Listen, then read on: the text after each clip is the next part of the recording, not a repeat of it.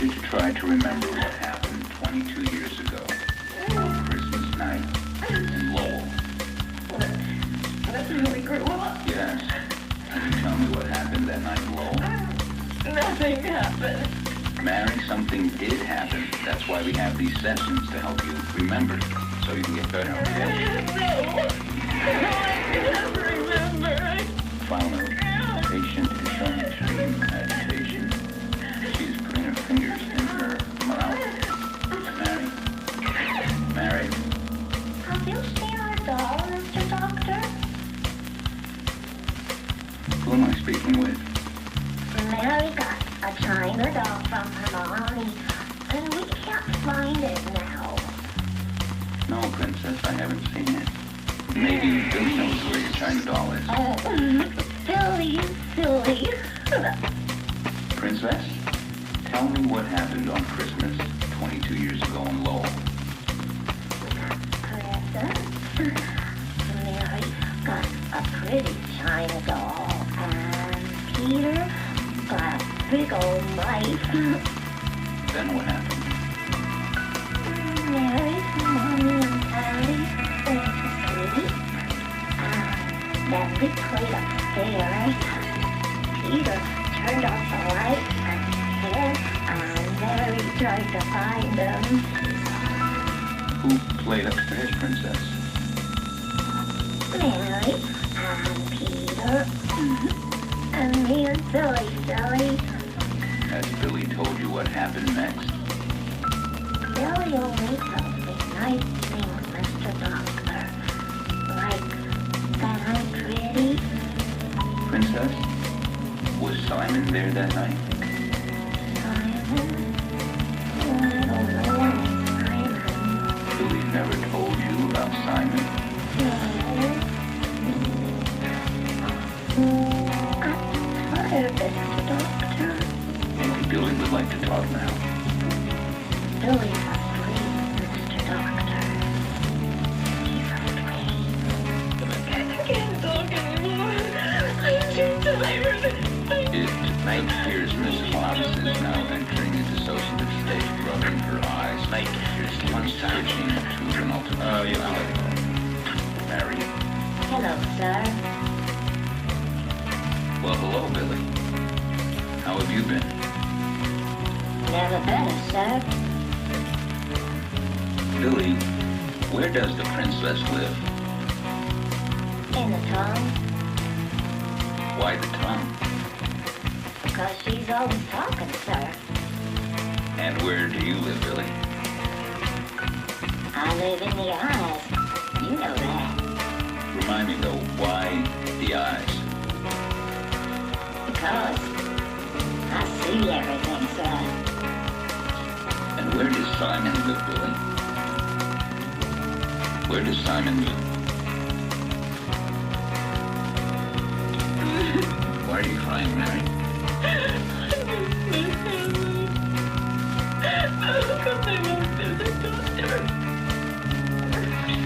Mary, can you tell me how you got those scars on your chest? How many times do I have to tell you? I fell off my bike when I was a girl. Is that what you remember, Mary? Yes. Now, can you tell me who the princess is? No idea. And who Billy is? I don't know anyone named Billy. Who is Simon, Mary? I have no idea who Simon is. I am sick of Mary, this calm session. down. I just want to go back to my room. Mary? Mary? Mary is asleep, sir. Billy, why won't you tell me what happened in Lowell? I know you saw what happened, You know perfectly well what happened, sir. but Mary needs to know what happened, Billy. She needs to remember. No! Well, then maybe Simon would like to tell me what happened. He's asleep. Help me wake up Simon, No! Billy. We must wake up Simon, Billy. Billy, you have to wake up Simon.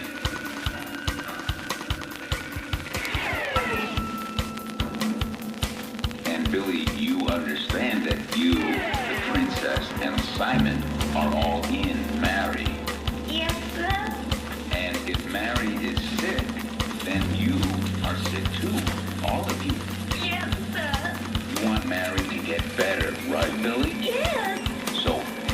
her, Billy.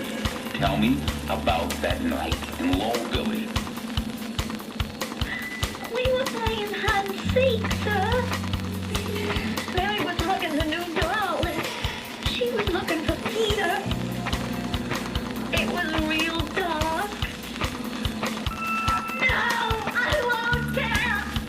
Mary's a good girl. She doesn't need to know. What? Like Simon did. To who, Billy? To who? To Peter. What did Simon do to Peter, Billy? Billy, I need to talk to Simon. You need to... Billy, wait. Oh, Simon. Billy. You need to wake up, Simon. Wake up, Simon. Hello, Doc. Simon. You know who I am. Billy has told me a lot about you. Billy is a smart boy. What happened on Christmas night in Lowell? Use your imagination. I'd rather you tell me, Simon.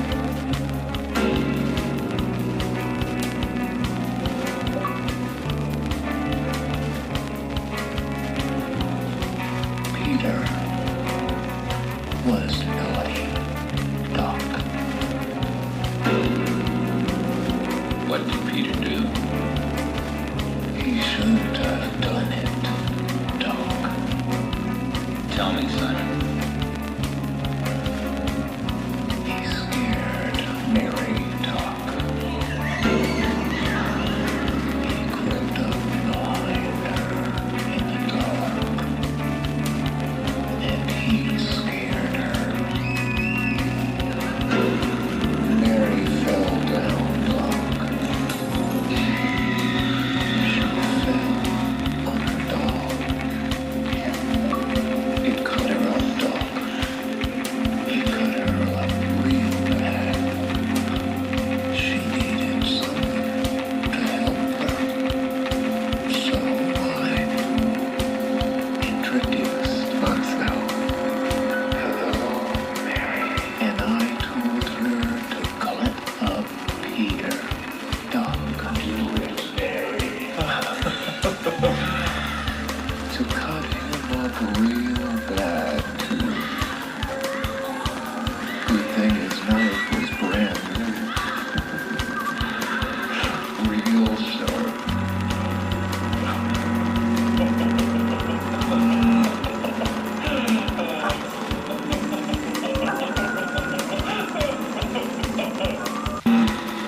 There was a lot of blood, Doc. So much blood. But Mary wanted to do it. So she did it. Why did you do it, Simon? Because Mary let me down.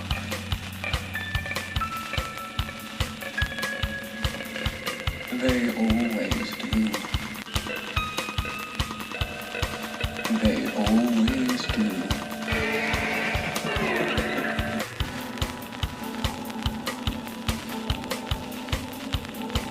And where do you live, Simon? I live in the weak and the wounded. Doc.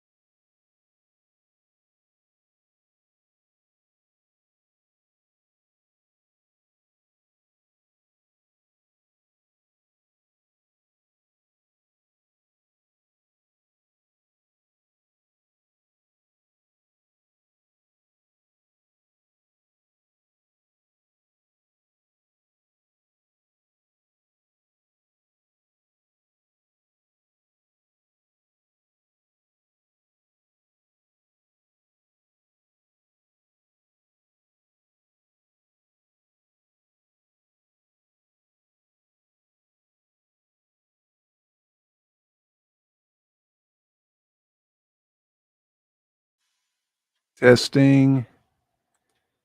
That might have done it. Check. Give me a sound check on that. StreamYard is so weird. Can you hear me now? All good. Okay, there we go. StreamYard does weird things. Sorry about that, y'all. Okay. Happy Halloween. Hope y'all didn't get a little too scared on that one.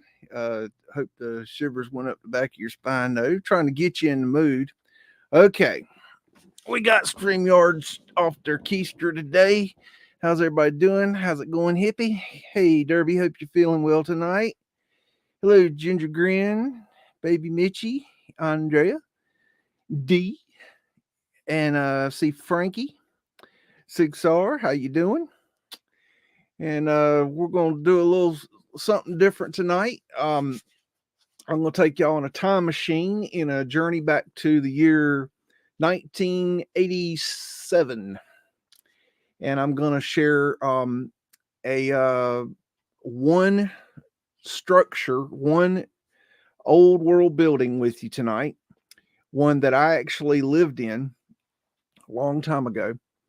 And I'm going to share that story and the history, and going to show you everything I've collected on it through the years. And we're just going to make a night of it. So sit back, relax, and we will get into it. In going back in here, oh, wait a minute. Whoa, wait a minute. There will be nog. That's the nectar of the gods right there. It is nog season. I'm an eggnog addict. So there will be nog. It cannot be helped. But that's okay. Anyways, so we're going to go back in a time machine to the year 1987. And I was just a beagle pup, around 15 years old. I was in the 8th grade. At 8th grade. And we lived in Raleigh, North Carolina. And it was just me and my mom. And we lived in North Raleigh, and I went to one of the middle schools up there.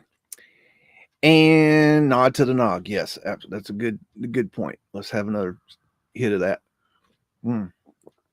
It's non-alcoholic, but I'm going to get pure wasted on this tonight.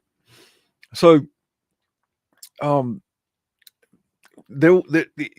will take my GMOs with the nog. I was born and raised on eggnog, so that's another reason to take another knot of that. So I'm 50 years old. I'm beyond giving a damn about it. There's not a whole lot you can do about this shit anyway. So there's a few things I still will partake in, and the eggnog is going to be one of them. And that is that. But anyways, we're going to go back to 1987. Focus, people. Focus. Okay, so we're going back to 1987. And I was in 8th grade. And let's see, where's the story start? I guess starts where I met a girl. And her name was Kelly. And Kelly was a pretty girl. And I had a thing for Kelly. And Kelly had a thing for old Biggs. And we were friends. And, you know, we met in 7th grade. And by 8th grade, we were, you know, talking on the phone and, you know, passing notes. And next thing you know, we're, you know, boyfriend and girlfriend. Okay. Now this happened. We made it official. Now that's important business in 8th grade, as you all would know. And we made it official on the last day of school in 8th grade, the last day of school before Christmas break. So that was December of 1987. And by making it official, we had this one of those world spinning, time stopping, standing on your tiptoes kisses in the hallway, where, you know, just time just freezes, and you can close your eyes and still remember that moment. It was one of those kisses. Okay, one of them kisses. Those kisses. Okay, so this was confirming that we were boyfriend girlfriend. Now I'd had girlfriends before that, but this was the first one that was important. You know what I mean? You have the little crushes and little girlfriends and little boyfriends, all that stuff, but this was the first first real real girlfriend. So I go home that day, and I was high as a kite, as you would expect. I was just, you could not have brought me down that day. It was impossible. I was flying on a magic carpet, happy as just you wouldn't believe. And so we go out to dinner that night, and it was me and my mom and her at the time boyfriend, and we went to this Italian restaurant. No big deal, just not a real fancy place. And we're having spaghetti dinner, and it was delicious and everything. And they're over there talking adult stuff, and I'm over there enjoying my spaghetti dinner, thinking about the love of my life. Okay, well, I was on cloud nine. I couldn't care what they were talking about, but they were close enough that that they were at the same table, so I could hear them. And I heard my mom say, "Well, we'll do that after John leaves for school." And it kind of brought me out of my thought process of thinking about this girl.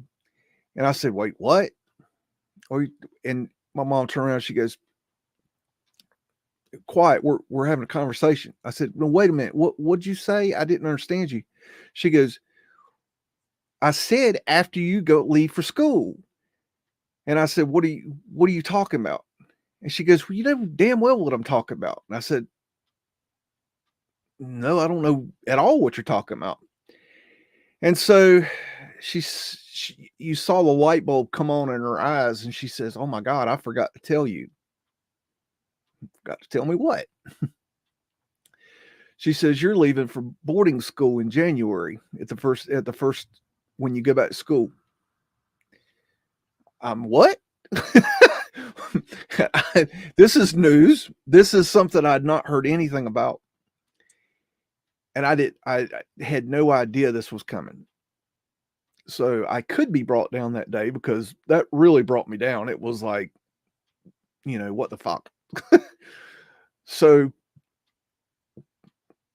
come to find out, she had not selected which school I was going to. And over the Christmas break, we went and visited 2 schools. And the first one we went to was in the North Carolina mountains, and it was somewhere around, I want to say Boone, but I'm not positive. I wish I could remember where it is, because I'd love to look back at that school, because there was some interesting architecture there. And we went and toured the school, and on the tour, I was in the skateboards at the time, and they had a skateboard park, a little one. They had a half pipe and some ramps and stuff. So I was in absolute heaven, and it looked like a really cool school. And the kids seemed nice, and it just looked like a really cool place. It looked like somewhere you'd want to go, like kind of a movie set, but it really had the good vibe to it and everything.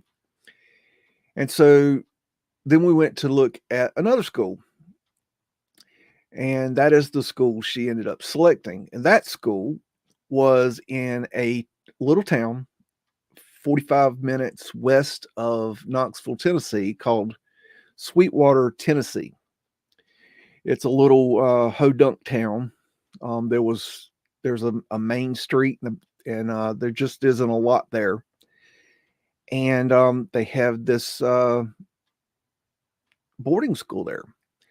And so when we drove up the driveway that day to visit the boarding school, it looked exactly to an extent, minus maybe the leaves on the trees because it was winter, but it looked like my background tonight.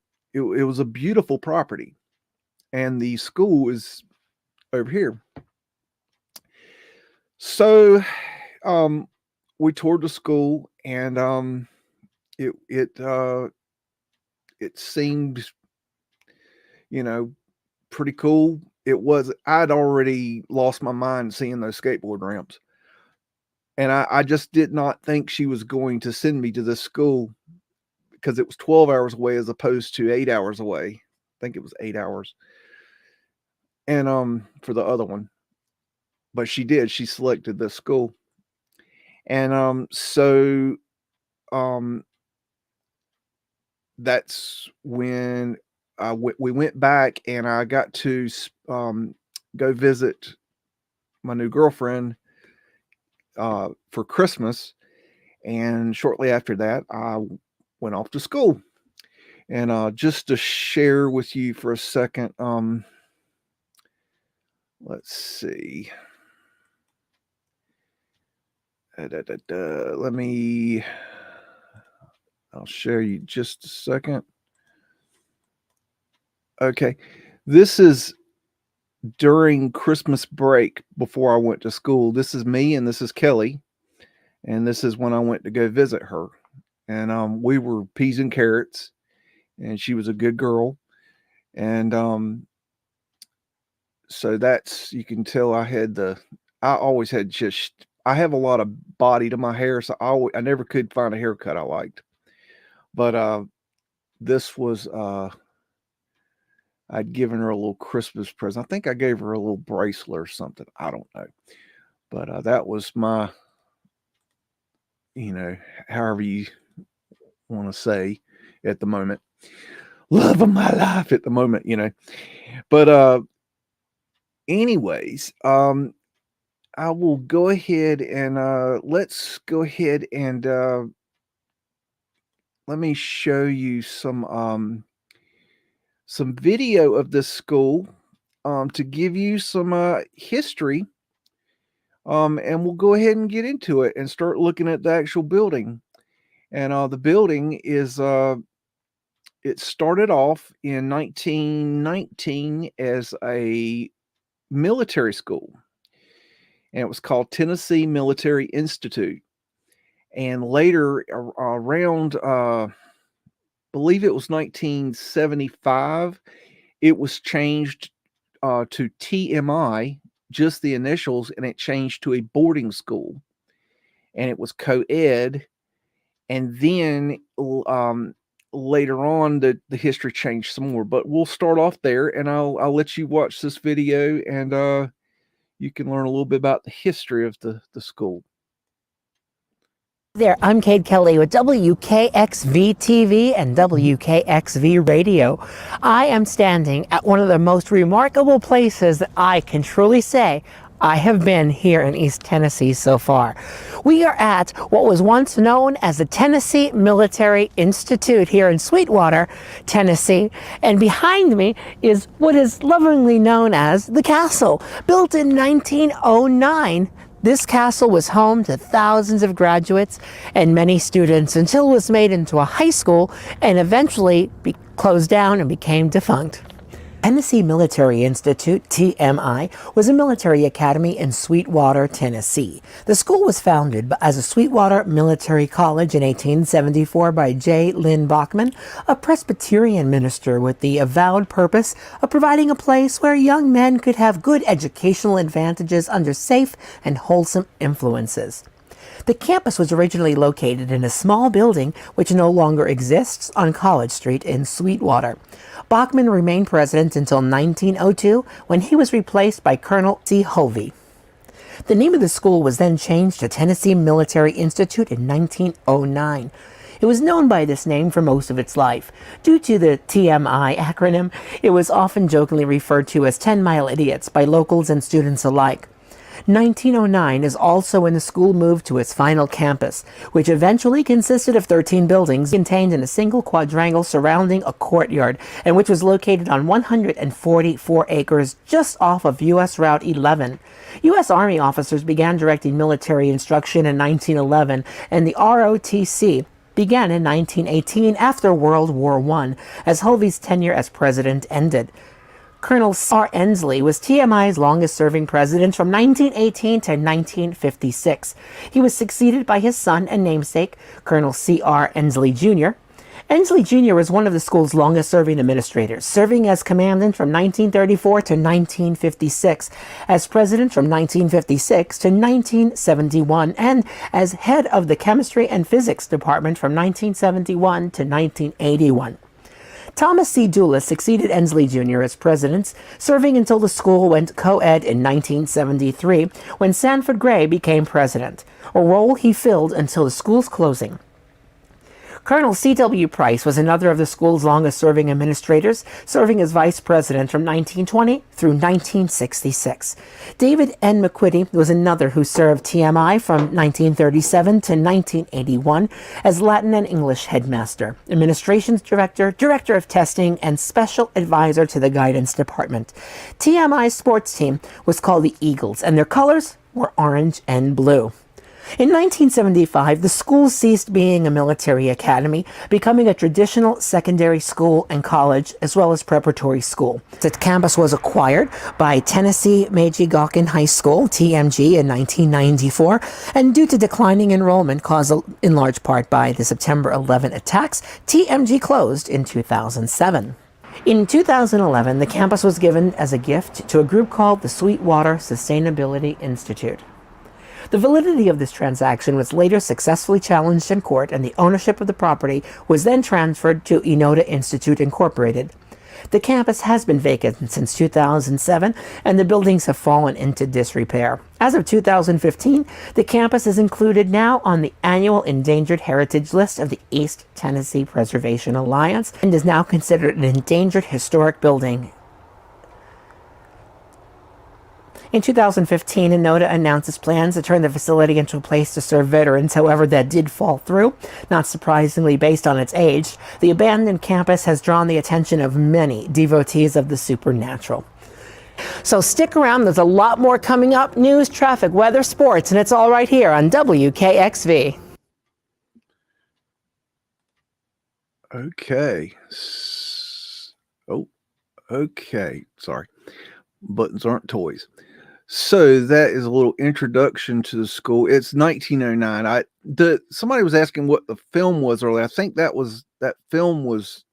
opening film was 1919. I think that's where I'm getting confused. But anyways, so there is that. Now, the school started in Sweetwater downtown, which is about a half mile away.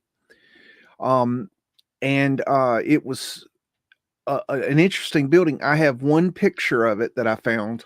I'll show you that later, of the original school. And then they supposedly built this building, and I'll show you later why I think supposedly should be, in quotes. And then it was a military school for a long time, and then it changed to a co-ed school, which was TMI, which is where I went, and then it was closed, and then a little bit later became a Japanese high school. It was pretty interesting. They made a lot of renovations, and they fixed it up to have Japanese students come and learn here, which is a little strange. But then the enrollment went down, and they closed it, and then it just went into this weird a lot of fighting going on about the building. And while they've been fighting, the building is just falling apart. It's just really got an interesting history, I think. Now, this is a building that I don't think any of you have ever seen before. Now, let me go ahead and share screen with you, and I'll give you an idea where we're at.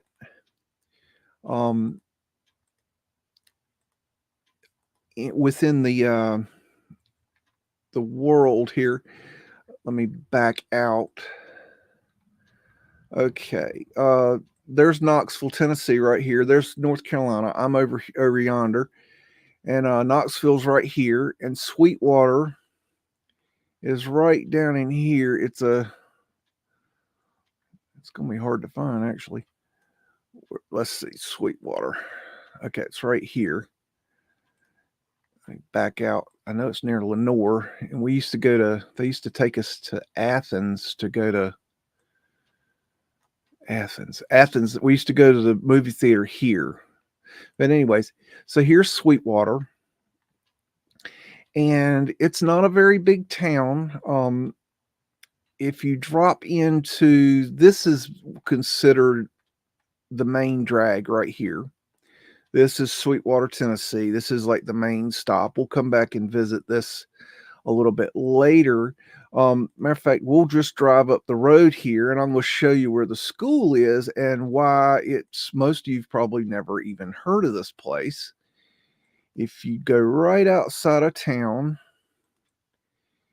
and you get to this area here, it's not too much further.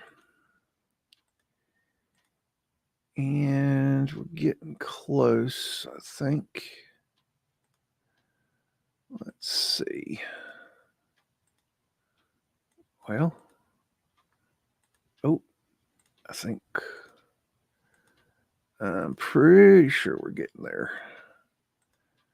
I don't even think it's this far.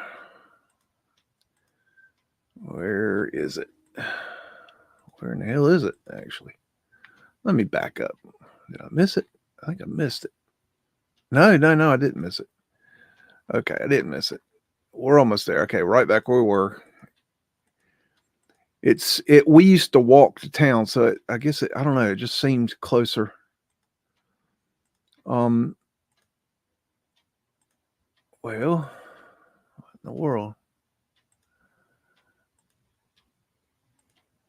Okay, bear with me. Okay, now I know we're here now. Okay, the entrance to the school is right there, that little brick wall right there. That is the entrance to the school. And they've taken the signs off of it. They have a no trespassing sign. They put up a fence, but somebody knocked it down. There is a historical marker right here for it. And as you can tell, you can't see it. It's right here. And the only place that you can actually get a glimpse of it is I think this right here, I'm not sure, but I think this is a sign commemorating the Japanese school.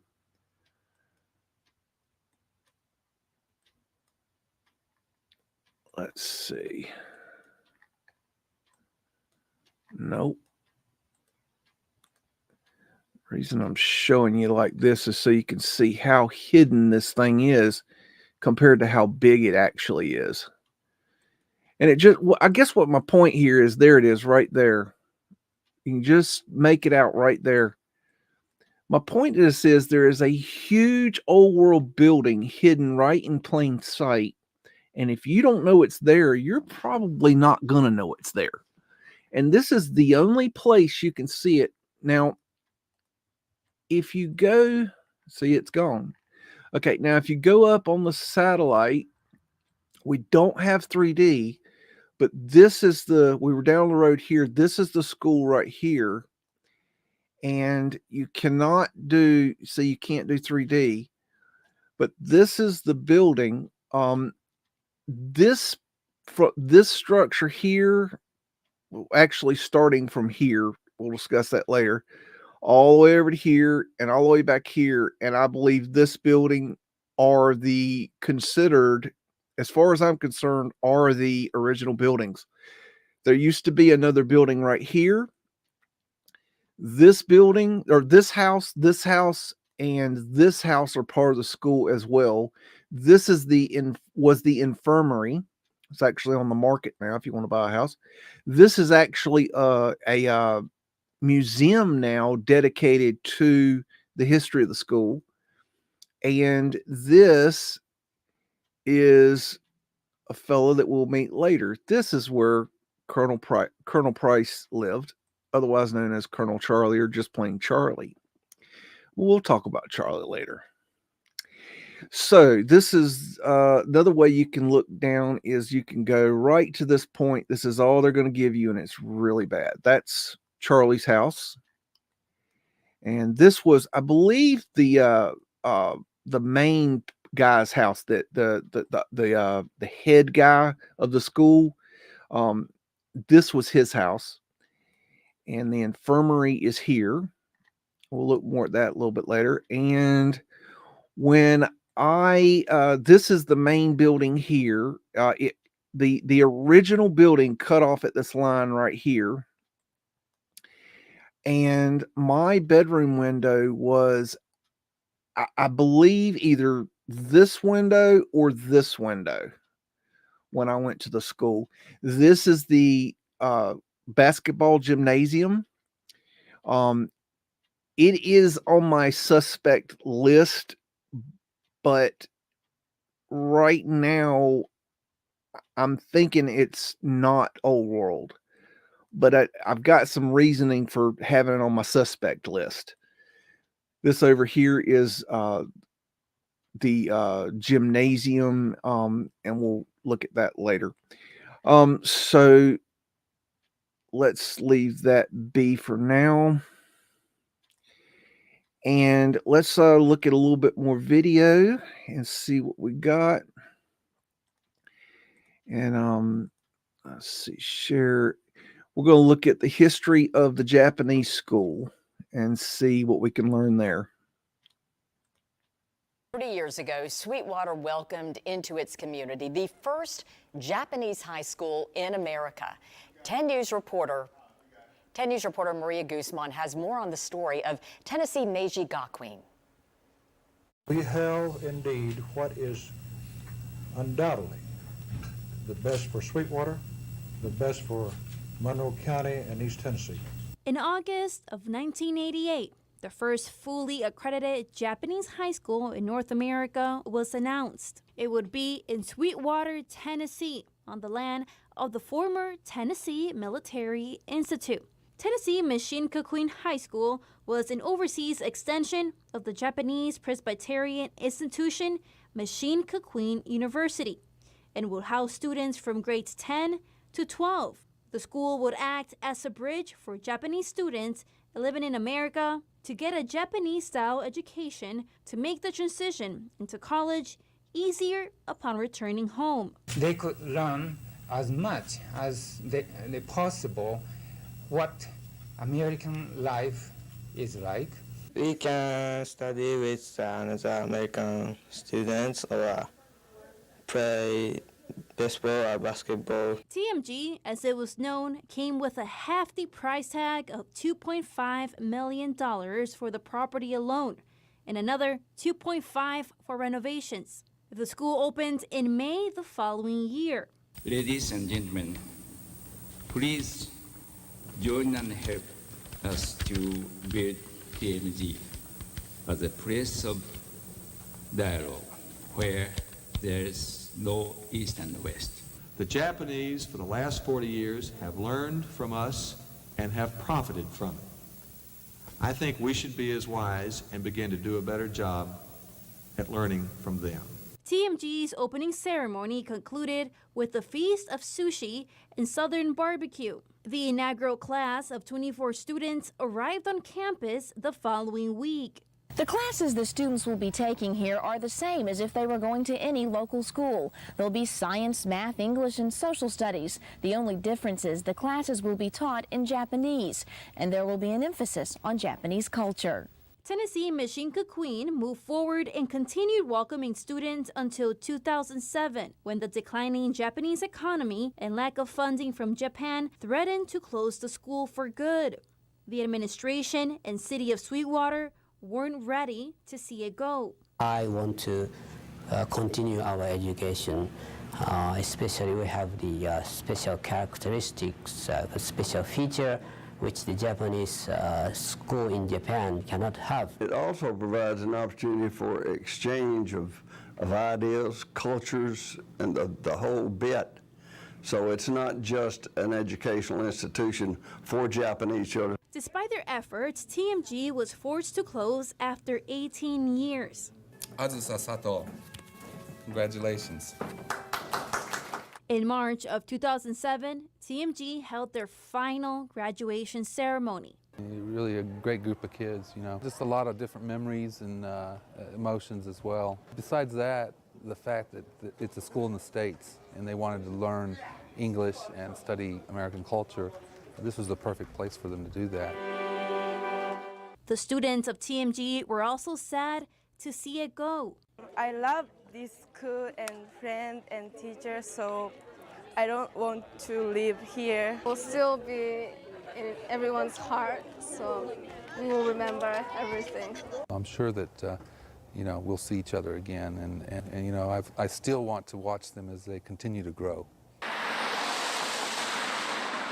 Today, the TMG property sits abandoned and in disrepair, condemned by the city. There have been attempts to purchase the land, but Tennessee Meiji Gakuin remains the last institution on this property overlooking Sweetwater. And a monument for TMG now stands on Lee Highway. It features the image of a sakura, or Japanese cherry blossom. Okay, so that explains what happened in the 90s and 2000-ish era with the Japanese school coming in. They spent, I want to say from memory, it was $2 million buying the property and $2 million redoing the property. It might have been more. I don't know. They did a lot to it. And it is falling apart quickly at this point. So after they left and closed down the Japanese school, there was some craziness that's still going on with the ownership of it.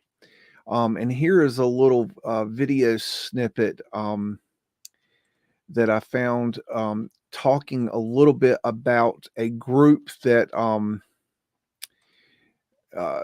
was trying to take over and turn it into something, and then they got it ripped from them.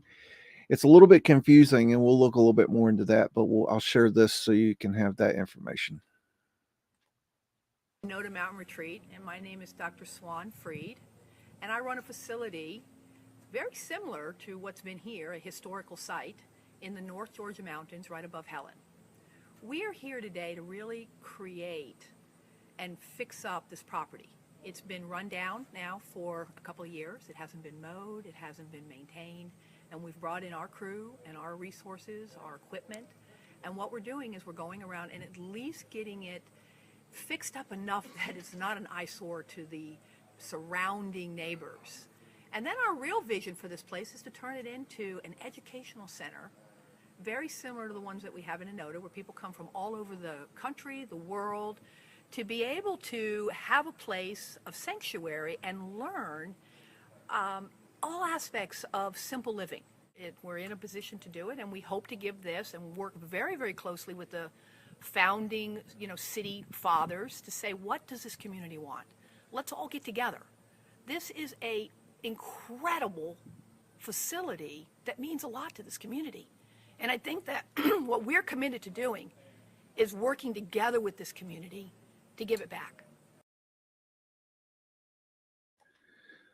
Okay, and so after that happened, there's been a legal battle with the building and the property, and then somehow, some way, a globetrotter, a real globetrotter, got involved and tried to buy the property, and somehow, some way, that fell through. And I've got a video explaining what happens there that we can watch now. Are and your love in putting them together. New plans for a long vacant property could bring a unique school to Tennessee. They call it GAPA, the Gaffney Athletics Preparatory Academy. As WBIR 10 News reporter Michael Crow shows us, it has the potential to be a first of its kind draw from Monroe County and save a crumbling piece of history. Many pass the old Tennessee Military Institute Academy every day, but few appreciate the history. TMI moved in back in 1909 to a sprawling 144-acre campus. In the 90s, it was acquired by the Tennessee Japanese Meiji Gakuin High School. When the school closed, these buildings were left to decay.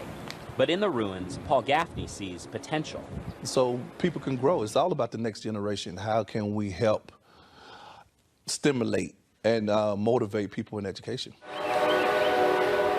It's why the former Globetrotter is working to purchase the campus to found the Gaffney Athletics Prep Academy.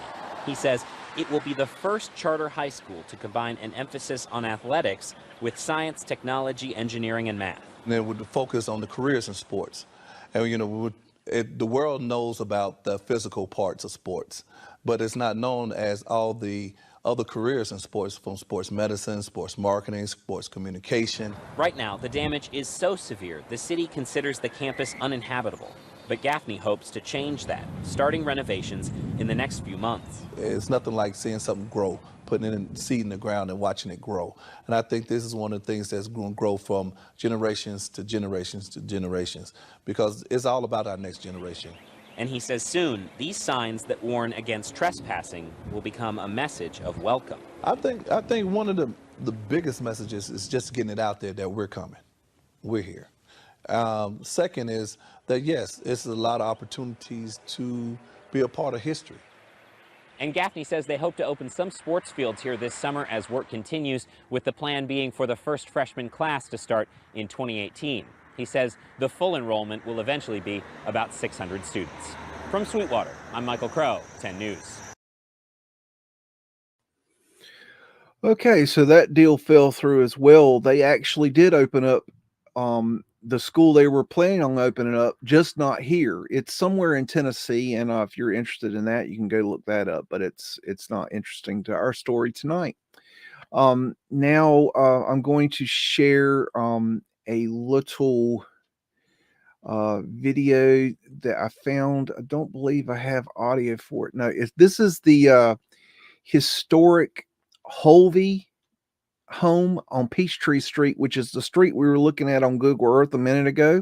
This is the main the main person that is running the school's house. This is where they lived, and it's in the old picture, so I know it's an old home. And I'll just talk through it, but basically they have created a museum to the school inside the home. And so if you're ever in the area, you can go and check out items that pictures and things that came out of the house and from the school. And I don't know what's in there. I've never, they opened this after the last time I was there. Last time I was there was in 2008. And that weird outfit in the back was found in the attic, and it was some of the children's that lived there, their costume of some sort. I don't know what it is. It's very strange, and I think there was two of them. And there's pictures of the school in the background, as you can see. But this is just to give you a general idea as to what's in this little museum here. And you can see pictures. This is a picture of the house, an old picture of the house. I believe we'll look at that later. It'd be interesting to see this museum, but I've never been there. Might be something, Orphan Annie, if you're in the neighborhood ever, maybe you can run down there and check it out. So that's about the gist of that, I think. Okay.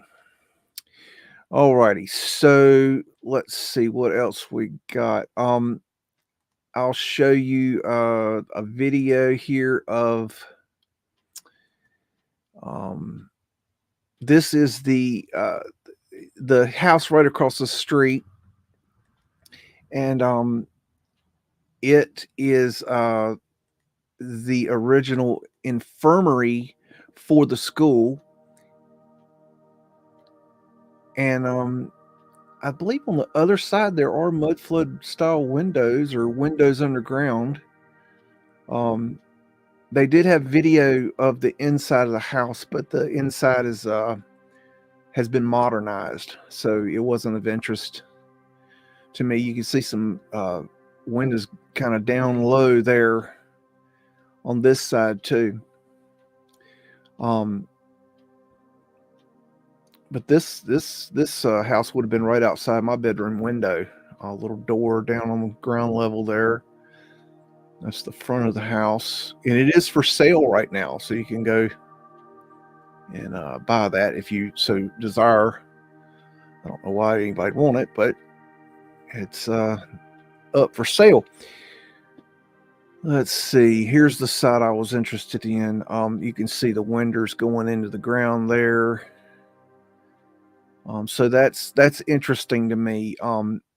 So take note of those windows being, down low like that. I think that's interesting for the history of the actual main building.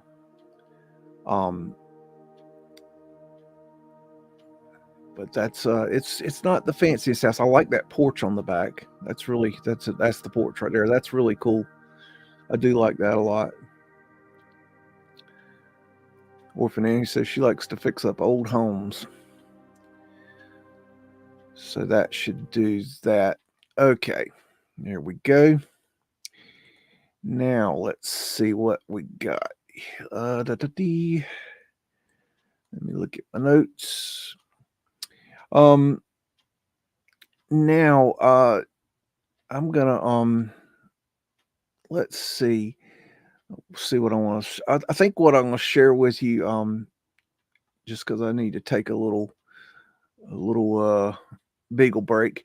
I'm gonna share with you a video that I have. The one claim to fame that Sweetwater, Tennessee has, and Orphan Annie, you'll enjoy this, is they have the world's, I think it's largest underground lake or something like that. But they have this place called the Lost Sea, and it's a cave underground with a big waterway underneath it. And so I've got a video here that's going to give you a tour of the place. And this is in Sweetwater, and I actually did go see this when I was a kid, and it was really cool. And so we'll let's see, we'll look at that, and we'll be back here in a minute and talk more about the building.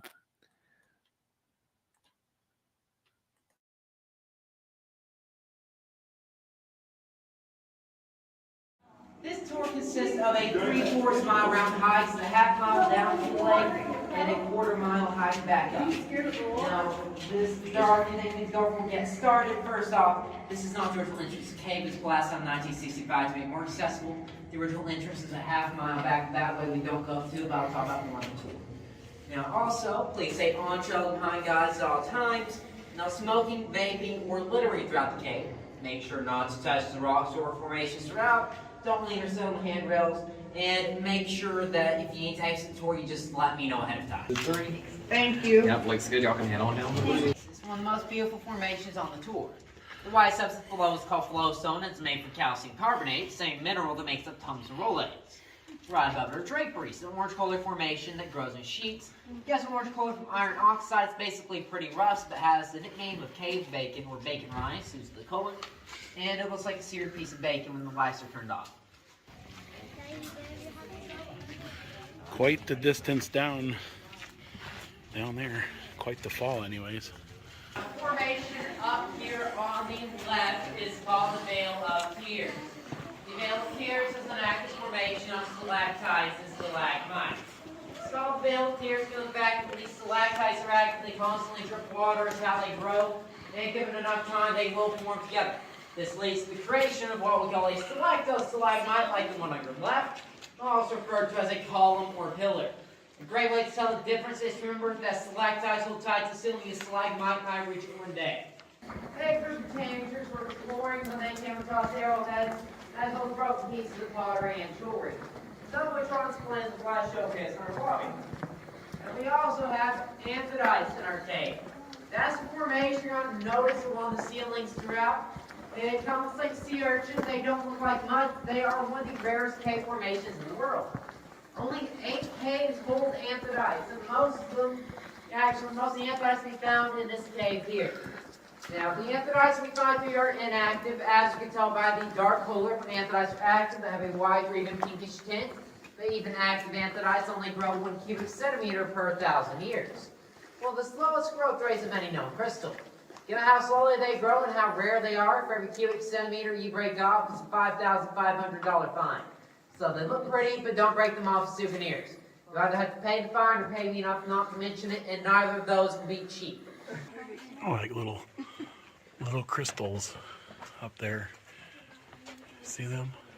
That's cool. Really cool. All right. Oh wow, this is actually a pretty big room that we're in. Hello. Is there anybody in here? Holler if you hear me. This is probably one of the biggest caverns I've ever been in. Maybe the one in Mammoth might have been a little bigger. Alright, now the way to trash up here is what we call the leaching vat. Something like this was used by Confederate soldiers when they occupied the cave. So they can't undermine it for salt here. During the time they took back guano for the cave, which is solidified bacteria, but inside one of these poured scalding hot water over the top. It would actually dissolve potassium nitrate from the back guano and form what they call mother's liquor. It would run out of the leaching vat into a bucket like on place at the edge. And once the mixture is in the bucket, they would add charcoal and potash lye or lysope to the mixture, and it would begin to solidify. As solidified, shot here crystals formed along the edges, and the crystals would be taken to local refineries. Now, speaking of the Civil War, up ahead is what makes us a Civil War trail marker. Is the date 1863, the oldest date within the entire cave. They believe that this here was left over from the Civil War, 1863.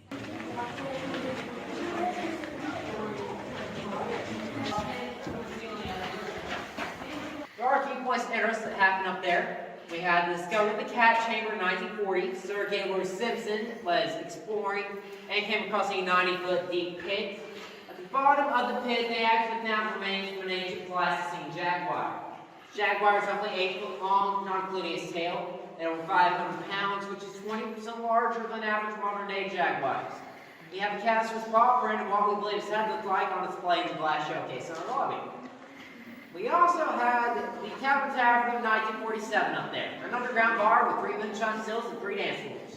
People would drink, dance, and gamble down here. Unfortunately, your body doesn't metabolize alcohol very quickly. That's due to the air pressure down here. Drink alcohol, stays nice and tight in the kidneys, resuscitating to the bloodstream. People drink about 3 times a mountain, not feel anything until they start heading back out. Because the higher they got on the steps, the higher they got in general. Eventually, they just passed out. They fall backwards, knock everyone else down. Therefore, it's supposed to have to be mostly allergic to numerous complaints and to many, many, many injuries. And back here, we have the remaining war rations from the 1950s. A few years later, we renovated this into a, well, shelter, more or less. We had enough food to store down here for 20,000 people for 2 weeks. in case any more natural disaster. Luckily, nothing like that happened. Most of the food was sent to local farmers, and the salties we still have here are about 70 years old. I really don't think they're going to be able to do much to help anymore. Alrighty, now the following red hole we have back here is called the Devil's Hole. It's just an erosion tunnel going down about 13 feet, or taped off the side of a softball. We don't see all that point, but the rumor is it was down there. You either see the face of the devil or the face of your in-laws.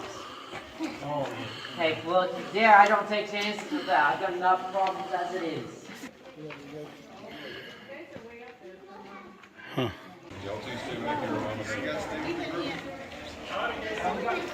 Howdy.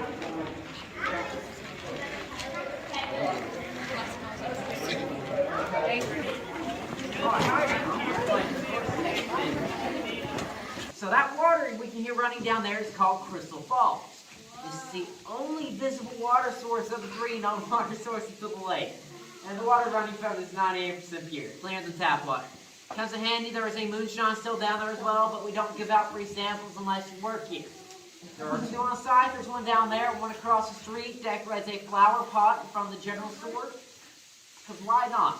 Now, the reason I mention this up here, we're about to be in the most difficult portion of the tour compared to climbing up and down a 7-story building. Going down is not bad, the hike back up can be strenuous, especially if you have any sort of breathing or knee problem. Hiking now is optional, but once you're down to the lake, hiking back up is mandatory. If you're worried about the hike, you stay at the first rest stop. If you miss the boat ride, have to wait about 25 to 30 minutes for them to get back up. Oh, little waterfall.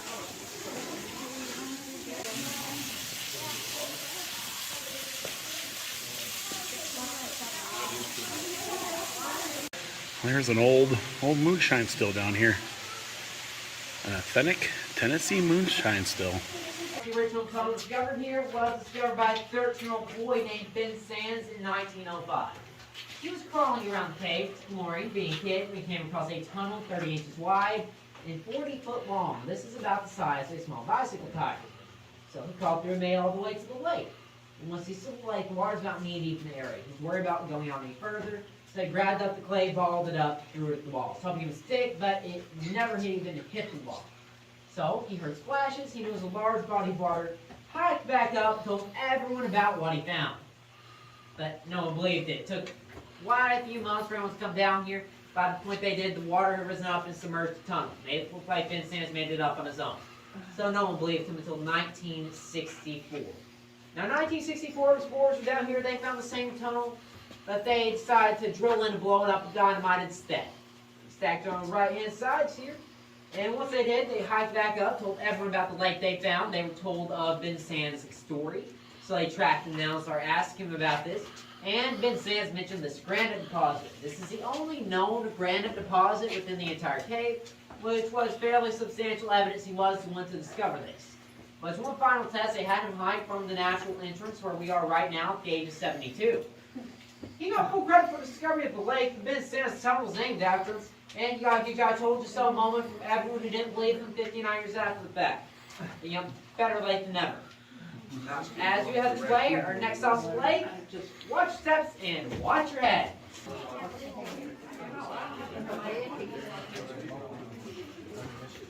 So this is the only granite in the whole cave. So we're heading towards the Lost Sea right now. Oh yeah, you can see the water over here.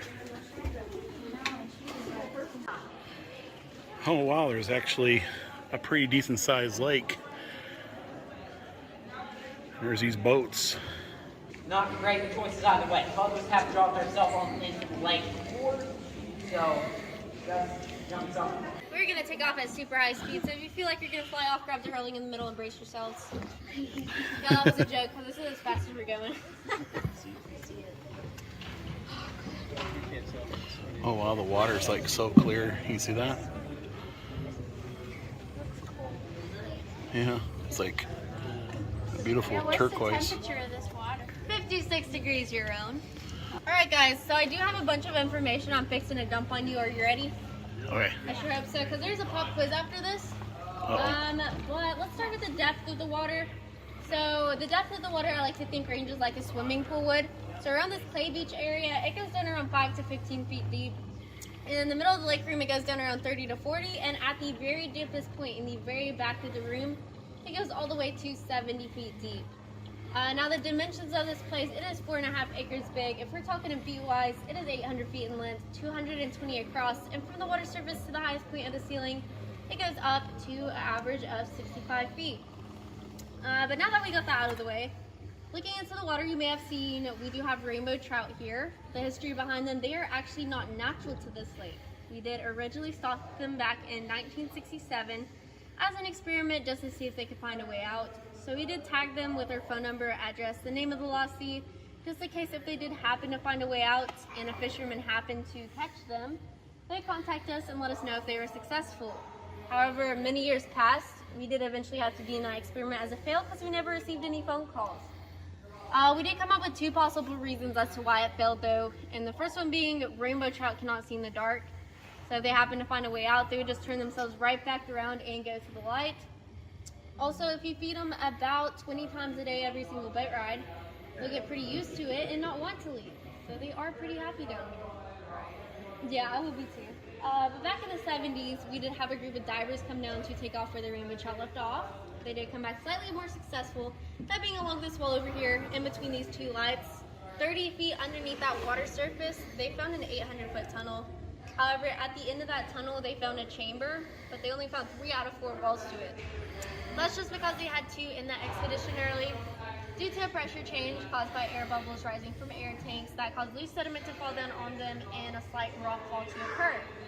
So they deemed it too unsafe. Once they came out, they never went back in, but later on they set a sonar pulse through there, and when the readings came back from it, it was about 9 acres big. Fish. There's a bunch of them. Yes. Oh, yeah. Also, as you do get Oh, farther yeah. back, you'll see a lot more fish popping The up. fish. You have to feed them every single boat ride due to the high mineral content in the water, causing no natural. Oh, wow. They're everywhere, Dawn. Also, nothing frozen. Oh, wow. There's fish everywhere.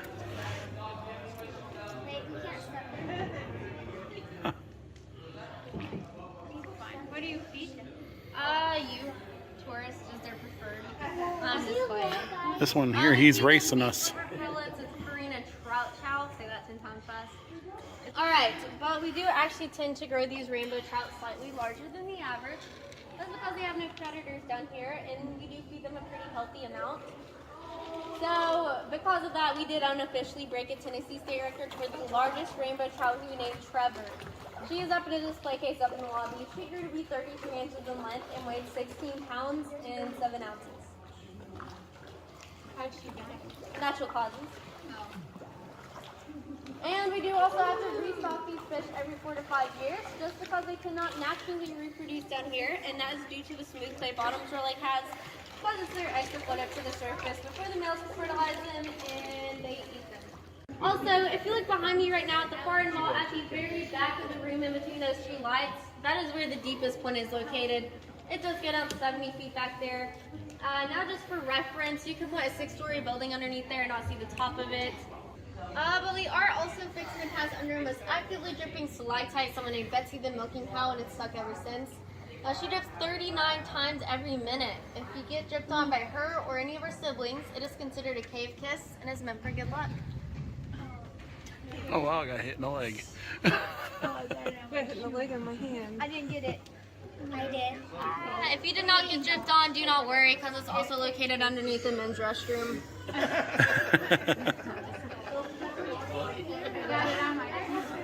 No, I'm just kidding about right now. You're currently 140 feet underneath the surface. You're currently underneath that gravel parking lot in the front entrance area where some of you may have parked today.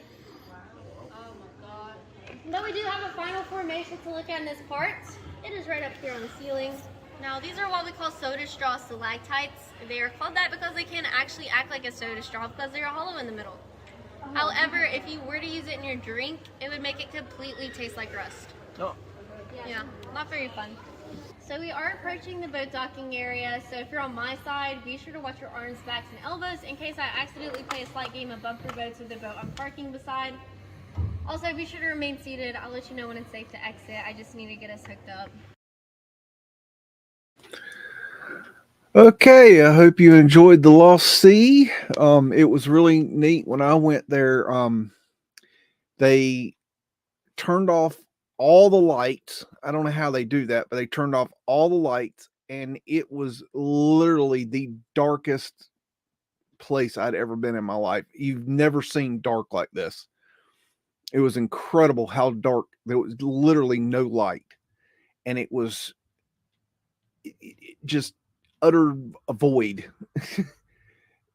And it was really cool. That was a really neat experience.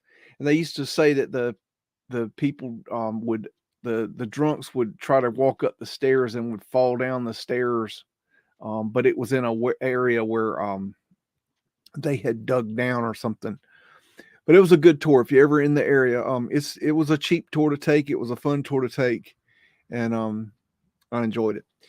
So that being said, let's get into a little bit of data on the building and see what we can learn. This is the Wikipedia page for Tennessee Military Institute. Now, this is actually what the guy was reading on the first video that we were watching.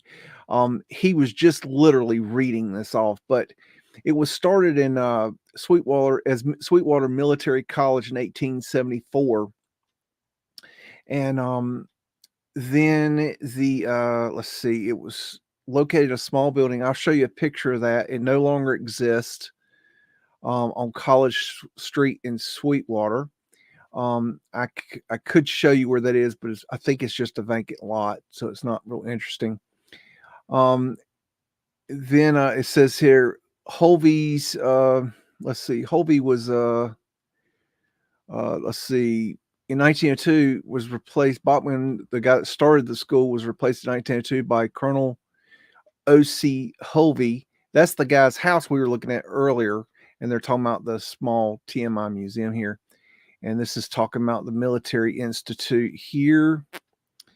This is the TMI Academy. This is when I went to it in 1975. The school ceased being a military academy, becoming a traditional secondary school, college preparatory school. Though still a boarding school. To reflect this, the name school was changed to TMI. Curriculum started as early as 5th grade. So we had kids there from 5th grade all the way post-grad. So there was guys there that were in their 19, 20 years old, some even older maybe. But there were I'll talk about that a little bit later. And then postgraduate curriculum is offered. Due to financial problems, TMI finally closed for good in 1988 after 114 years of continuous operation.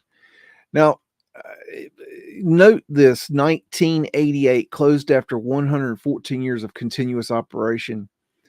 If you'll remember, I went to school there in January of 1988.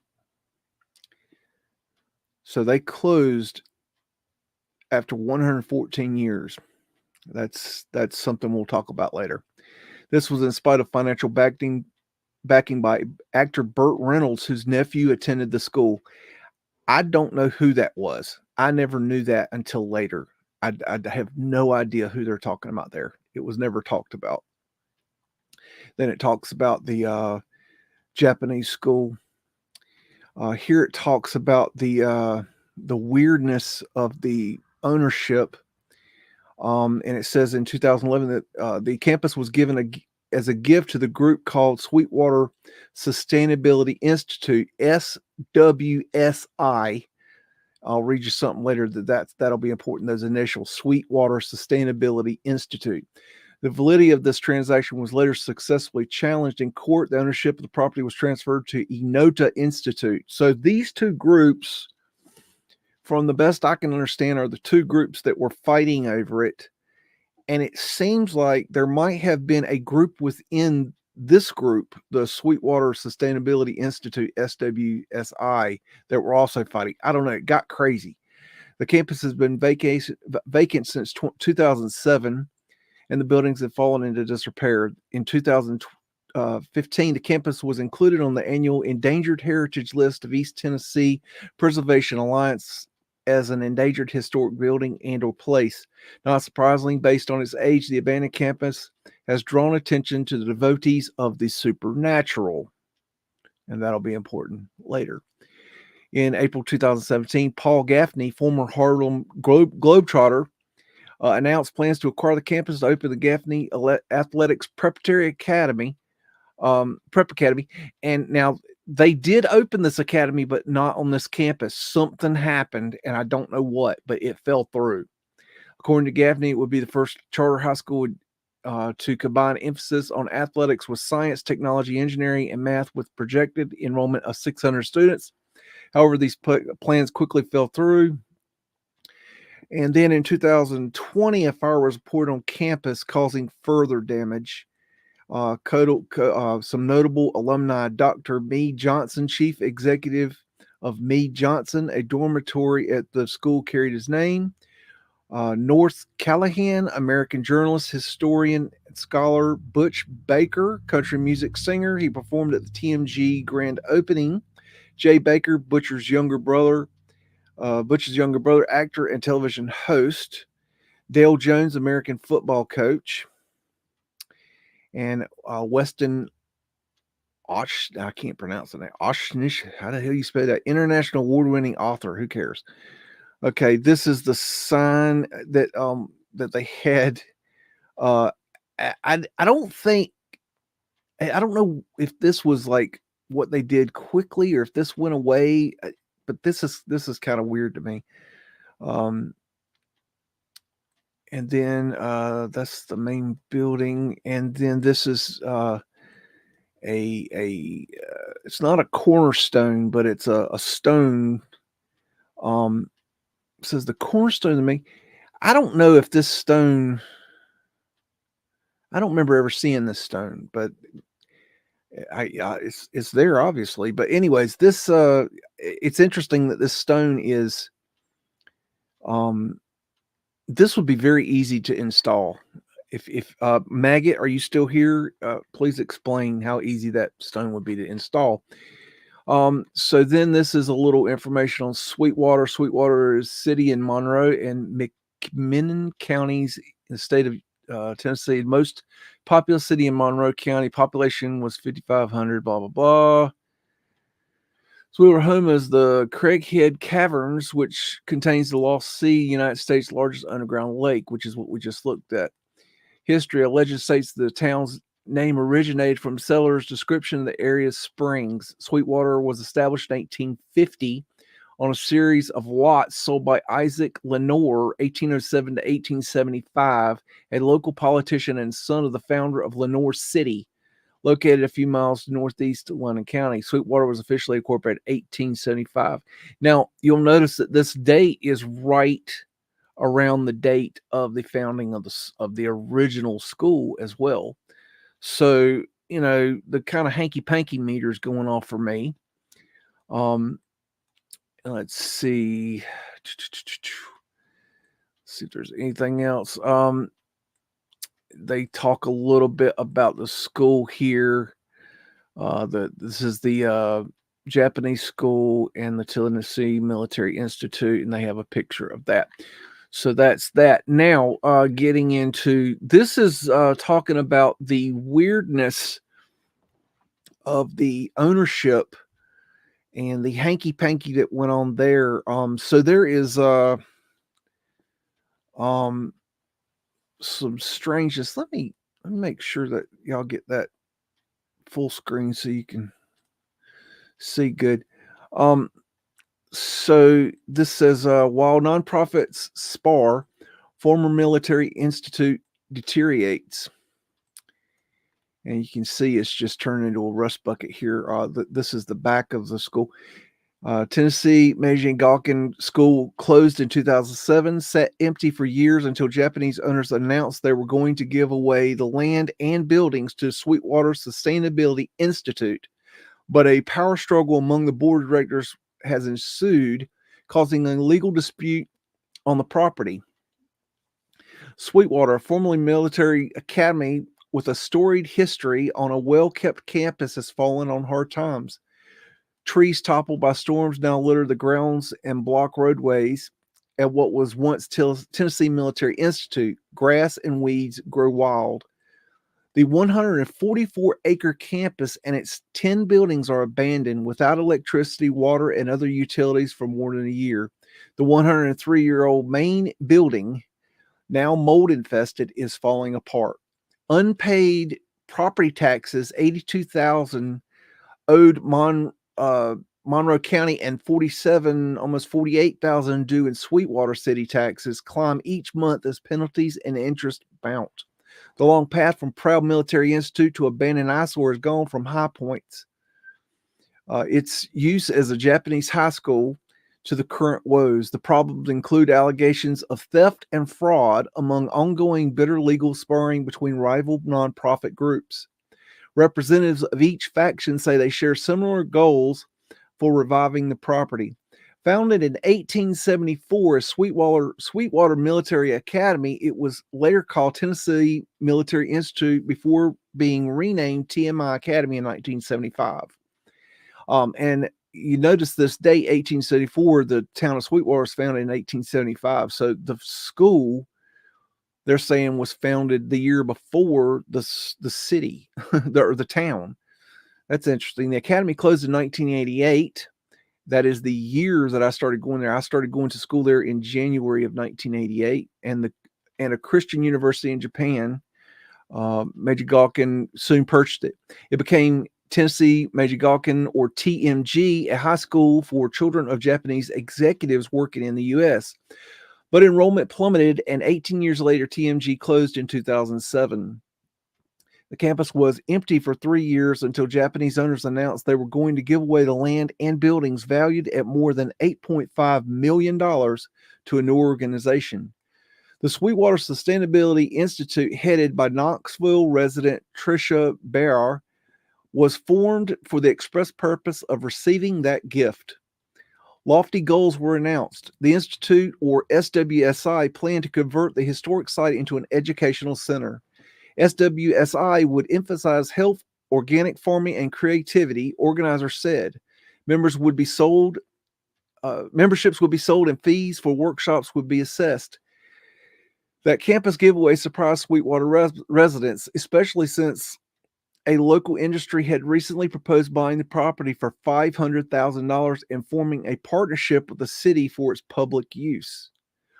From the start, Sweetwater residents had their doubts about SWSI and its plans, asking if it was really doable, and if so, whether its stated goals meshed with the area. Sweetwater Mayor Doyle Lowe, in an email to Meiji Gakuin officials, said the Institute's proposals were questionable for this area. But the original SWSI board moved forward, obtaining a deed of transfer to Meiji Gakuin in December 2010. Things quickly unraveled as a power struggle emerged among SWSI's board of directors. Bear was ousted, other board members resigned, and new interim leadership was announced.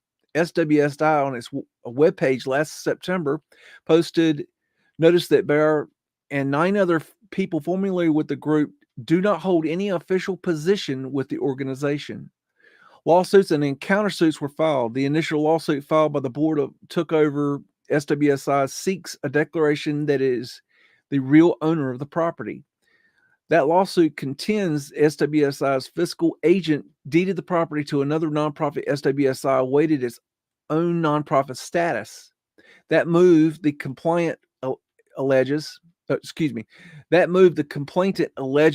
was fraudulent and in breach of fiscal sponsorship arrangement. The lawsuit seeks $8.5 million in damages as an alternative to the deed to the campus. Court-ordered mediation between the rival groups failed earlier this year. There was nothing to mediate, current SWSI President Tom Buchholz said. That's what it came down to. A bench trial is scheduled in Monroe County Chancellor Court on October 24th. Chancellor Jerry S. Bryant will hear the case. Until the matter is resolved, there is a court order forbidding either side from going on the property, now gated closed. It's just really, really sad, Barris. Until the hearing in October, nothing can be done. We were accustomed to seeing it well groomed, the Sweetwater mayor said of the campus. Now it's deteriorated, and I'm disappointed nothing is happening. I have been excited about it becoming something Sweetwater will grow off, Mayor Lowe said, but it doesn't look like that's occurring in the next few years. And even if the legal dispute is resolved, it's been estimated it will cost between $4 million and $10 million to make needed improvements before the property can be used. Sweetwater Code Enforcement in April cited SWSI for noxious vegetation, gave organization 10 days to clean up work or face a fine. But with the ban forbidding either group from going onto the property, nothing can be done. While the current wrangling started with the feud between the founders of the SWSI and the current directors, the legal battles involve other nonprofits. Urban Century Institute of Chattanooga received the quitclaim deed to the campus during the power struggle and before SWSI received its nonprofit status. When SWSI was proposed, the board asked if we could be their fiscal agent, said Urban Century Institute board member Sandy Kurtz. That institute last October transferred the deed to Sweetwater property to another nonprofit, Sakura Preservation Trust, to benefit the Inota Institute Incorporated. The Inota Institute operates a remote educational retreat in Chattahoochee National Forest in North Georgia. Dr. S.L. Freed, a trustee there, says the Inota Institute can do the needed renovations in Sweetwater and revive original plans for the campus. I have $500,000 worth of donations from Home Depot waiting to go into this facility, Freed says. We want to see what the Japanese intended. She said the feud between the original SWSI board and the current board, what she calls a renegade group, was basically infighting. They stacked the board with family and friends and kicked Bear off, Freed said. They went around and preached that they had control doing things that were not above board. He, Butch Holtz, and his wife were volunteers who befriended and wormed their way into the power by divisively inciting suspicion, fear, and fights between board members in a concerted effort to gain control of the project before it ever really got off the ground, Robert Parker said. Parker said he gave Barrett the idea of asking Meiji Gakuin officials to give the campus away. Free said Butch Holtz, overseeing the renegade board seeking control of the Sweetwater property, stole all the kitchen equipment there. Freed estimates equipment value between $50,000 and $100,000 was taken. Butch Holtz scoffed at the estimate, calling it too high. He said those kitchen items were sold off to cover the expenses of the SWSI board. That's the way nonprofits do it, he said. The deed transfers, Butch Holtz said, were all attempt to fraudulently take the deed from us.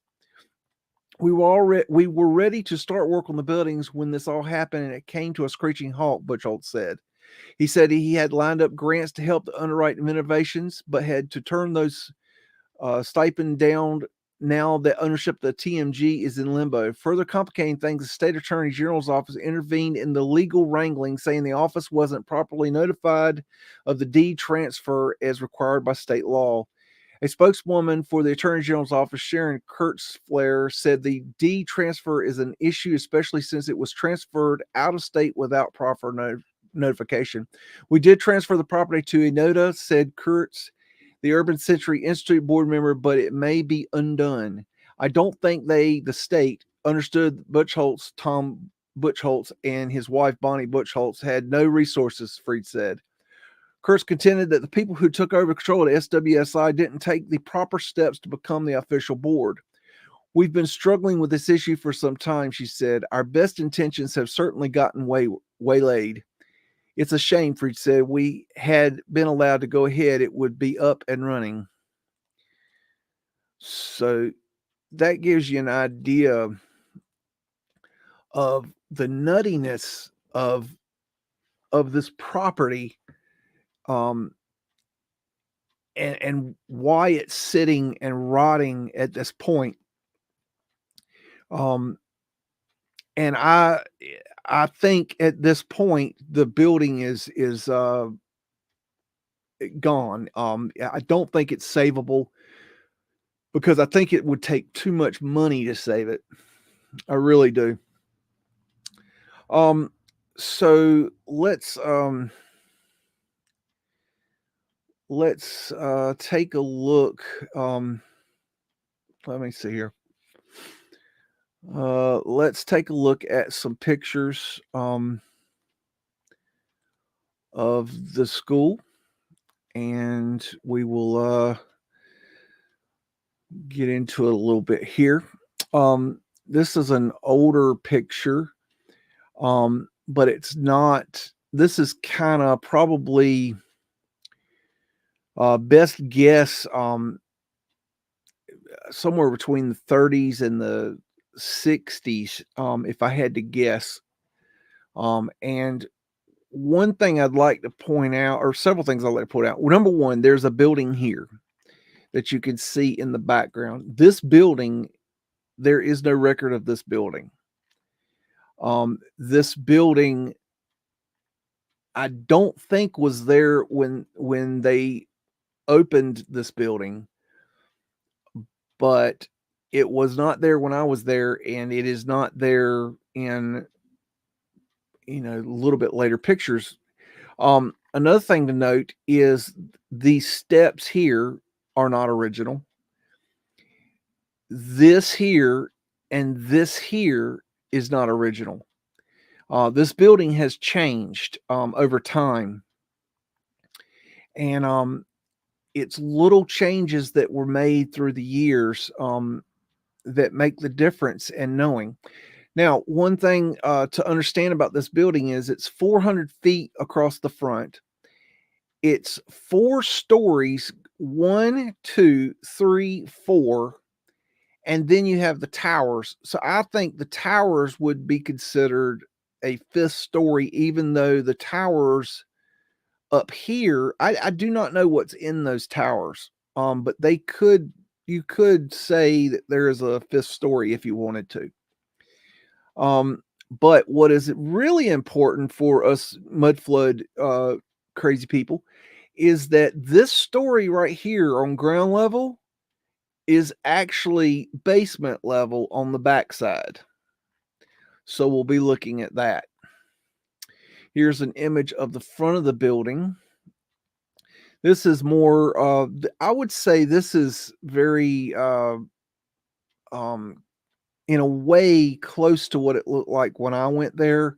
Although this is during the Japanese high school days. And the reason I know that is because they had to redo this roof right here. And as you'll see, they have put a metal roof on this area here. And they have also, at least on this window, taken these out. This would be the 5th story here. Now, like I said, this brickwork here with these arches is not original. You will see that later. The original building, these arches were open. The stairs were not here. And there was another arch here in the middle. I think, from the best of my research, is that these arches were where they kept the cavalry horses. We have arched windows up here. And we have the castle style, at the top. Here's an image showing what's there today outside the school. This structure is unsafe and its occupancy has been prohibited by the code official. It shall be unlawful for any person to enter such structure except for the purpose of securing the structure, making the required repairs, removing hazardous condition, or demolition of the same. So the days are numbered for the school, I really do believe. This is an older picture, not a great picture. I believe this is a picture I found in an old yearbook, but it was not a very good image to take. Here is a picture from an old yearbook. This is the back courtyard. So this actually right here, what looks like ground level is actually the second floor on the front of the building. And when I was there, I had 3 rooms. I lived in 3 separate parts of the building. And one of my rooms was one of these doors here or here, and I can't remember which. It was one of these 4 rooms. And I lived there during the summer. One of the it when I'll guess I'll talk about this a little bit later, but this area right here, um, I've got to know this courtyard very well. I'll talk about that later. But let's see, keep going. This is an overhead look of the school. There were tennis courts down here. They had 2 cannons right here or here. I think they were here. There'll be some images of the cannons later. This building here was built by the Japanese school. This building was here when I was there. This building here, and this is the main building. These are what I consider the old world building. They say that this building was built later, but I don't think that's true, and I'll show you why later. Now let me see what else we got. Here is the head residency. This is Colonel Price's house, and the infirmary is over here, and there was a building behind these trees at one point. It had a beautiful, beautiful property. This right here is the basketball gymnasium.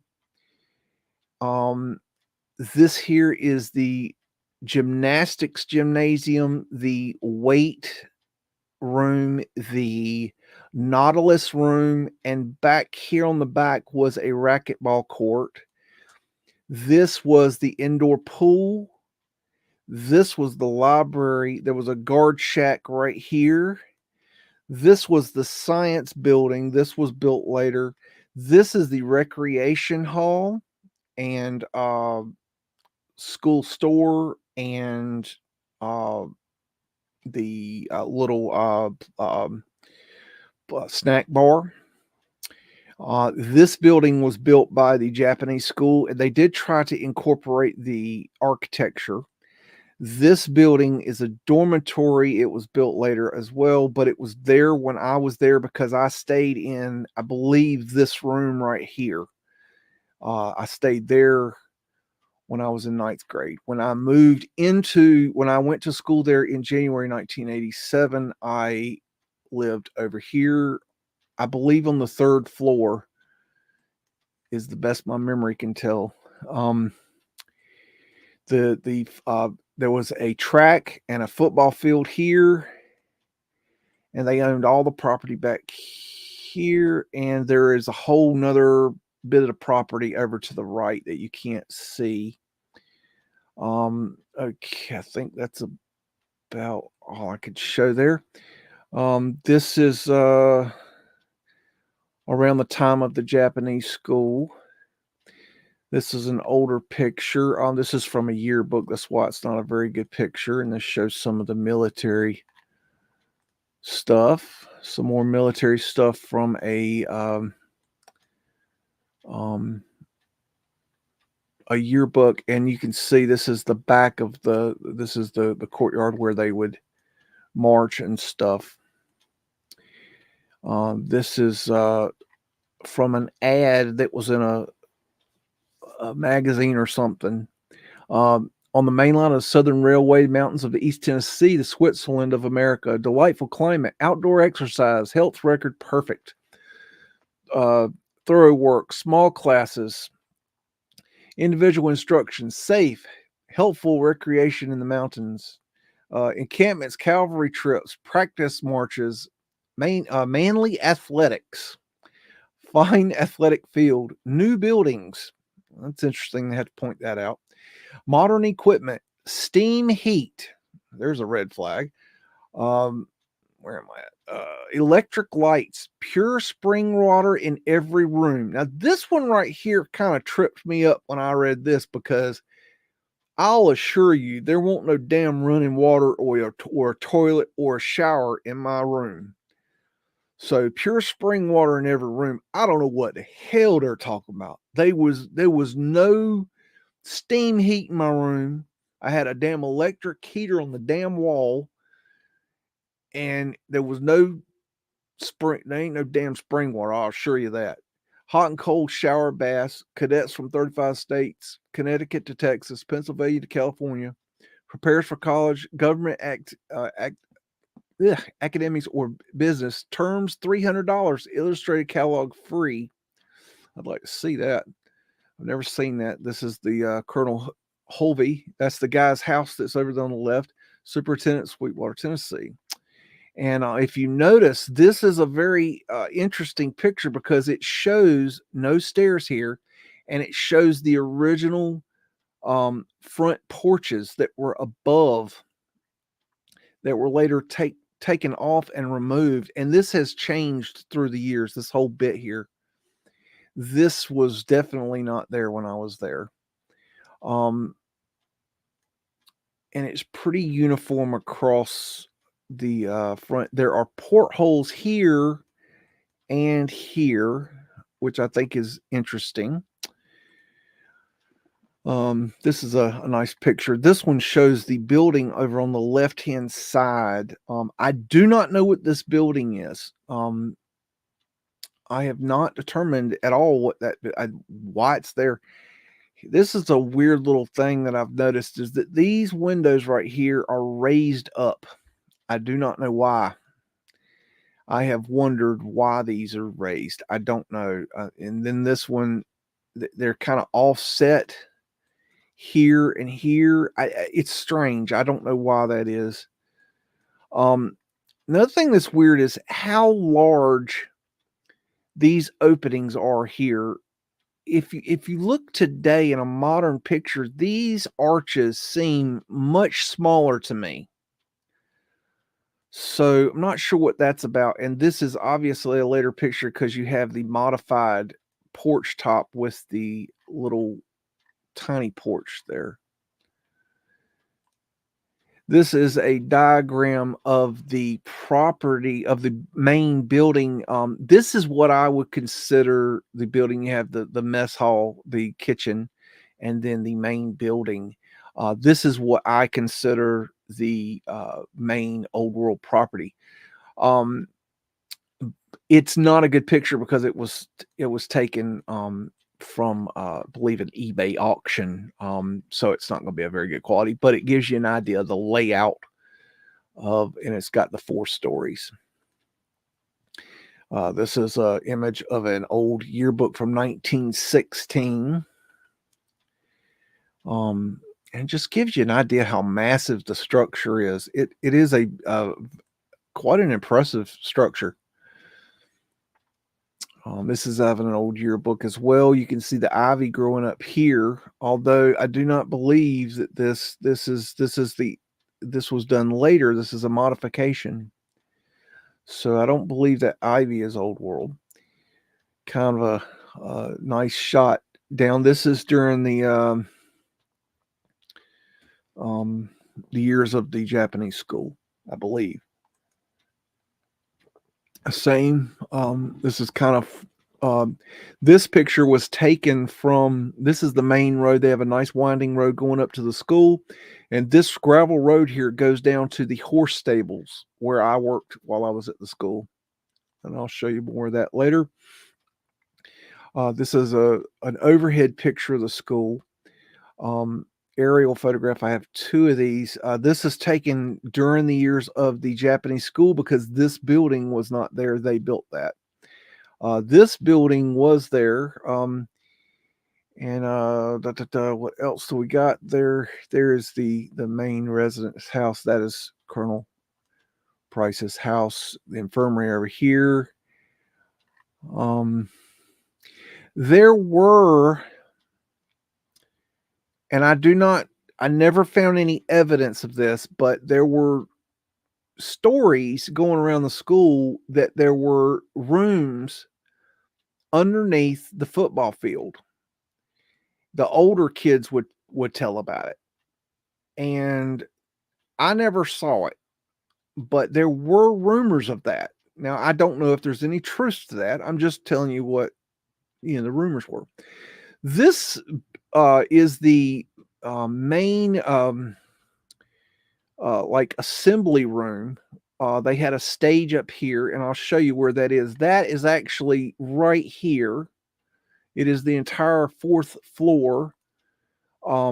That is what this room is. And it's got the arched windows, as you can see here. And we'll look at a little bit this later on. I think it's interesting that it has a drop ceiling. That means it goes higher. This is the building, the gymnastics building. It is over top the weight rooms and the Nautilus rooms. And the racquetball courts were on the opposite wall here. And when I was there, this room was absolutely filled to the brim with gymnastics equipment. I mean, they had the full spread with the bars and the rings and the whole thing. And it was full of gymnastics. And I never once saw anybody ever in this room. I don't know who the hell used this room. This is what the pool looked like when I visited the school in December of 1987. This is what it looked like. When they showed me around the school, they were very careful about what they showed me. And they were very careful. They strategically showed people what they wanted them to see. And this was one of the things they focused on. And the Nautilus room was back here. I spent a lot of time in there working out. They had a jacuzzi here. But this was a really nice indoor pool, and they could open this up in the summer, or the warmer months. And but it was heated in here. It was really a class facility. Here's another overhead aerial shot. Not very good quality, but it gives you an idea of the campus. I think we might have seen that picture. Not sure when this was taken. This is interesting though, because you can see where they took off. This is the 2nd floor, and where they took off that middle piece, and that middle piece was gone when I was there. They had already removed it when I got there. This is the pool after the school shut down, before the roof caved in. There was a big snowstorm and the roof caved in at some point, and you'll see that later on. This is the basketball gym. And at the time I liked to play basketball.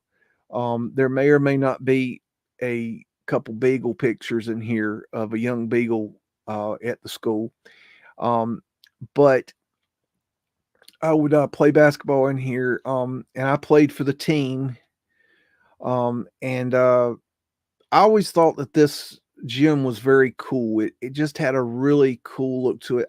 I don't believe this is an old world building, but the architecture was really neat. These wood, beams here are just really, really cool. The basketball facility is in very bad shape now. This is from an old yearbook. I love how they've painted it. There's the cannons right there. There'll be better pictures of those later. It is really hard to find information on the school, so I'm giving you the best I can find. But this is the historical marker outside the school. And this is interesting. Found in 1874 on College Street at Sweetwater Military College by Dr. J. Lynn Bauckham. The name was changed to Tennessee Military Institute in 1902 and TMI Academy in 1975. It was relocated to this site in 1909 as a preparatory school.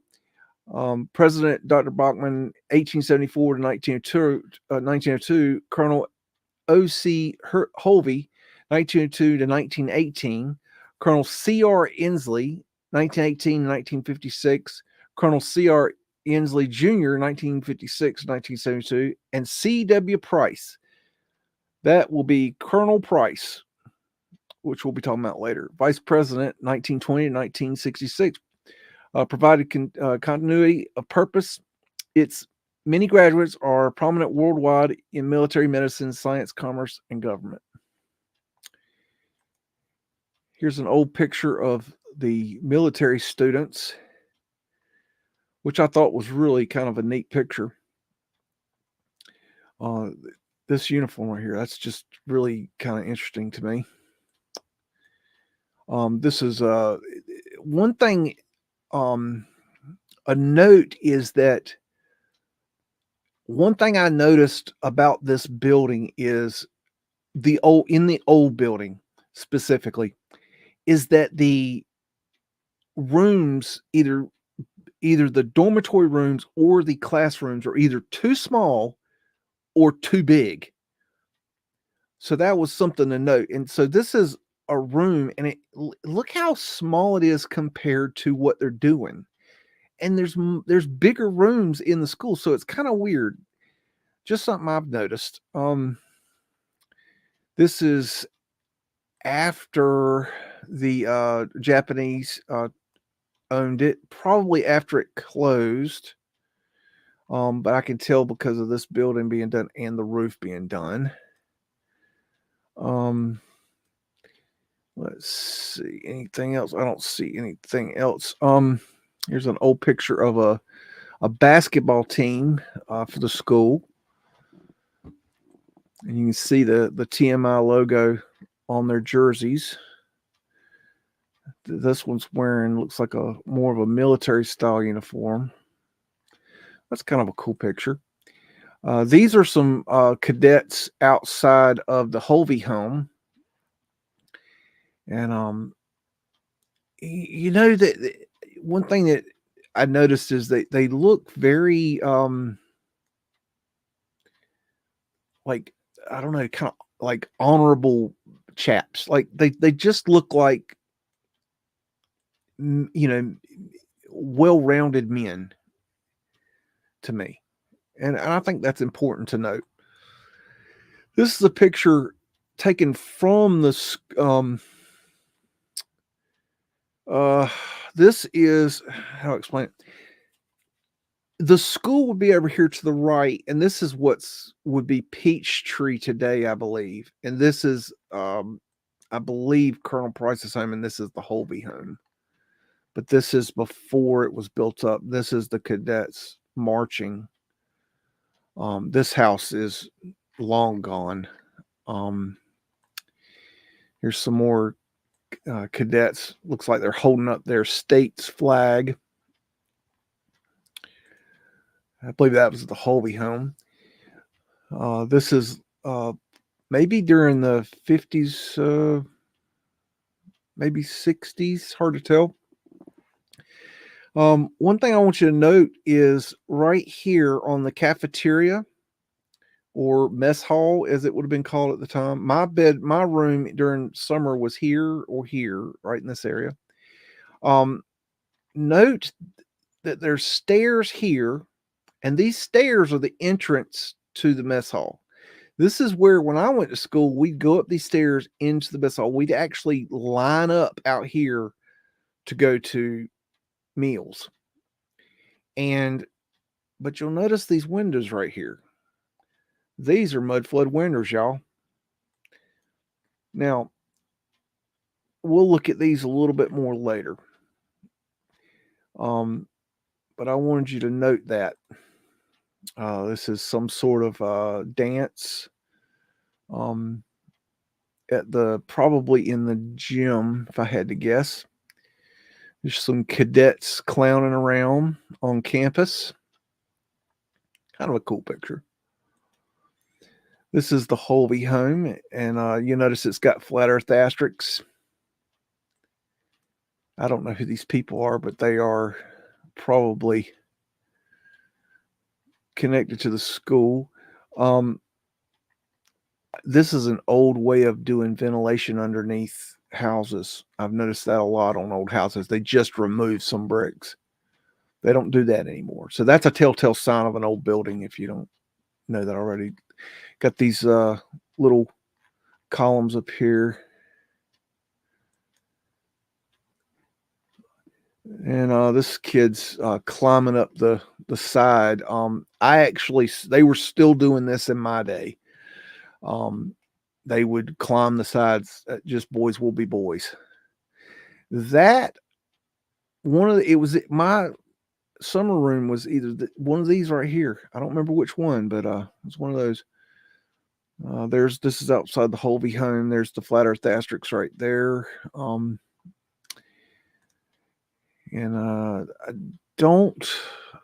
don't know where this one was taken, but this is some of the cadets. This is a picture that is in the museum at the Holvey home, but I don't know the provenance history of it. This is one of the cannons. There was 2 cannons outside the front of the building, and this is one of the cadets, obviously sawn off. He lost his legs in the war or something, but we got a cannon that's probably not a cannon. Some more modern day soldiers. So you can see the times changing there. This is the room that was used as the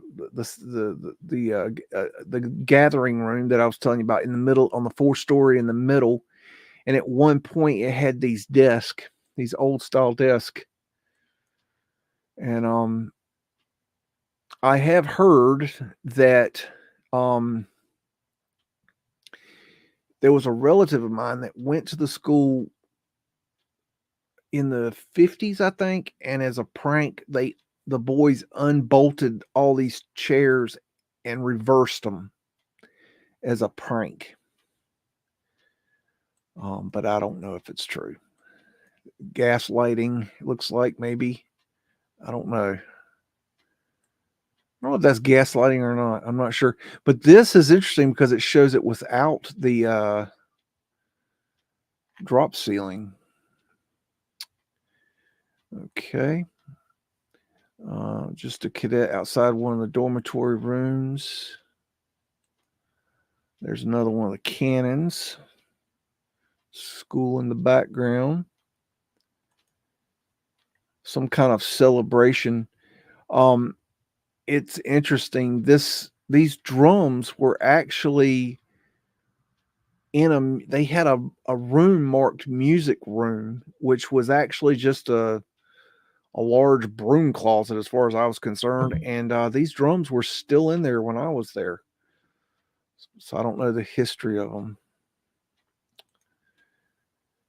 This picture is an important picture. This is the old, before they built on to the school. So this is looking off to the left side. And when I originally went to the school, my bedroom was one of these 2 right here. And I'm pretty sure it was this one. I'm almost, yeah, it was this one. But it did not look like this when I was there because they had added on this way. But this is the Holvey home. This is Colonel Price's home. The infirmary was over here. But it's interesting to me that this was not here. This would be the original old world building. There's Fred, the horse that built America. He has built this one too. This is an old picture of cadets out front. And what I find interesting about this is the original porch that was on there. And also you see, if you look here, to me, these these arches look smaller in this picture than they do in the other picture. But I don't know if that's correct or not. But this is the original porch that was there, which was later changed to the arched bricks with the arched brick piece in the middle. And another thing I notice is that the building is not here. So I find that interesting. But as we know from photo manipulation, they could easily have cut that picture out for aesthetics because it actually would look cooler without that building right there. But I don't know. And this is some sort of I don't know if it's an etching or drawing or something. It's like a photograph that's then been manipulated. There's definite manipulation to this photograph. I don't know what kind, but there is manipulation. This is the Hovey house. And as you got the flat earth asterisks here, you got soldiers sitting in the front. So they must have spent a lot of time hanging out at the dude's house. This is back in the courtyard. And here, this is after the Japanese high school closed. And if you'll notice, our windows on the dining room, the mess hall, are now bricked over. And I've got more images of that. And you'll see that these are the stairs. I remember there was an opening right here between there was like a you could walk to the end here and then you could jump over, and kids would like try to jump line. They jump, the bigger kids, they would try to jump over and jump line to get in the mess hall. And I spent a lot of time in this area right here. We'll talk about that in a minute. Okay. And this is going from this is on the left side looking across the building, and here you see the portholes here and here. And so there'd be 1, 2, 3. This right here is not original. This section right here, this was built later. My bedroom was right here when I first went to the school. This is the basketball gymnasium. And this right here is an interesting area that we will see video of later. This is a basement right here. These are technically mudflood windows, even though this building was built later. So there's some weirdness there. And what's strange is that the down in here is the dressing rooms for the basketball team and the boiler room for I'm guessing the basketball court. I don't know where the boiler room is here. They said that there is in the histories that there was a shooting range, an indoor shooting range, and I have not determined where that was. I don't know where the shooting range was, but they talk about it in several places. So it was definitely a shooting range on campus, but I do not know where. But you could see how beautiful the campus was, and it was really pretty when it snowed. I will say that. I had classes down in these rooms, and they were anytime you were on this bottom level, no matter where you were, you felt like you were underground. Even though it's not underground here, it's underground on the other side, and it feels like you're in a basement. Anytime you're on this bottom level, it's a really, really weird feeling. This would be after it was the Japanese school, and you can see these windows here, kind of interesting. I do not know what is up in here. I have no idea. I've not determined that yet. This was built later. And they did a lot of modification of the rooms down here after I was there. These are the people that own the Hovey house now and have opened the museum. And they're holding up a picture, Tennessee Military Institute diploma. So that's an old diploma. This is a neat picture. I hate this little doodad with the things on the bottom. I don't know why it does it. But anyways, you get this is what the original building looked like. My bedroom window would have been right here. That would have been where I stayed when I lived here. These corners were rooms, and the teachers that lived on campus stayed in these rooms when I was there. And you can see the original porch here. You can even, well, no, let's see. I wonder what that is. That's kind of odd. Got some sort of like embankment there or something. That's kind of weird. I don't know what that is. But I find it interesting, and I will tell you that it, as boys will be boys. While I was there, we did as boys at night go sniffing around, and we could get in this window right here, and we go walking around down underneath here in the basement level at night, which was an experience. Talk about that later. You can see the portholes here. Let's see. Here's an insignia, 1874. That'd be the founding date. This was when it was the Japanese school. This is the right side of the building. Now, there's not a lot of pictures of the right side of the building, but I have some video of it, which will be really interesting to see because you'll see kind of how interesting that right side is. When we talk about Mudflood, that's where we're going to really see some, more interesting kind of stuff. This is a die that was used for making pendants or something. It's reversed, obviously. And this is it reversed. And that's another picture of it. I'm just showing you, different things. This is very much what it looked like when I went to the school. It was just a very beautiful campus. This is kind of what you drive up this road and it's just very impressive.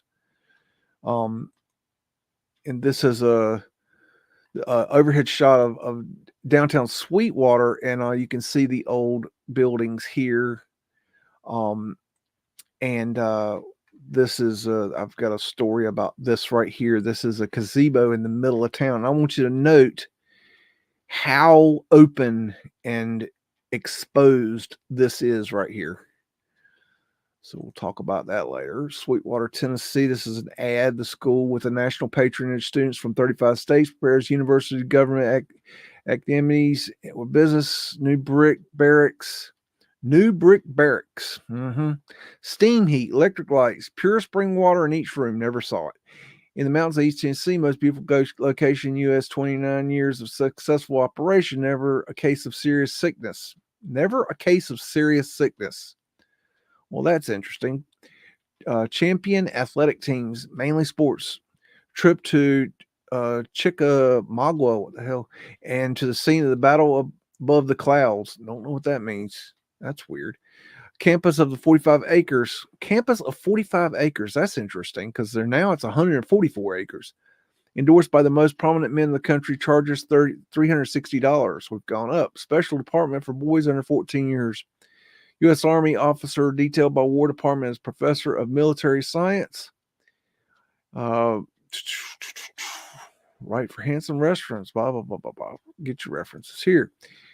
And another picture. This is, I would say this is very much what it looked like when I went there. I would say that's very, very, very close. This is a picture taken off C-SPAN when it was the Japanese school. And this is up in the auditorium area. This is obviously after the Japanese school closed.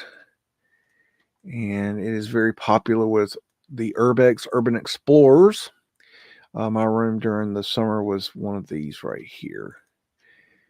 This is a underneath one of the staircases, I believe, on the back. Yeah, the back side. And obviously these windows weren't there originally. This is an interesting photo. This is a negative of taken from the top of the building down at the mess hall. Now, this is an interesting picture because it's very telling. One thing I notice is that they have stairs here. Those stairs are no longer there. It looks like there might be stairs here, which are no longer there. And the door that you go into is here. So I'm wondering what's going on here. Another thing that's interesting is that it kind of looks, I don't know how to explain it, but it looks kind of weird in this area. I don't know exactly what's going on. I just something strange about this area. But these windows right here are now, and these windows right here are now blocked up. They were not blocked up when I was there, but nobody knew what was under there, and nobody ever talked about it. But this thing is covered in mud, and you can clearly see it, and it goes. You can see it goes down right here, and it seems like this ground level has even raised. I don't know. It's very weird, and I inverse the picture so you can get a better idea of what it really would look like. And I think there's more analyzing that may could be done on this picture, but there's some very odd things. This is supposedly built later. I don't think so. I don't think it was. This is supposedly original to the 1909 building, but I think this was there originally as well. But this whole right side of the building, well, depending on if you're looking at the front, the right side of the building, but this whole side of the building is sketchy. This is looking at the back of the basketball gym. I believe this is a newer building. My bedroom would have been right there. This is when I believe, yes, this is when they were setting up the Japanese school. And I know that, no, this is when it was closing. This is when they're moving out. That's what it is. And the reason I know that is because these stairs were not there, and this covering was not there. And I think they did some hanky panky over in here, but I can't rightly remember what they did. This is a very poor picture, but it gives you an idea of some things. This is kind of weird, and this might be the only picture that I have of this where you have not one but two of, you've got the first floor with the arches, and then you got the arches that they added, and then that weird arch above, one arch, single arch, but then you got another one. So that is really strange because I'm not sure. Then you got a smokestack over here that I've never seen in another picture. This is a very weird picture. A lot of sketchy shit going on here. I'm not sure. Not a very good picture. This is a picture that was taken while I was there. This guy was he was one of my teachers. I don't remember his name. I just know he was a basketball coach as well. I don't remember much about him, but this is the dining hall. They had the Mudflood windows over to the right, and they have added this. This is where that you would exit. You would go in on the right, but you would come out here. That's the flow of the building. And when I switched to 9th grade, I moved over to live in this building here. These are pictures taken from the year I was there. And you had the TMI sign out there. The sign is still there, but it's covered over. This is what the building looked like when I was there. And there were 5 girls that went to the school when I was there. 5. These are 2 of them. They were all upper grades. Like, if I remember correctly, they were like junior and seniors. And only one of them would only one of them would talk to me. I can't remember her name. She was really nice, and she looked just like, to me, she looked just like Anne Frank. She was a beautiful girl. Of course, every boy in the school thought she was beautiful, and I was, young, and so anyways, there was no There were no girls at the school, which was a huge drawback. This is the horse barn, and I actually worked in the horse barn while I was there. And the reason we didn't have to work, but the reason I worked there, we didn't make any money, but the reason I worked there was to get away. It was a way to get out, away from the school. And if this is the court, the tennis courts on the front of the school, and this is the horse barn, and they had an equestrian area that was like world class. And we actually, what we did was we maintained the horses, fed them and watered them and cleaned their stalls, and also built these horse jumps for the equestrian events that they had several times a year. And I actually worked one of the events, and we rode around, and well, let me go back. We rode around, and we cut up all these limbs and stuff to put fresh greenery in them, because they were getting ready. They had a nice event, and I rode around. My job was to ride around on a golf cart with a walkie-talkie, and I was supposed to watch several jumps. I don't remember how many jumps they had, but they had a lot, and they were like big jumps. This is a little one, but they had jumps with water and all kinds of shit. I mean, it was like a straight up real deal equestrian, like cross country, people getting hurt shit. And there was a young girl that came across on a horse, I remember, and she fell off the jump, and I rode over and I helped her up, and I said, "Are you all right?" And she said, "I think I might be hurt." I said, "Okay, I'll get somebody." And I called on the radio, and they had told them to come to the jump I was at. And then I noticed that she was bleeding. Her hoochie coochie was bleeding, like her pants on the front of her pants. I didn't know what had happened, but later I found out that she had ripped her hymen. So that was a weird experience for a boy that didn't know anything about that stuff. What else? This is some sort of Halloween stuff that they did before I got to the school. This is one of the Mudflood windows outside the dining hall that I was telling you about. This is what they looked like when I was there. They had bars on them. Nobody knew it was there. There was never lights on. There was no stairs going down to them. We have no idea what was under those windows. None. Let's see. I don't know who this is. This is one of the girls that went to the school. There were postgraduate kids there. These are guys that they played football and basketball, and they were trying to get their grades up to get to a real college. And they were post 12th grade. So they were in between 12th grade and college, and they were big and they were mean and they were a big problem. And these are some of those guys. And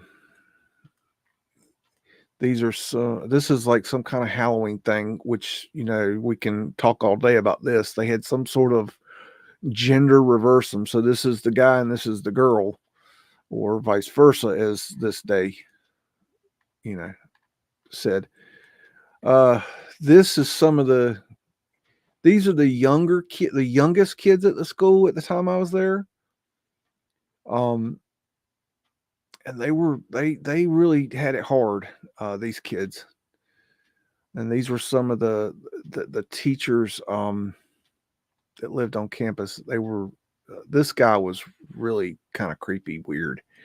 This is that on the dining hall. This is that Mudflood window that is now bricked over, and it was in that picture where it was open with no bars. This is another. I think I remember this girl. I don't remember what. I remember this girl, but I don't know why she didn't go to this girl went to the school. I forgot about her. I don't remember who. I don't know I don't know who some of these people are. I knew this guy. I don't remember. It's been so long.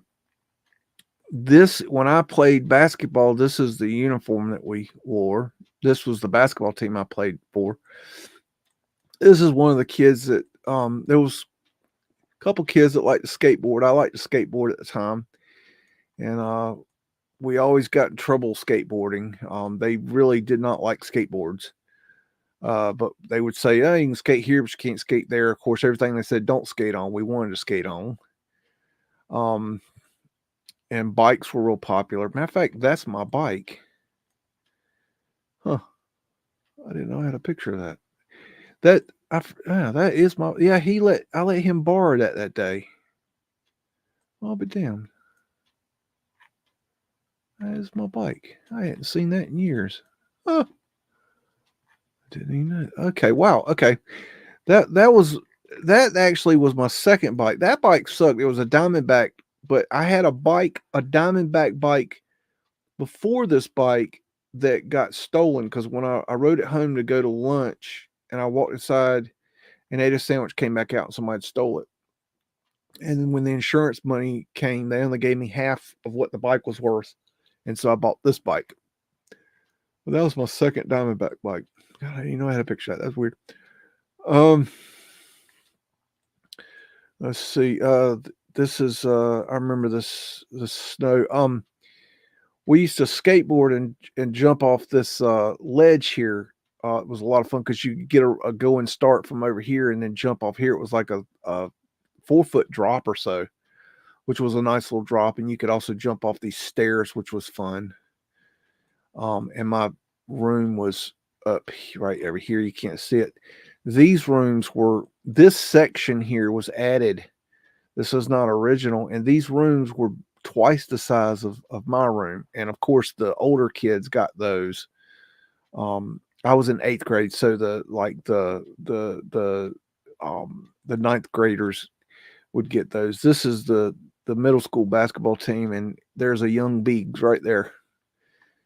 And, this was the basketball team, and everybody had white shoes except Biggs. Biggs had teal green Converse shoes because Biggs was trying to be cool until he got to the basketball team, and he had to wear those. But you got to use your imagination. These uniforms are orange with white trim and blue letters, and I'm wearing teal green or teal blue, whatever the hell you call it, teal Converse high top shoes. I looked like a complete goofus. It was horrible. And that's the horse barn that I worked in. I really had a lot of good times in there and learned a lot. I use a lot of those skills today on my job. And these are the horses that we would look after. And it was just really, really cool when it snowed. And there's a nice snow picture of the front of the building. There's the horse barn and the cannon. That's another one of the girls that went there. I think there was 5 girls that went there. There wasn't a lot. Somebody had toilet papered. That was a big thing back in the in that era. I think these two were dating, if I remember correctly. That was one of the girls. She was kind of a bitch, if I remember correctly, but each their own. That's one of the older kids.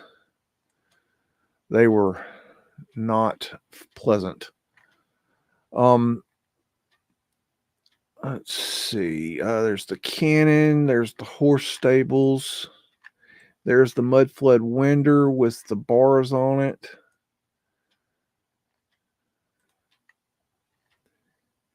That's where you go up the stairs to the dining hall. The Mudflood windows would be right there. Let's see. Some of these people I don't know. This was the principal of the school. And he died in 2005. And then the head of the school died a month later. And he was the related to. They were related. I don't remember how, but and there's a young beagle. This is before I got my uniform, and this was my roommate. His name was Mike, and we called him Jersey Mike. And when he wanted a Coke or a soda, he'd say, "Give me a pop." He was from New Jersey. But that is it's a terrible picture, but that is a young 15-year-old beagle right there. I know. He's cute. This is some sort of little diagram that somebody made, which I just thought was kind of cool. Here's the horse stable down here. And this gives you an overhead of the school. This is a building that's no longer there in town. It was the old Sweetwater cheese factory, and it had Mudflood windows. But it's no longer there. Nice arched windows. This is a shot from the back of the building, and it looks like almost like some kind of door there, and they bricked the Mudflood windows up. So this was in town. So a little bit more Mudflood evidence. Here's a picture of the school at night, or as twilight, as they would say. This is after the closing of the school. This is the dining room inside. Now the floor is partially collapsed. So this is where we would have eaten meals. So it's got a drop ceiling. Anytime you see drop ceiling, you know that there's something above that they're covering up, which is, interesting. Looks a lot different now. This is the gymnasium, and I just love the architecture of these columns coming up. This is after the closing of the school.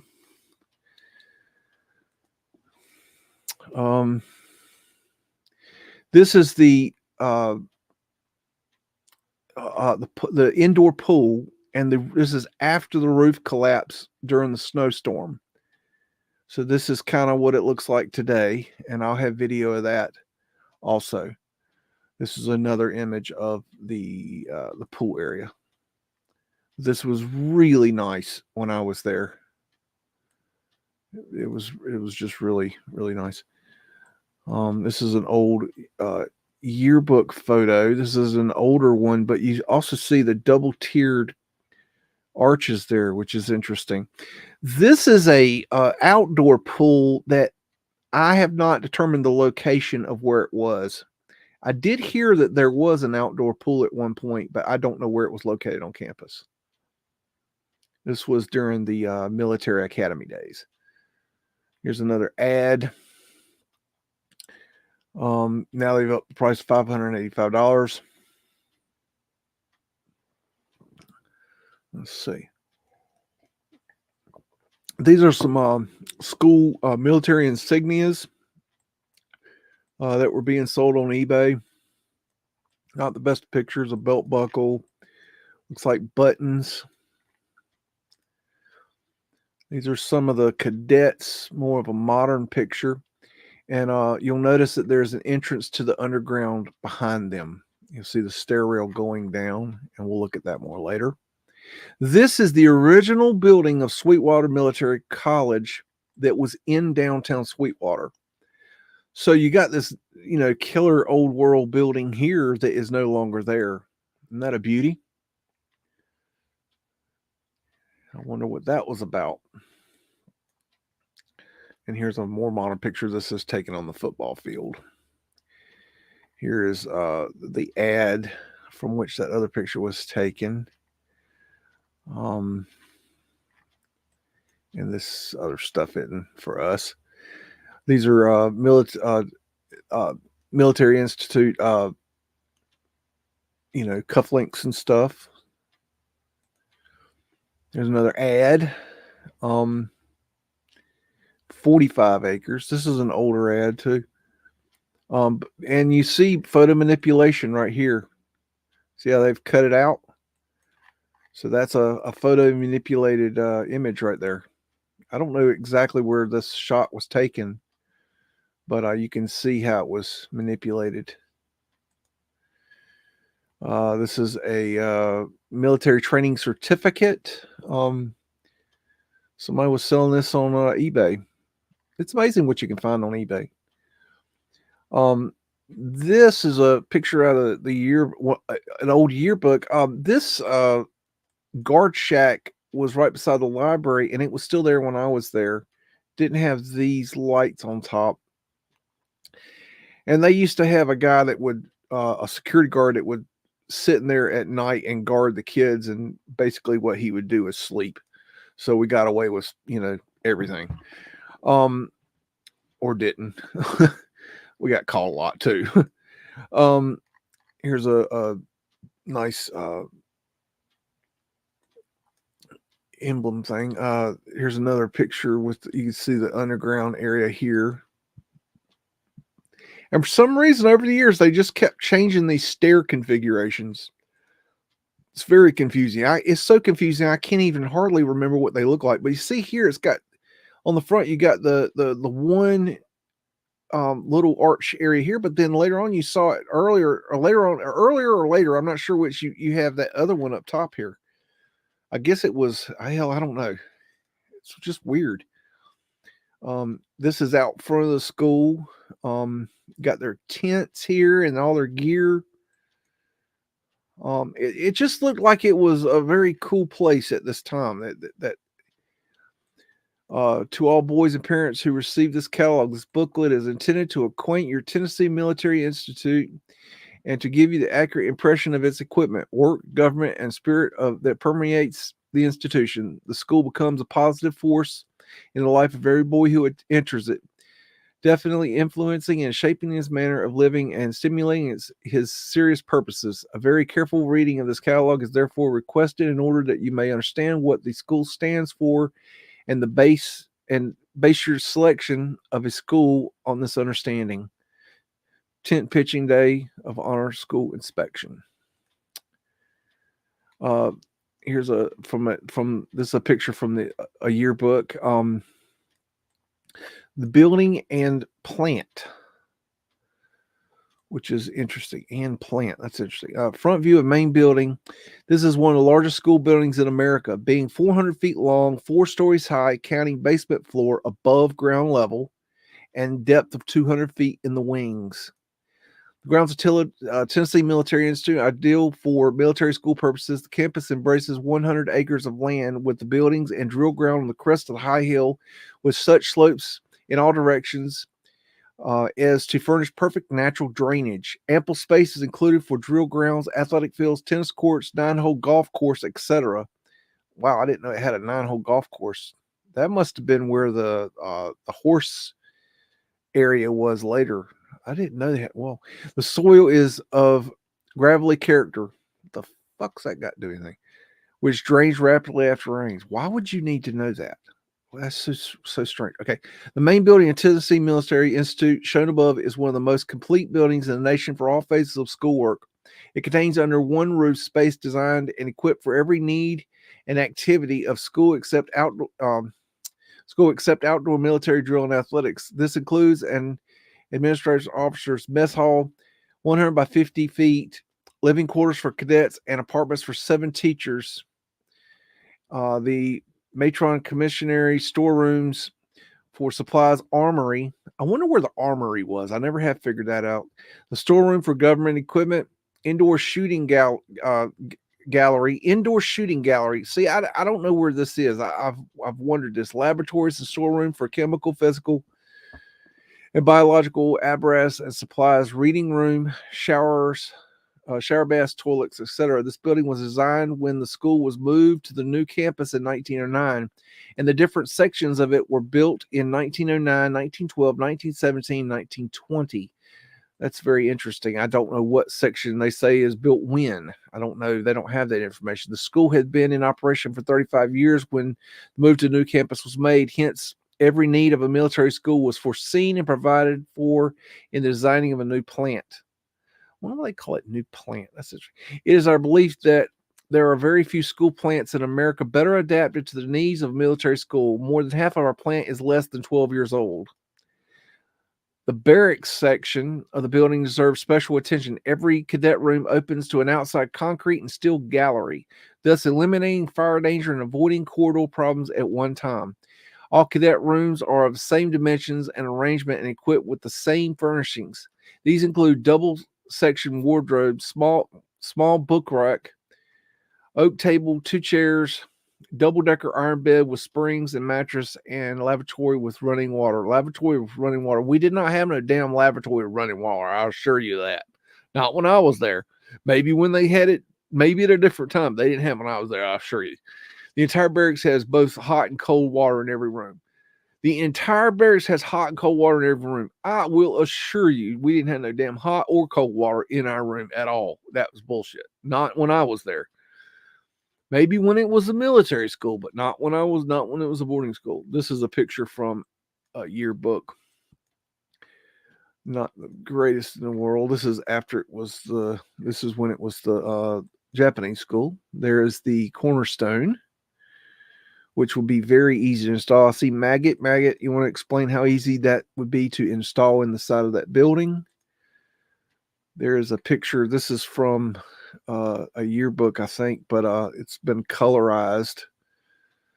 This is with the original porch. There's another ad, $360 this time. This is, I think I keep seeing that picture. It must be in there too many times. This is the back of the building, in the courtyard. And take special note of this area here. We'll look at that. I think this is after the school closed.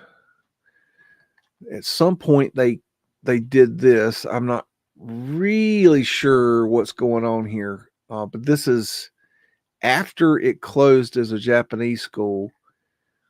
After they added the G, they took off the I and put the G, and it's like somebody put up an I.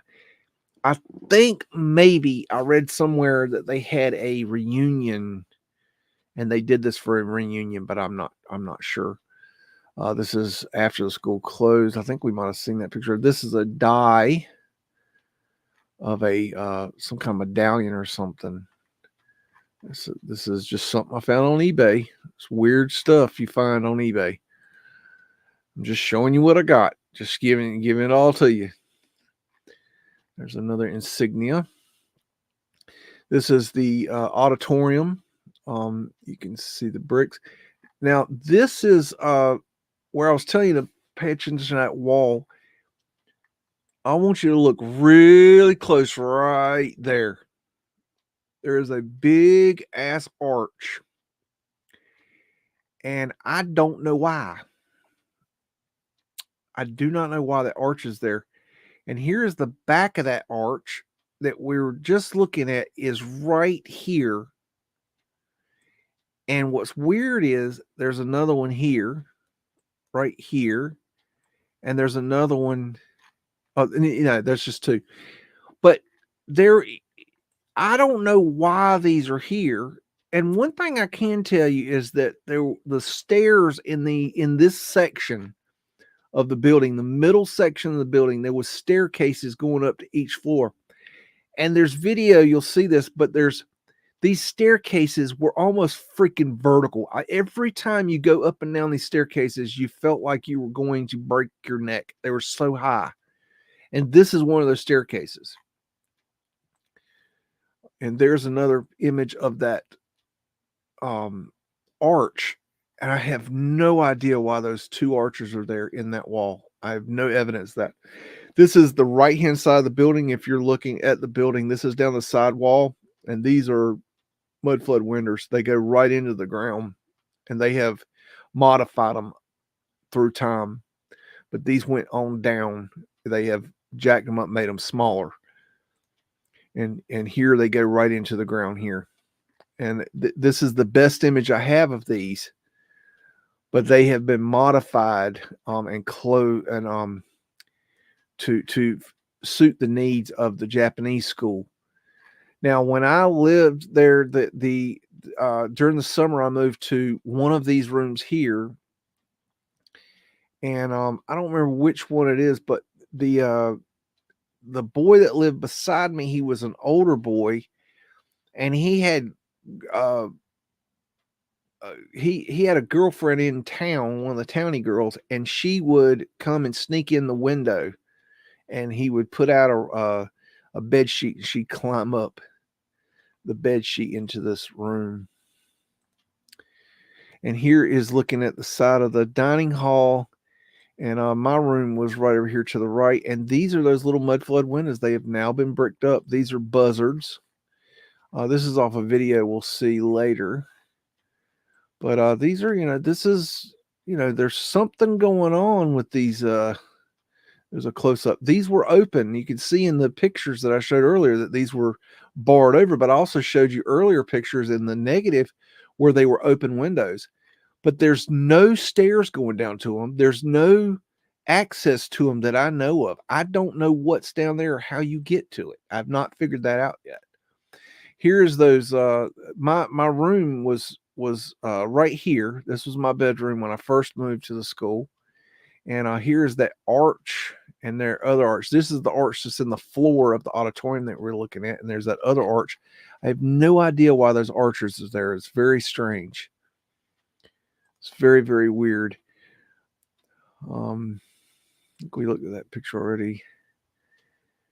And I think we've seen, okay, this is, my room was here. And these stairs, now my memory might be going, but I'm pretty sure these stairs at the time came straight from right here straight down, because my memory of it is that we would take sleds and ride down the stairs all the way, about break your neck.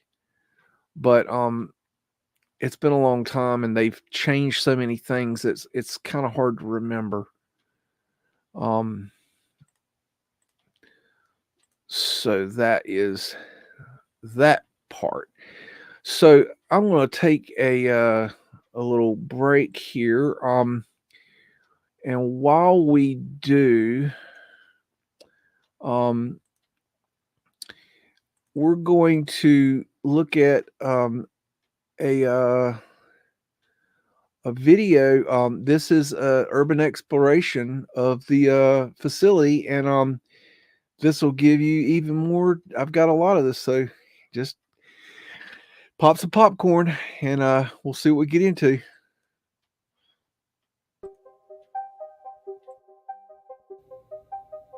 Tennessee Meiji Gakuin High School was founded as Sweetwater Military College in 1874. The name of the school was changed to Tennessee Military Institute in 1909. Due to financial problems, the institute closed in 1988 after 114 years of operation. In the same year, the campus was acquired by Tennessee Meiji Gakuin High School as the first Japanese high school in America to allow Japanese students residing in the US to receive Japanese-style education, so they could easily enter Japanese universities upon returning to Japan. Due to declining enrollment, Tennessee Meiji Gakuin High School closed in 2007. Since then, the building has been abandoned and fallen into disrepair.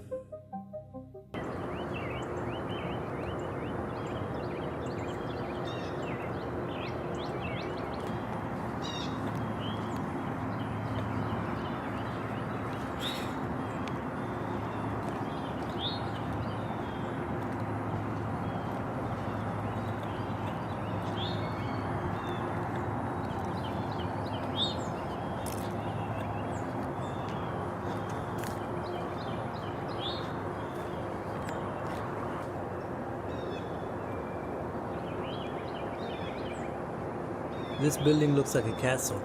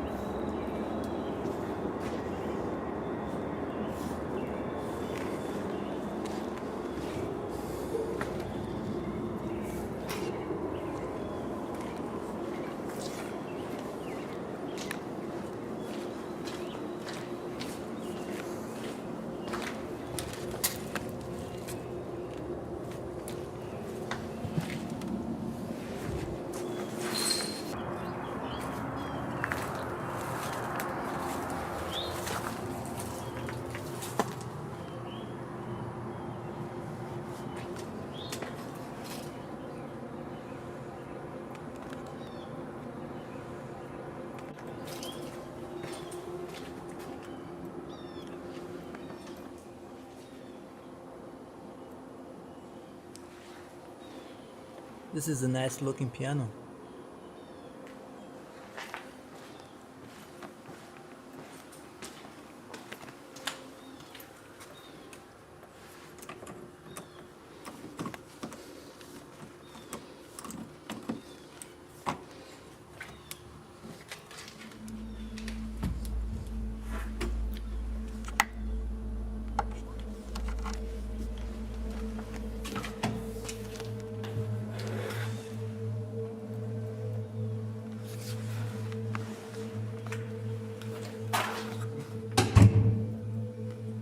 This is a really creepy corridor.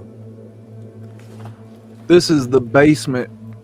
We used to play in here when I was there at night. And it is unbelievably creepy. There were security lights, but they were really dim, and it used to scare the ever living shit out of us. And then this is during the day, so it's actually not nearly as scary. But this is what we consider the ground level in the front and basement in the back. But we spent quite a bit of time down here. I even had classes down here. It was super freaking creepy.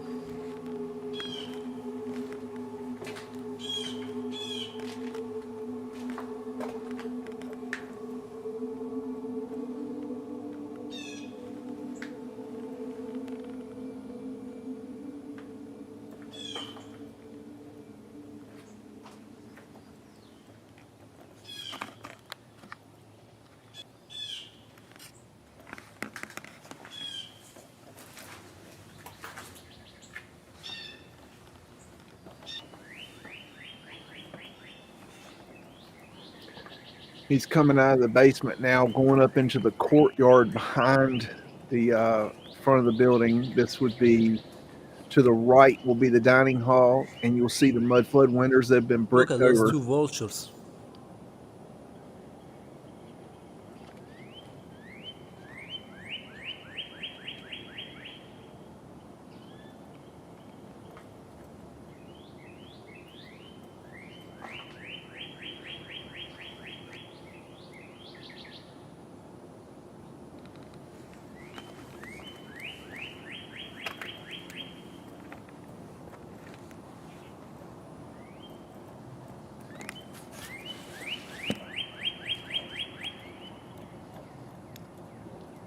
Oh shit, that one just pooped.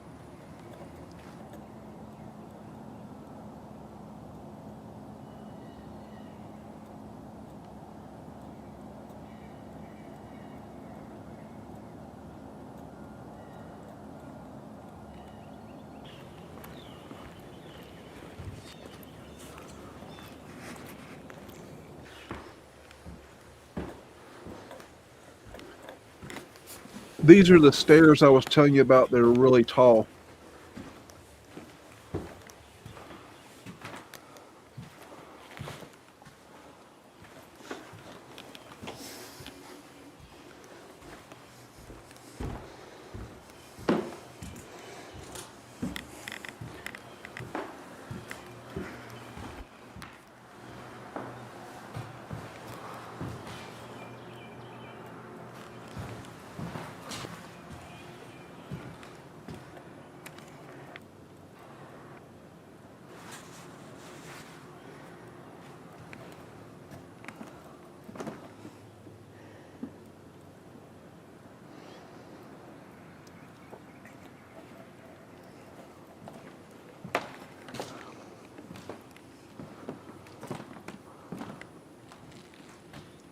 You can see the arch on the floor, on the wall right there. And it's very strange that arch is there. I think the stairs are a modification when we took over the building. I've seen this phenomena before where the stairs were way too tall, and they actually had to go back and figure out how to make stairs to where you wouldn't break your damn neck. And I think that's a telltale sign of modification of old world buildings.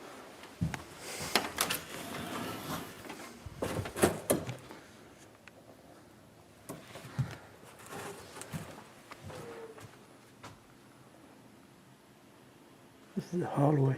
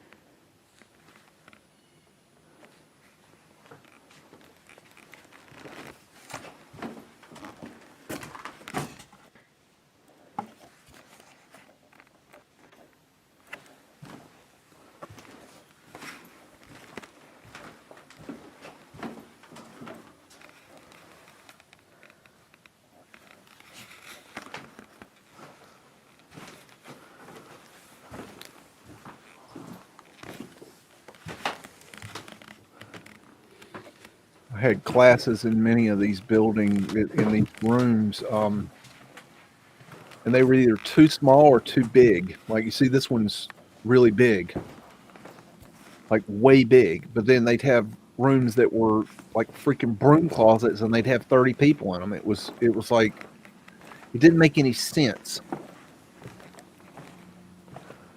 And they've also modified the building since I was there for the Japanese school. They made a lot of modifications. I think it was $2 million worth of modifications. They made a lot of changes. So it's a little confusing even to me, some of the things they did.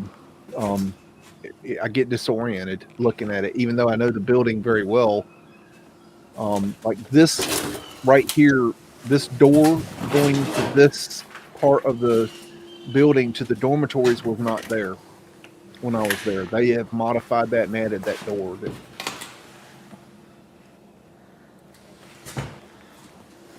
I don't think that bathroom was there. The bathrooms were really crappy. At least the ones that we used over here on this side, this was the original side. My room was up there in the top of the screen when I first came there. I had 3 different rooms. But when I was in 8th grade, I stayed there. This is kind of what the room looked like, except I had a bunk bed on the right. There was a heater underneath the window. There was a 2 desks on the left. I had a roommate when I first moved in there, but then they were always changing things, and then he quickly moved out and got his own room.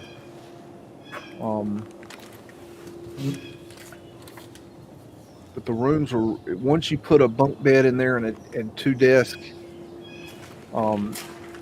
it was very cramped.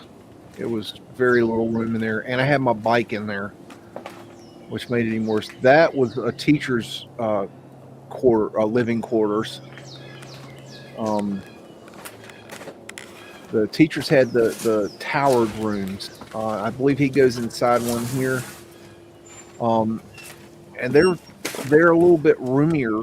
But you have to understand, these are full-grown adults, and I don't know if it was this room. I think it might have been where there was a couple that lived on campus. I think they had a baby. I don't remember if it was this room. It seemed like it was bigger, but I'm not sure. I'm pretty sure this was the room, but they had he goes up, I believe, in this video, and he looks in the tower briefly, which is interesting. Even though they've changed so much, it's hard to tell. They've modified, put new doors on here. I don't know where he is now.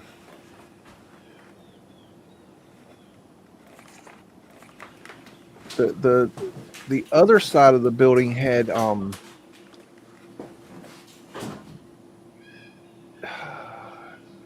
don't know where he is. The other side of the building had community kind of showers where you walked in and you had 10 showers in a row or something. But this side of the building didn't have that for some reason. I don't know why. I remember they had individual stalls, almost like they modified it.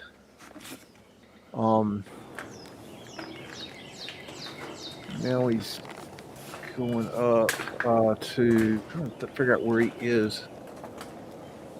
What side of the building he's on?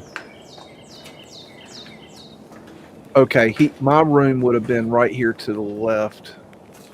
If he turns, that would have been my room right there. That door he just passed, that was my bedroom door. Oh, is he gonna go in it? Oh, this is my room right here. I think this is it. Oh, they've opened up the wall. Okay, that's definitely different. Oh, wow. Holy shit. Oh, wow. Oh, my God. They blew out both walls. Okay, it didn't look like that, y'all. Oh, my God. That's a freaking house. Compared to, oh, my God, I had a broom closet. Okay, now he's going into... I don't remember anybody living in this room when I was there. At all. And what's interesting is it's got this spiral staircase that goes up to the top of the tower where the portholes are. And he doesn't really get a good video of it, but it's interesting that he goes up there, I think. Let's see what's on top of here. Little arched windows there.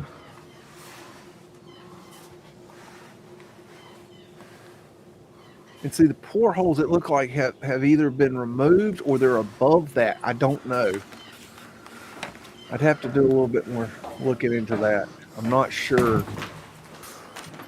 But I remember distinctly never going in that room, so I don't know what was in there when I was there. And I think the bathroom was right here in that room or the room beside it. But I don't know. My memory's a little sketchy on that one. You'll note as you get older that your memory doesn't serve you as well as you think it will. The things that aren't important just seem to kind of fade away. Maybe it was further up. I don't remember. Might even have been on the floor below. I don't remember. It was a really crappy bathroom. I remember it had like 2 or 3 shower stalls like on one wall. It was really weird. Well, this might be it.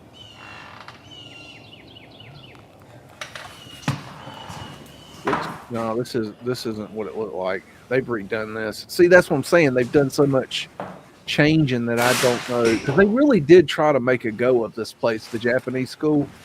They really did make it nice at one point. It's amazing how fast this place has fallen apart. It is just deteriorating like crazy. And this is not even bad compared to what you'll see later. It is getting really, really, I don't think it's savable at this time. I don't remember that wall being open when I was there, the one that was just bricked over. This is kind of what my room would have looked like. Actually, I think it seems smaller than this, but that's probably about the size of the room.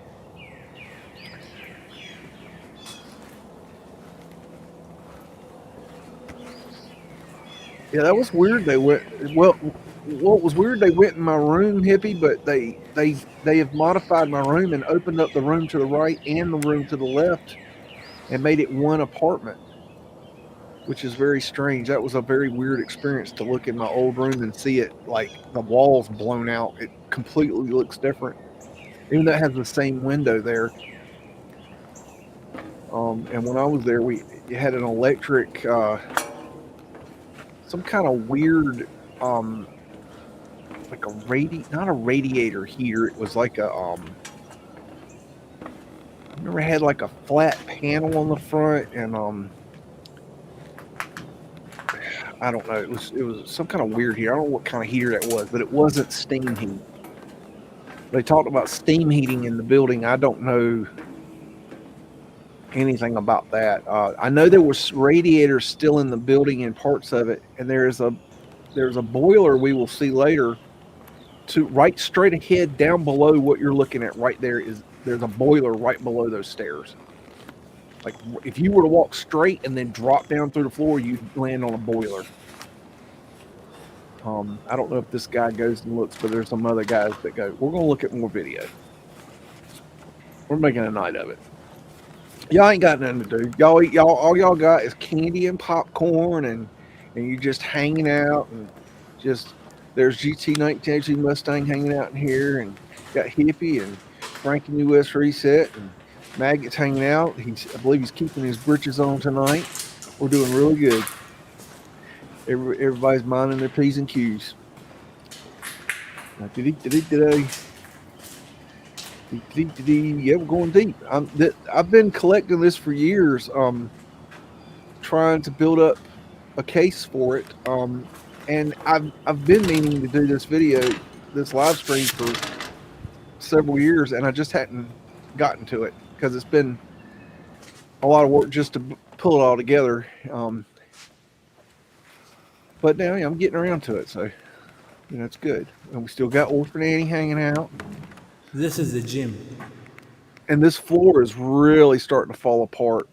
This isn't even bad compared to what it is now. But I always thought this gym, I played basketball in this gym. I always thought it was just really neat architecture. It had just such a, I don't know, it just really, they did a really good job on this. I like it.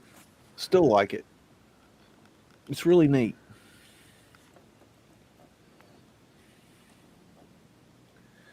I don't think you want to buy this building, GT. It's in really bad shape, and they want a lot of money for it, and they own a lot. There's a lot of taxes owed on it.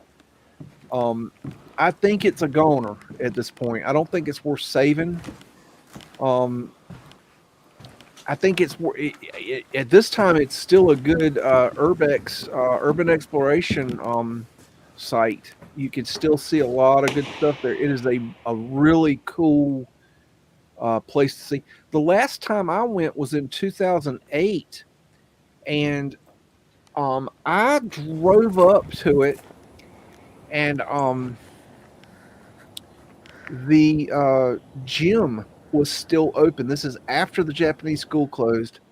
The gym was still open, and I noticed it had an open sign on it, and I walked up to it, and there was some nice ladies in there, and I told them I used to go to school here. I was wondering if I could, just look around at the old campus, and they said, sure.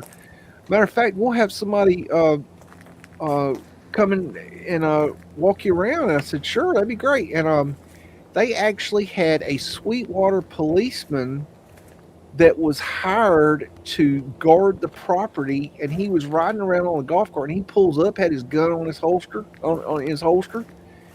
and he just rode me around on the golf cart looking at the property, and we talked about the school and everything, and it was interesting to see. It had not fallen apart yet. It was still in really good shape in 2008 because they closed the school in 2007, but they were still guarding it in 2008. So that was, it was neat to see it that way. It had changed a lot, but it was nice to go back and see. But they don't have guards on it anymore. The locals keep an eye on it, but it's really easy to access. I mean, there's like, they'll never keep people out of it. I think this is the pool that's where the ceiling's collapsed. Yeah, that's the pool. Yeah.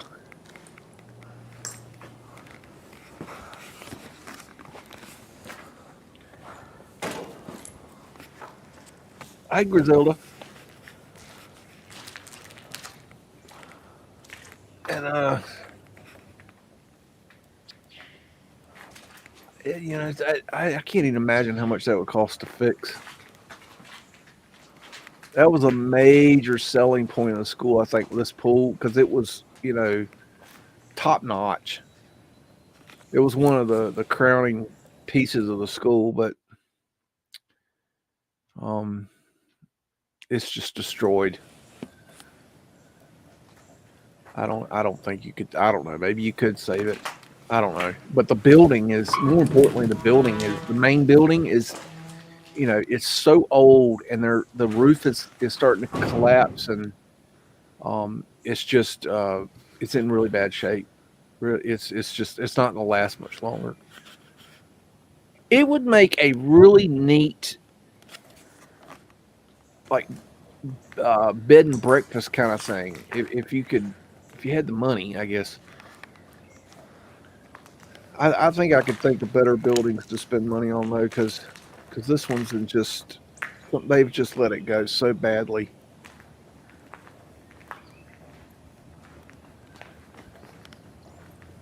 I think I have suspicions that there is more underground that Look at the crack on this pavement. that we don't know about. But I don't know. I don't know where to look. It's just got the whole back end is just very strange. How the front end is ground level and the back end is covered in, you know, dirt. I mean, it's just, why would you build it that way? It really just doesn't make any sense to me. Maybe other people can make sense out of that. I don't know. I think I had class in that room. I don't know what class, but that building to the right was not there. That was built when the Japanese bought it. Um, it had a arched covered walkway there when I was there. This is coming out of the rec room area, I think.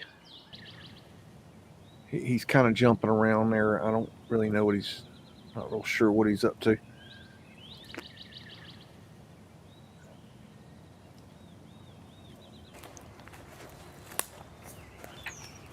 And this is the Mudflood windows on the, looking at the front of the building to the right, and they go right in the ground. Those windows have been modified. They were once longer. They looked like that, but now they're shortened. On the, as you go to the right, they shorten, but those have been modified. And then they go right behind those, that ivy right there. They go right behind that. You see the porthole up on the right. It's been covered over, and they made classrooms out of these ones on the bottom here. And some of the trim work has come off there at the front there. But that is that video. Whew, okay. So everybody's hanging in there. Hope you're having a good time. Hope you're having a good, enjoying your candy from that you probably stole from your youngins. That's very naughty of you, but that's okay. We'll continue to keep going. Next, we got another Urbex Explorer. Check that out.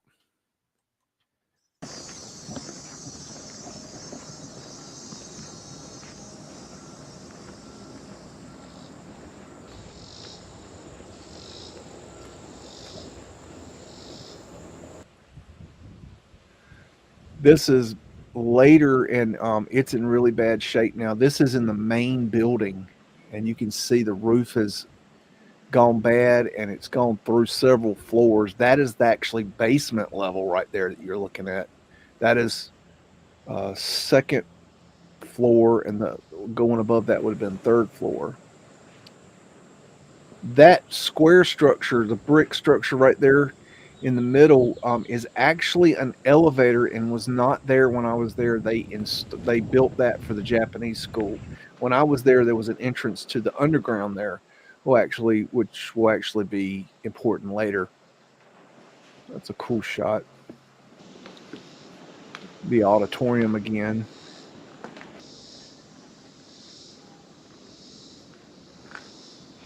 And when I was there, they would run detention halls up here.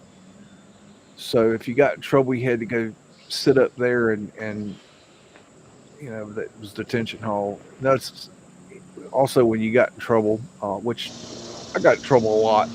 Right here in this courtyard area, they would make us walk in circles out in the courtyard for hours on end, and it wasn't uncommon to spend 4 to 6 hours walking in a circle in that courtyard in the rain, sleet, or snow. It didn't matter. Heat didn't matter. Just walk in circles, walk around and around and around in circles, like a 50-foot round circle, just walk in a circle. And depending on how many people were in trouble that day, that's how many people walking in a circle. So I spent a lot of time walking in a fucking circle. I hated that place. It was probably a hell of a place to go to when it was a military school, but when I went there, it was a boarding school. It was co-ed, but there was 5 girls, maybe 7, I don't remember, but there was very few. None of them were, in my classes. None of them even lived on campus. There was there was just, I don't know, for feel like myself that enjoys the lady folk, it was hell. And then, you know, if you close your eyes and for a second and imagine all the bullies that you've ever known your entire life, just imagine them in your head, every single one of them. And imagine all those situations where they were picking on you, or picking on your friends, or picking on somebody you know, or picking on the little dweeby kid, or whatever. Imagine those assholes, those brute bully motherfuckers, guys and girls, right? Well, then imagine going to a school that had nothing but that. That was TMI to me. When I went there, it was a place that people went, they sent their kids there. It was the 80s, where Gen X kids. It was a time where, people weren't interested in kids being around. You had, this is the boiler room I was telling you about. There's 2 boilers. That's the little one, and that's the big one. This is right underneath the gym. I don't know why I jumped into there, but it was a school full of bullies, and they ranged from 5th grade all the way up to 20, 22 years of age, and they were some of the most hateful motherfuckers I've ever met in my entire life. And I was just a good kid. I was a really sweet kid. I grew up, I was a church kid. I was a really sweet kid until I went here, and you get your ass beat enough times, and you kind of learn not to be such a sweet person. But the problem was that I was in 8th grade, and most of the kids in the school were older than me. I'd say 90% of the kids in the school were older than I was. And so it was, very hard to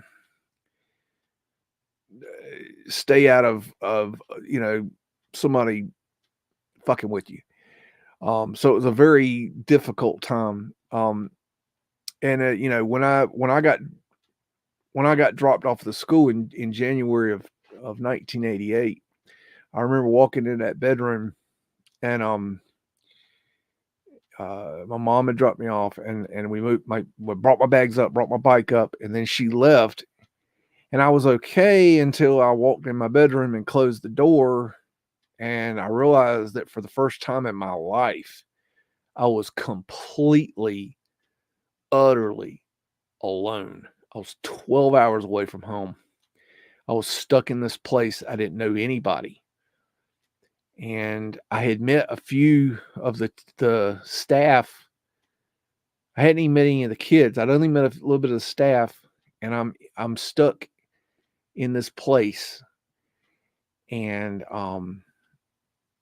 it was just a school full of bullies. And then once the kids got involved, and it was just, you had to be very careful about what you did, where you went, how you went. I would go down to when I figured out I could go get a job in the horse barn, I'd go down there because most of the kids didn't go down there. And so it was a place I could go and for a couple hours be away from the school. Even though it was on school grounds, I could go away from the school and you didn't get harassed or, your ass kicked or, I mean, they would haze the shit out of you. Especially when I got to ninth grade, one of the things they would do to haze you is they'd take a bar of soap and put it in a sock and swing and hit your torso. And they'd hit your torso so you wouldn't see the bruises. And so, as a ninth grader, I had bruises all over me because you couldn't get away from me. You had, the juniors and the seniors, and even the post grad kids, the kids that were above the senior kids, they were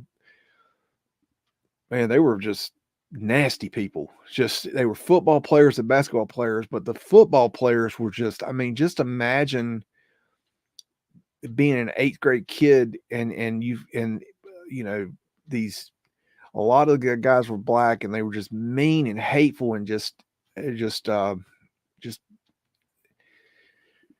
was fucking rough. And I saw a lot of shitty stuff there. But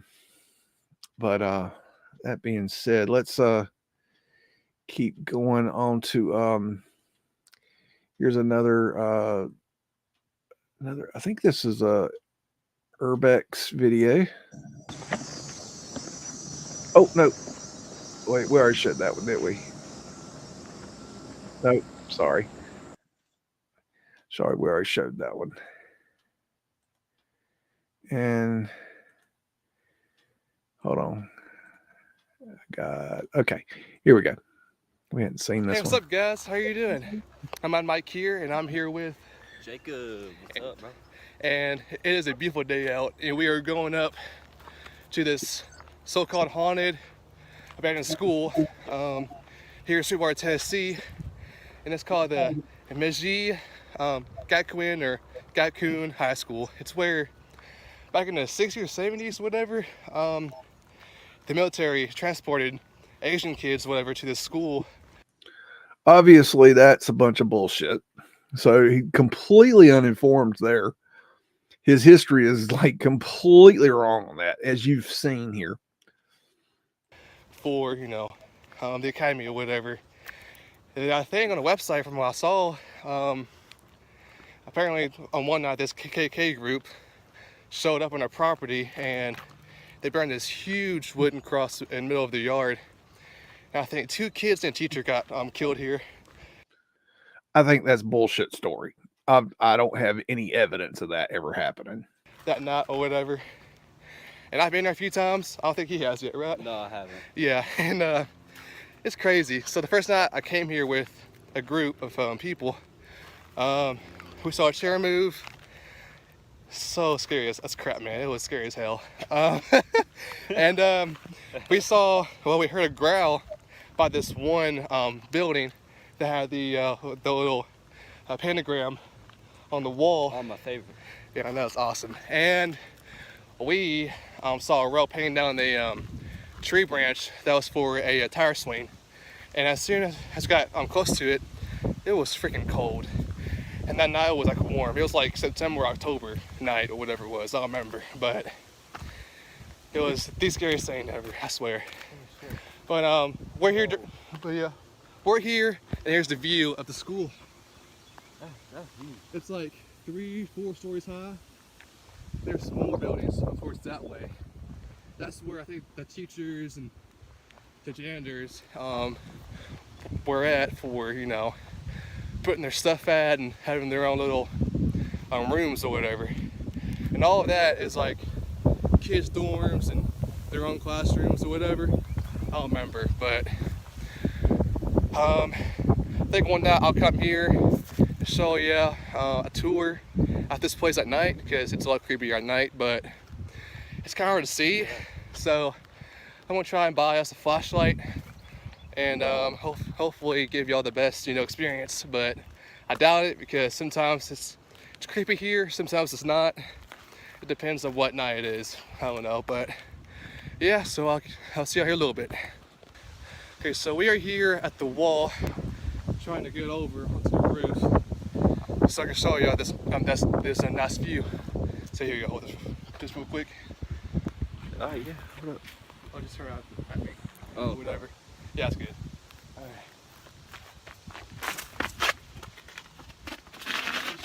Come on, man. Nice. Oh, there you go. Oh. I can't even jump that high, bro. Put your foot on the wall, then push up from there. There you go. Easy does it. Spooky, scary.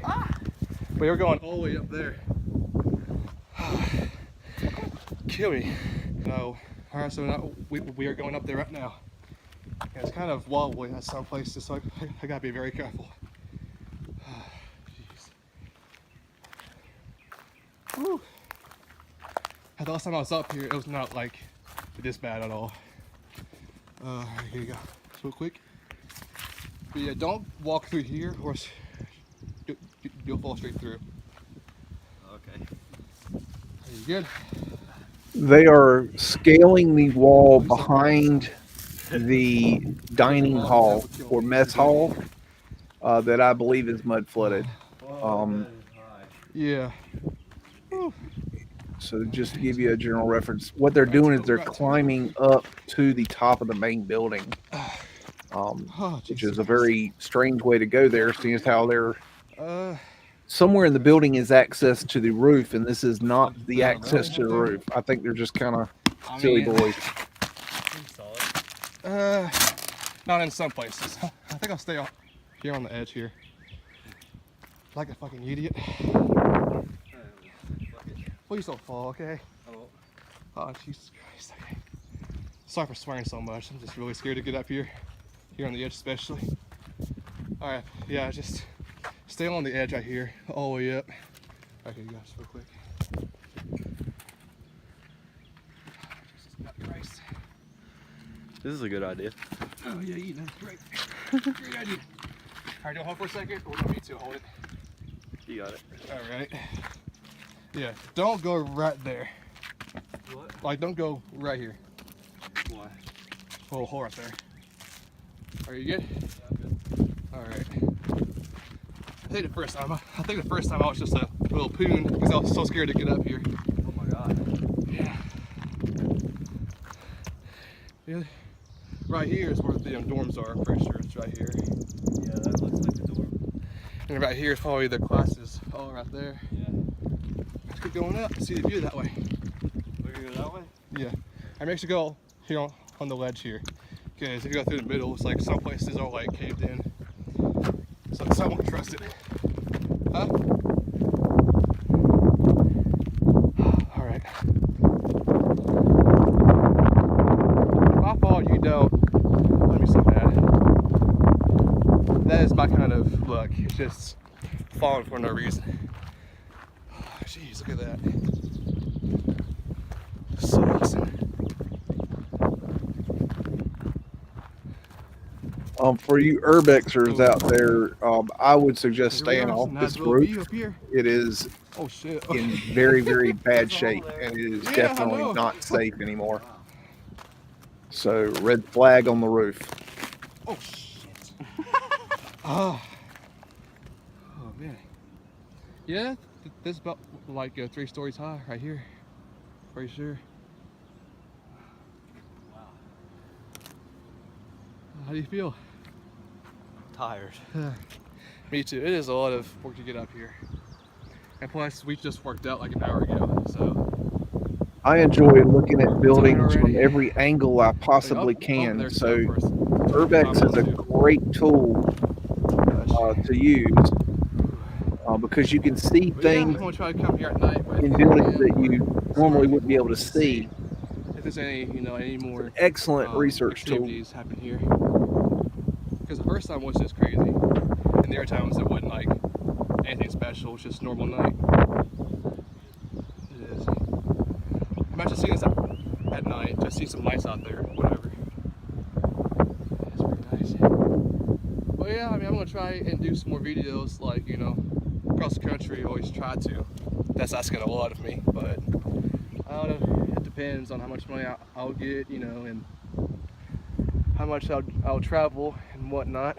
So yeah, hopefully this will become more of a thing for us, or for me, Yeah, Frankie, these guys are kids. They're kids being kids. To be young, I don't know if it'd be too be hot young for and us, dumb. or it's gonna be boosted up on my shoulders. Hell no. I mean, I want to try to at least, because over there on the edge is fine. I want to try it.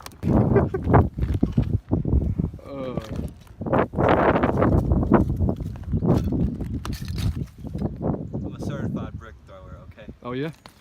Yeah, man. Yep, I can tell.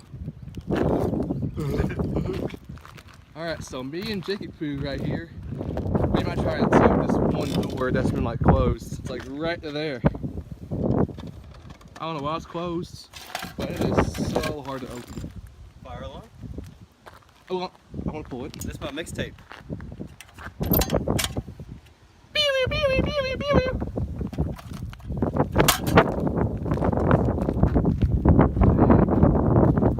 There's something wrong with him.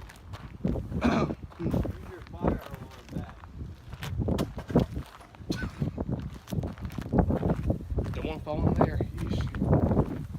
But yeah, so we're gonna calm down and go to this room right there. That's like. Heck no.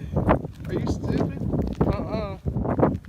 I would do it if I didn't, I could die, but I would not do that whatsoever.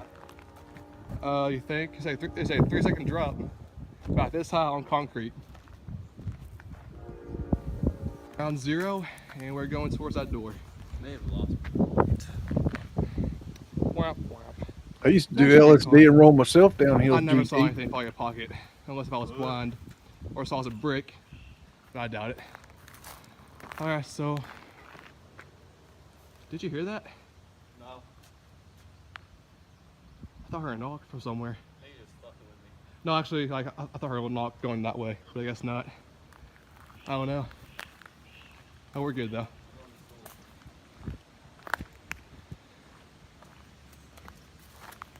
He's going into the back of I the think this is cafeteria, the kitchen area, I could be wrong. and it's in really Yeah, I'm bad wrong. shape. I'm And just this is where they stole the equipment out of it, so it's bare. Okay, so this is where they cook back here for the kids. Down through here. Looks like a gas chamber.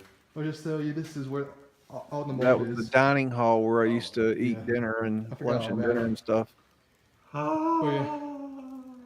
We're gonna show y'all the tour the next time we come here at night.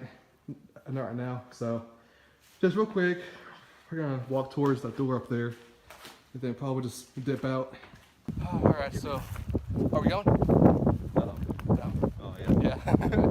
But right now we're going towards that door. Hopefully you're strong enough to just hit down, because it is hard to open. I mean, I kind of just all the time, so I should be good. That's awesome. You lefty or righty? I agree, Frankie. Oh, I what do you think they think? would delete themselves. What do you think? I think you use both arms, bro. Both arms. So I just like that, just like this. Ladies. Okay. So.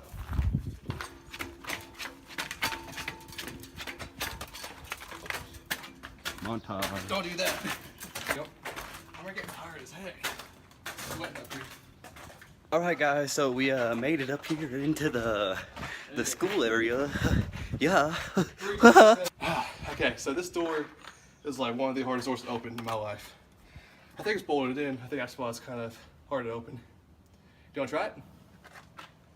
I got this, bro. I did.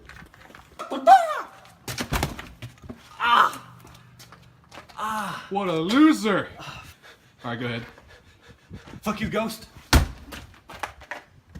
Shoe print, that counts. Look at that. Oh yeah, daddy alert. That was terrible than last time. That was way worse. All right, other shoulder. You scrub. Fuck. That only works in movies, okay? That works in movies. I think I budged it. A little bit.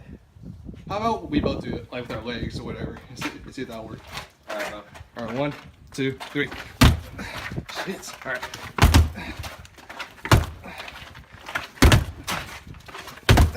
Fuck, bro, that's not gonna happen. It's not gonna happen, man. No, not at all. All my ligaments are done. Damn you. What? Hold on. Welcome to my crib, y'all. MTV. What's up? All right. Here's my pet lizard over here. Y'all. Oh, what's up? What's up, bro? What you doing, huh? You pump? I lived in one of these rooms below this, but it looked just like Alright, this over here, bro, is where I keep all my shit. for the summer. You know, dead bodies. Where you building one? I'm joking. You know, and then I just Millie Rock over here, you know. Just show my ass. My crib in TV. Dear God. Sorry about that. That was Fuck MTV. Fuck MTV. I'm going back to BuzzFeed. Fuck y'all. How about Vivo? Even better. Even better. You know what's MTN pretty big? What? My heart. Your heart. Oh, your heart. Yeah. What do you think I said? I'm hard? No. Yeah? Yeah, most urbexers don't do shit like this. Say it later. These are a bunch of kids. With me? But they're getting good videos. No, please? No. Well, I guess my neighbors got divorced again. That damn couch is over there in the yard. Damn you and your freaking TV, Henry. That's a couch. Yeah, I know. Oh. So a little quick feed. This is where I heard the voice. Well, hear a little growl. And that door right there was never opened. And this is where the little pentagram is at right there at the wall. Michael Jackson. My 9th grade year, I stayed in this building to the right. Probably 3 or 4, maybe 5. This is where the pool happened. Down. Before, you know, the KKK came and destroyed their place. And this is where Hancock's was here. This is the rec Yo. room. It said, fuck you. It said, fuck you. They're like, it is so hot in there. Like, no joke. And that is the witch's broom right there. That's her ride. Just sitting there, parked. That's not her ride, bro. That's her fucking filter. Oh, dude. Alright, so this should be opened. Yep. Well, it's somewhat cleaned out. Oh, that is scary. Yeah, this is cool right here, man. This is where Michael Phelps trained, you know, in his early 2004 Olympics. Yeah, I just thought you should know that. Bro, those are footsteps. I know. That was so weird. So, every time I have the camera off. I heard something. I'm not even playing. I forgot to record it, but he and I heard footsteps like right there. And it happens every time. Like every time I hear something or he hears something, we're sitting here just talking about it. We hear stuff. There is I don't know if a history of this place having paranormal activity, and I can definitely confirm that to be so true. like he thought I didn't hear it until like he said something about it, but over here at the corner or whatever, he hears someone yell. I didn't hear it though. It's because I made that terrible Michael Phelps joke, man. That could You're be coming it. to get me. Yeah. Come get me. Fuck. Yeah, I think he's gonna rape you like he did with those kids back then. Who raped kids? I did a lot of You did? urbex, and you definitely don't wear Oh, tennis no, shoes Jackson. going into buildings like this. Oh, yeah. Phelps? I don't know about that. He seems pretty cool to me. He's still alive. Yeah, I know. Oh, jeez. I don't know, scraped up, but I'm all good. That poor couch. Didn't deserve to get thrown out. Yeah, man, I would sit on that. Anytime. Anytime. Anytime. Anytime. Anytime. Just like you should subscribe and like anytime. Yeah, anytime. Anytime. Anytime. Any? Anytime. Any what? Anytime. Any? Time. Any? Anytime. That was a good time. Time. Yeah.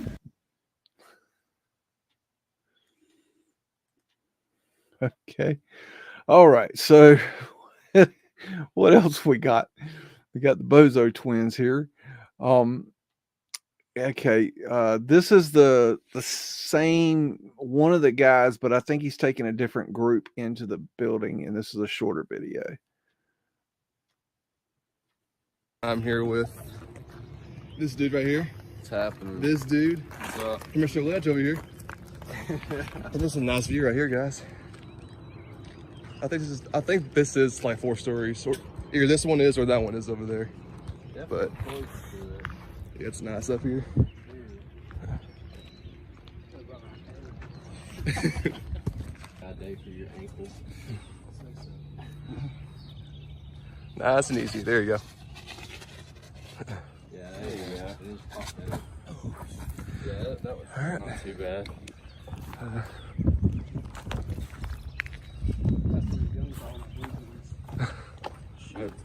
My white shirt's pretty ruined.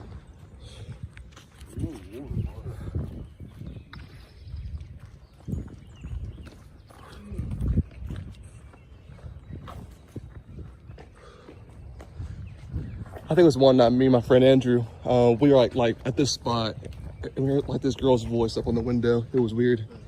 Like, I think it was right here or there somewhere. I don't remember, but it was crazy, dude. I just don't see a pile of shit anywhere. That would ruin my day. If I say the worst thing that you'll see is coyote, but that's like towards night time, so you're good. Yeah. I mean, we just see Oh. I almost did. Like, I saw one, like, I was coming down from somewhere, and I saw his tail just going by. I'm like, oh shoot, that's coyote. Over here is where I heard a growl, because I was sitting right here, and a friend of mine was in there, and I heard just like a weird rumble, like over here in the corner, over there. It was weird. And it was worse. Right here. Oh, that's nice. Oh, yeah. All right, guys, here's the pool area.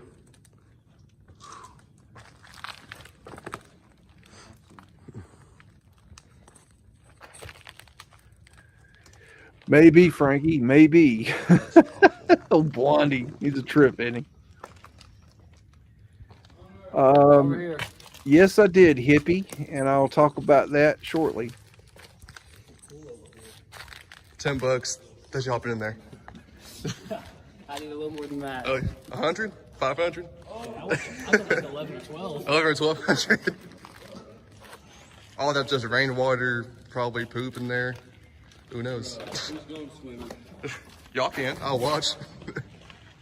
Just dive off here and there you go. Knock on wood, which is everywhere.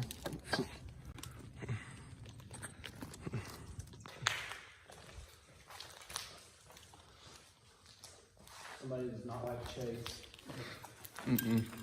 Fuck you, Chase. That's nice. Got glass in my foot.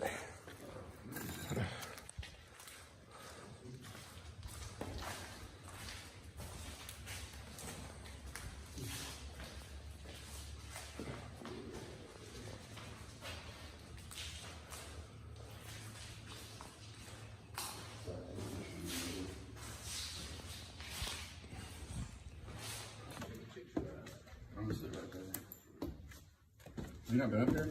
I haven't yet. Oh yeah, it's nothing.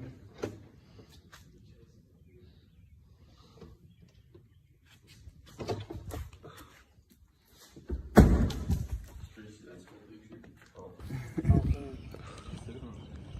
don't think I've ran since freshman year.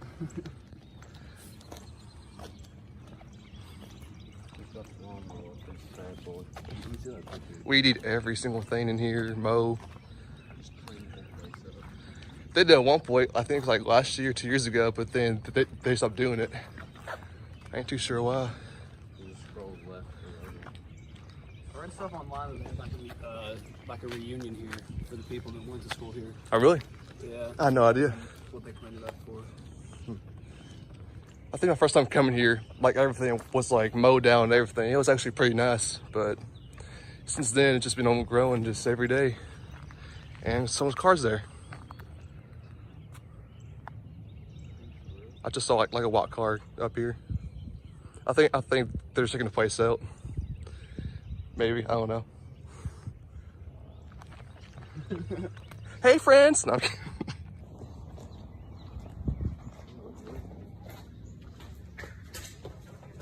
This is the gym, and they're going down into the boiler room below the gym. Down here to go up this way.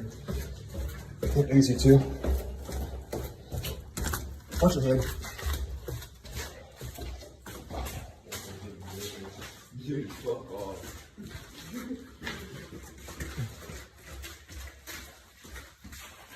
Smells pretty good.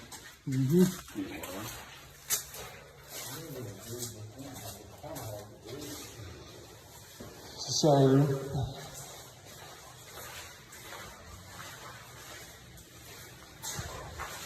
that's the basketball locker room.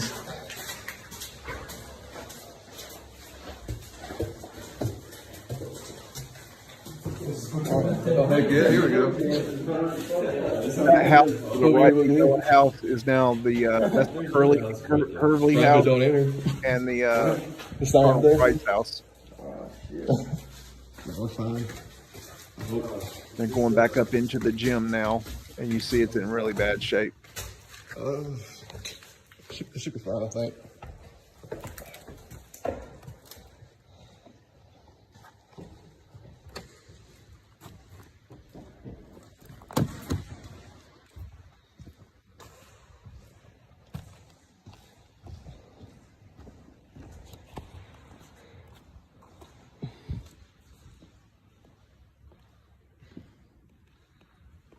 Yep, changed everything incrementally. GT, exactly. That's like, I think it's towards that way, I'm pretty sure, over there in the corner, like far that way.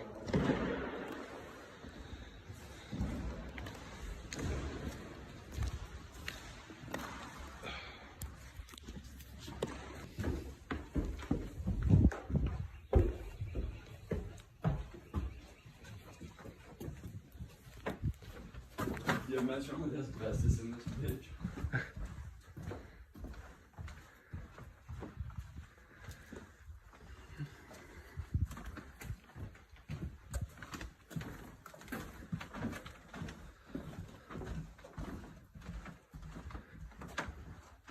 You wanna go up here? Sure. I think to your right is where the theater is. Notice how If I'm not steep mistaken. these stairs are. They're abnormally steep. They're dangerously steep. And yes, nature does take over very quickly, hippie. If you look at in Chernobyl, over in Russia, nature has just started to take back everything over there.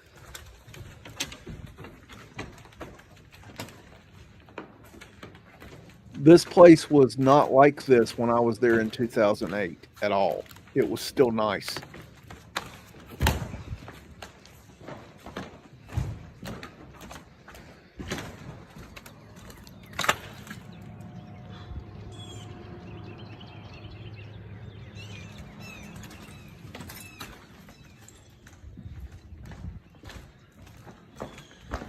Yeah, the basement of this building is incredibly creepy. something just very, very odd about it.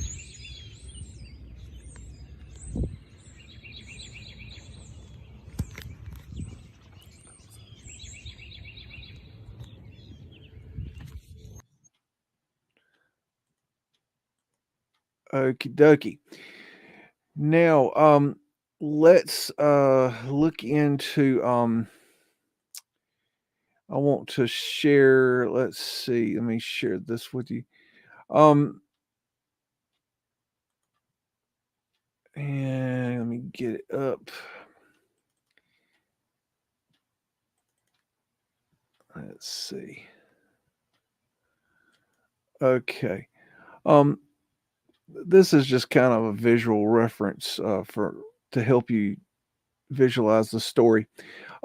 One night during I believe it was during the summer. I stayed there when I went in January of 1988. I stayed through the summer.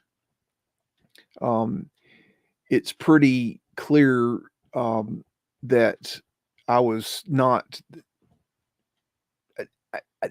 I needed to be away from the house so that Mama could get her a new man, and so I was 12 hours away, and I was out of the way. It's just how people did things back then. But during the summer, at nighttime, I had heard stories about people seeing things and hearing things and weird things happening and things moving. Okay, and it all sound like whatever. You don't believe stuff like that. But that being said, I'll tell you my experience of the experience I had while I was there. During the summer of 1988, I was walking across the courtyard. It was very dark. There was very few people around because it was the summer, and there was maybe, oh gosh, there might have been 15 to 20 people on campus that summer. And so there just was very few people around, and those 15 out of those 15 people, half of those people or at least 5 of those people, I'm sure, were adults. So there was very few people around, and I was walking across the campus, and I was on the if you're looking at the back of the building, I was coming from the far side of the building. I can't remember what I was doing over there. I might have been playing basketball or something. I can't remember, but I was coming from that side of the building, and I was heading all the way across because I stayed in the room on the opposite side of the building. If you're looking at the back of the main building, I lived at that time on the left side on the ground floor, right near the cafeteria.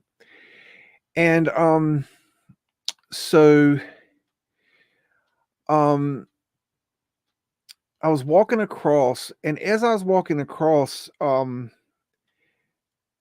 saw a man standing there, in kind of in the middle of the building, but in the middle of the courtyard. And at first I didn't think much about it, and as I got closer to it, to the man,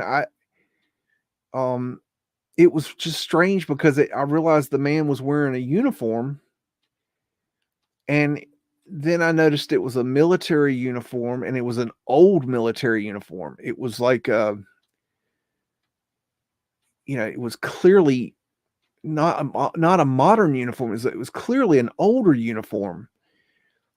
And so I kept walking towards it, and as I got about a third of the way across the courtyard, the man turned and started walking towards my room.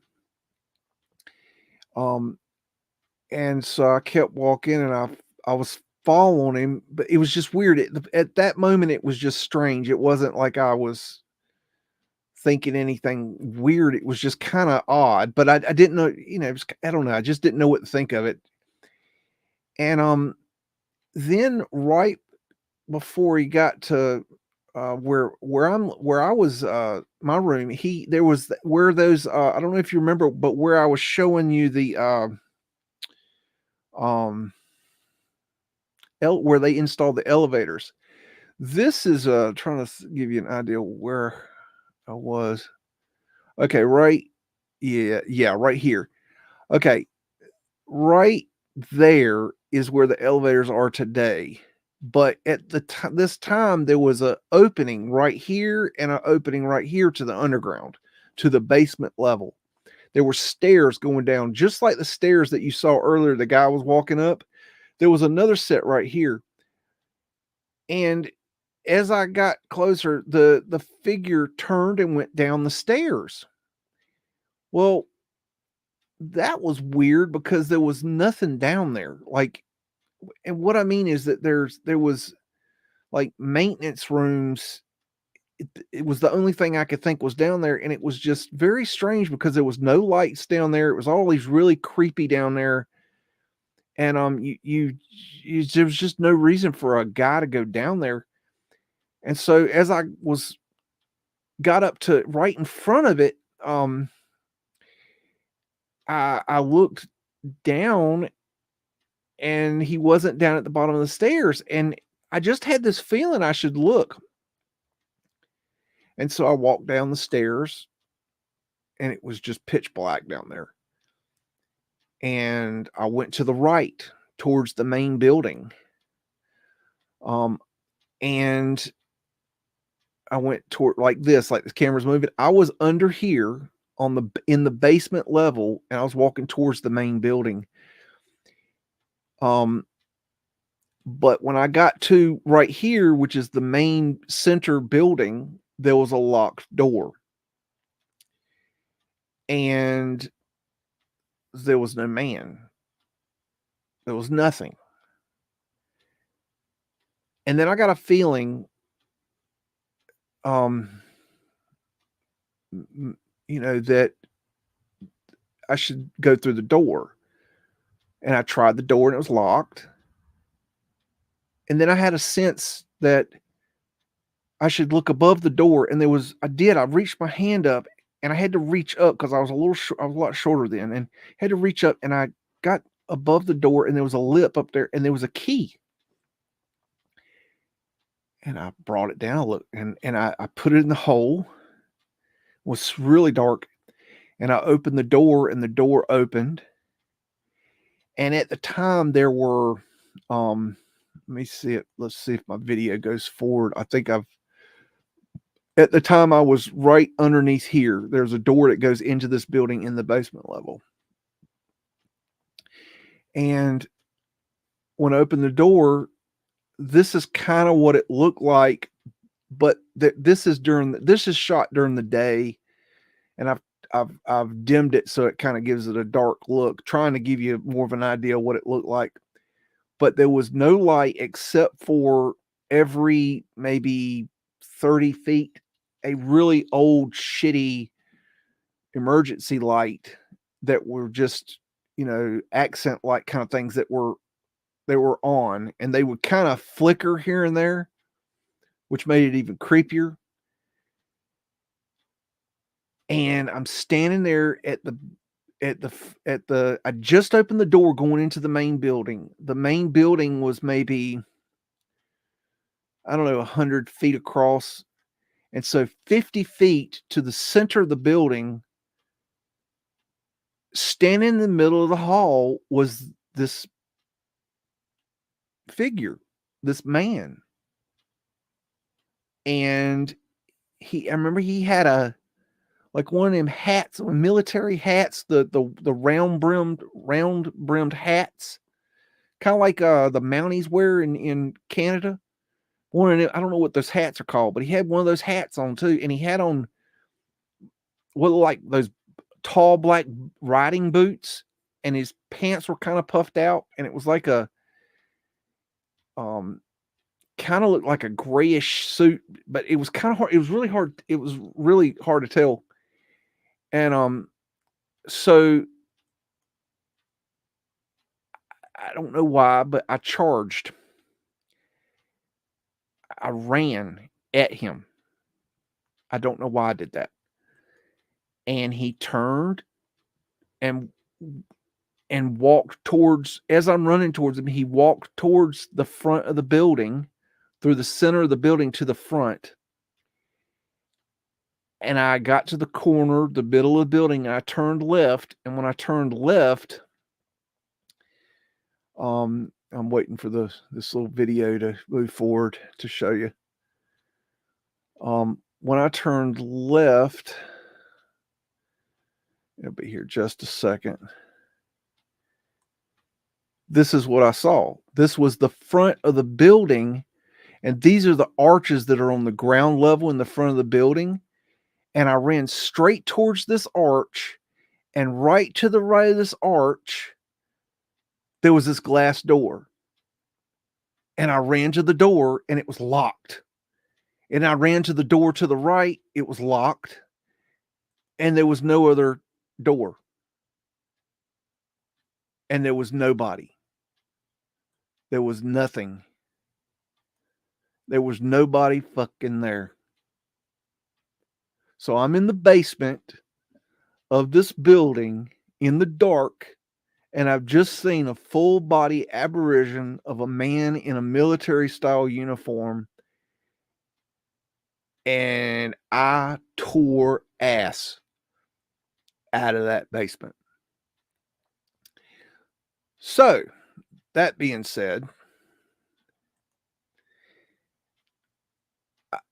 later when I told some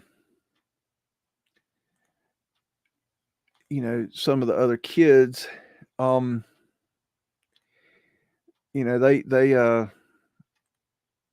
had interesting things to say about it. And what they had to say was that it was Charlie. I said, "Who the hell is Charlie?" And like, "Colonel Charlie." "Who the hell is Colonel Charlie?" And like, "Oh, he's the ghost that haunts the place." And it was just like a known thing. "Oh, that's Charlie. That's Colonel Charlie." And that's all I ever heard was it was Colonel Charlie. And other people had seen it. And I was not the only one. And it was a very common thing for people to see Charlie. So later, years later, when I got older, I kind of went back to see what I could find. And sure enough, I found some things. And this is now scrubbed from the internet, but I got this off the internet many years ago, and I kept it, and I had to scan it to get it back on the computer. And this is a TMI alumni bulletin that was put out, and this is when they built the new recreation center. And this is this I'll tell some stories about this. This right here, this arched covering walkway was there when I was there, and the science building was right here. The pool was right here, and remember this arched way, and I'll tell you a story about that. But let me introduce you to Charlie. Charlie, from local legend, is this gentleman right here, Colonel C.W. Price.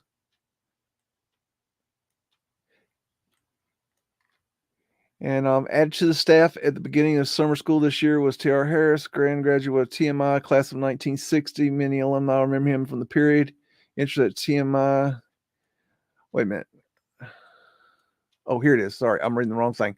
At the end, Colonel Price finished 45 years with school. At the end of the current season, Colonel Charlie will have passed the retirement age set by the Board of Trustees of 70 years. Colonel Price was to Sweetwater came to Sweetwater with Colonel C.R. Inslee, Senior Lieutenant Colonel W.R. Neese, and Colonel L.U. Ragsdale in 1919, establishing a new administration for the school. Colonel Price has served the school in many capacities during the past 45 years. He came originally as a teacher of science, but soon became assistant commandant. Then commandant through succession of 16 years. In 1935, I believe, Colonel Price took leave of absence from school and engaged in the Barate, what does that say? Mining business. What does that say? Barte mining business. I don't know what that is in Sweetwater community. He continued until the outbreak of World War II, 1941. At that time, he was recalled to active duty under terms of reserve commission and served with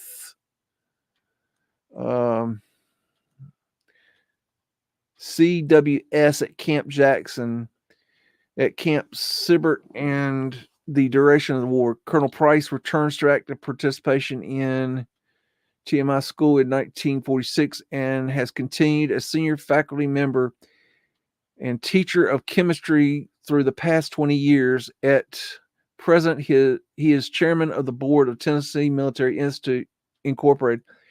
As a fitting climax to the service rendered to the time the school, Colonel Price, he has agreed to occupy the position of principal speaker at the graduation exercise May 1985 or 65. I think 65 definitely. Attended all of the alumni. Is called to this cutoff here, so give me a break. Called to something May 30 date on which the exercise will be held. Something that a large number of alumni like to be in attendance here. Colonel Price in his final official act of his connection with TMI. We are sure that all the alumni realize that Colonel Price living next door to the school property and that his presence and influence will still be felt on the campus for many years to come. We are confident that the school will benefit from his continued interest through the remainder of his life. So, this is some more information about TMI. This is him. Says me Johnson plaque to C.W. Price. That's Colonel Price right there. This is an old picture of Colonel Price right here. And I'm sorry, folks, this is the gentleman I saw that night, except he was wearing a hat, a military officer type hat. That is the guy I saw. And I think it's very interesting that he's doing the hidden hand. This is Charlie. This is Colonel Price. And when I saw him that night, I was coming from this way, towards this way. This is the main building. And I saw him right about here. And he walked across and then turned right to go under the building. This is, to me, exactly what I saw. That is what I saw that night, except he was wearing a hat. I shit you not. Here's some other stuff I found about him. 1919, 1966. He died in 66. Colonel Charles Price, Tennessee Military Institute, Sweetwater, Tennessee. 47 years of service. Captain C.W. Price, Assistant Commandant. This is him when he was younger. Major Charles W. Price, Commandant Science, B.S. Cumberland University, Head of Science Department, Tennessee Military Institute, 1919 to 1920, Assistant Commandant, Tennessee Military Institute, 1920 to 1929, Commandant, Tennessee Military Institute, since 1929. This is Major Price's house, Colonel Price's house, and this is the second house away from the school. This is in 1944. Colonel Price, this is in 1954. That's the same picture, I believe. That's at 59.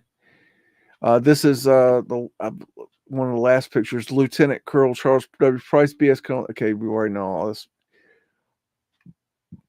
This is in his final year at TMI, 1966, and I believe he died in 66 too. I thought this was interesting. May he walk the halls forever as inspiration to all students to come. Stan White. And this is him receiving a plaque, I guess some kind of award. This is him right here, 1967. He died. He died right around there. Anyways, then I also found this. This was really interesting. This is Stan White, the same guy that talked earlier. He says, in August 1959, I was preparing to travel to TMI for my freshman year at TMI. I was traveling with the Sum and Ellis Lockwood of the same state, Massachusetts. Before the trip, my father, Stuart White, class of 1931, told me of a unique teacher from TMI's science department. He said that Manager Price, maybe say Mr. Price, anyways, Major Price, I guess he had been a major at that time, would show me some interesting things in jars. He said he would be surprised. I would be surprised. He was correct, and Colonel Price was the most interesting teacher I can remember. And then this one just killed me. It says, tribute from TMG on 1/15/2007. This story was quoted to me from David Emanuel of TMG. During the Christmas vacation at TMG, a 4-year-old boy of one of the faculty members' sons spoke to David saying he has seen a ghost walking the halls of TMG. The ghost was a colonel and his name was Charlie. The students are aware of this same ghost and call him by name. This is, of course, the product of the fame and glory of Colonel Charles Price. So it was just blew my mind when I saw that, just even years later that this ghost is still being seen. And it's funny that when I went to visit in 2008 and I was talking to the Sweetwater policeman that was guarding the place, he had seen him too. So it's a very interesting tale. But I definitely experienced that. No question. It was scary, but not scary. It wasn't like a scary. He didn't make it. I scared myself more than he scared me, I think. I got scared when I realized there was nobody there. Like, it was like I was chasing this. I guess at the moment I thought it was a person, but when I realized it wasn't a person, there was no way it was a person, because you can't go through a locked glass door. You can't go through a brick wall. You can't go through a locked area. Like, there was literally, not only could he not get through the doors, and not only could he not get through the doors and locked doors, but I literally ran after him. And when he went left, it was literally 2 or 3 seconds before I went left. So in 2 or 3 seconds, there's no way he disappeared. There's nowhere to go. He couldn't have gone through the doors. So I'm 100% sure that I saw this. It was a very, very cool experience. So that being said, let's take another look at some video, and we will go and see what it's like to visit the school at night. I hope you all enjoy, and we will be back shortly.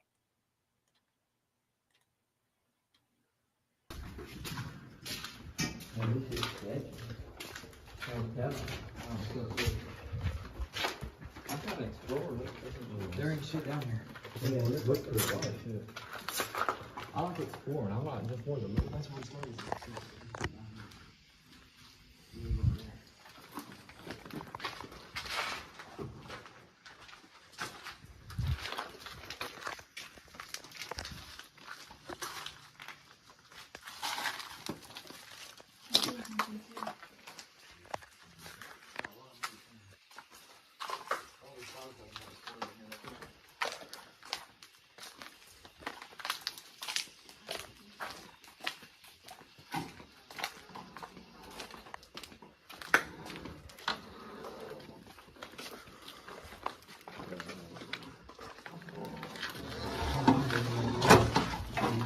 Hey, come here.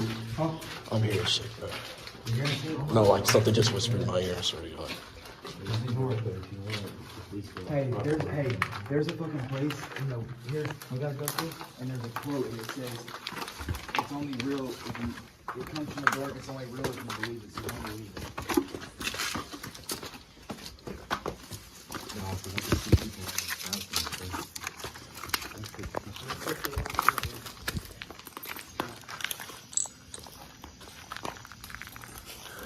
This is a school, ain't it? Is this a school? They've stayed here. This is what it's gonna be. Yeah, I'm glad to sit in this crib, so. Hey, how much for rent? Yeah, this shit's pretty nice.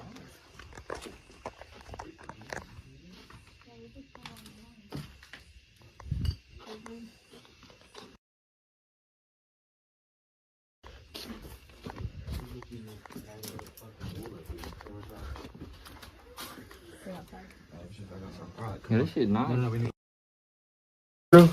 Hell yeah, let's go. Hey, video. Y'all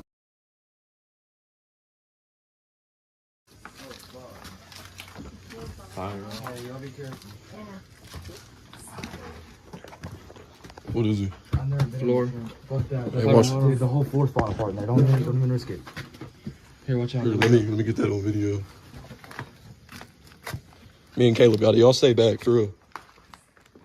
Y'all stay back.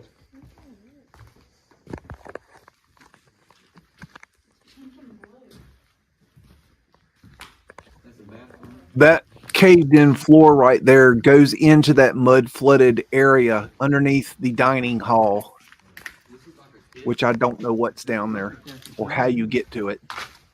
Oh, shit. You seen that? Stay back. You seen that shit? Oh shit, that's water. Hey, fam, you seen that? Oh my god, look at this place. This is crazy. Yo, I want a picture right here. Oh, I know where we're at. Yeah, I have right here. Here, come on over there. I'm taking my playground. What is this water? What is that? I don't even know how to follow this. In my head. How to do it. Yeah, what I have to do once you're done. Put the middle finger up. But you don't show them the lights like the side and not showing them.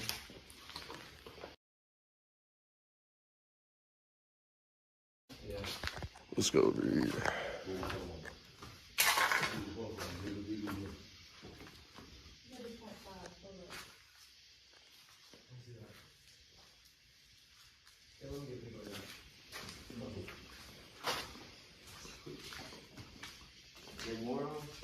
That shit tough. Go ahead and see me that. Let me get a pic like that. Let me see the picture you got,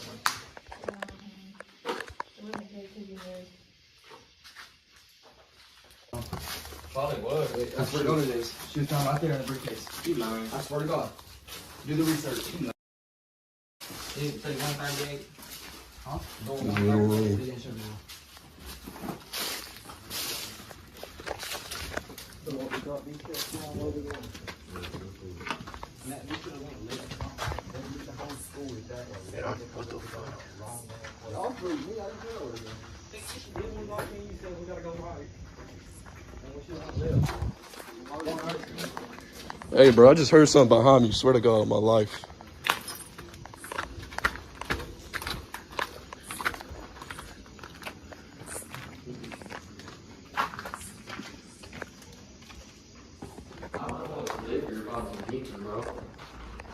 Like in one of these rooms, I would live in one of these bitches. Wait till we get the bigger ones. Shit, if I was a tweaker, I'd do it too. We're on the third level. I thought there was like an inside school, not little dorms. I've seen so many videos where they go to like abandoned hotels at home. And the people Wanna say I'll keep that with you? Okay, bro. That shit. We could come so you don't. This is fuck you and then your dick on the wall. My door's closing. Yeah, look at that. Top door's closed. One of the cards. White on my hand. Don't close the door. Yeah, that big land shut. It's been boarded up. That's how they are. Big ass spotter. I wish it bit my dick.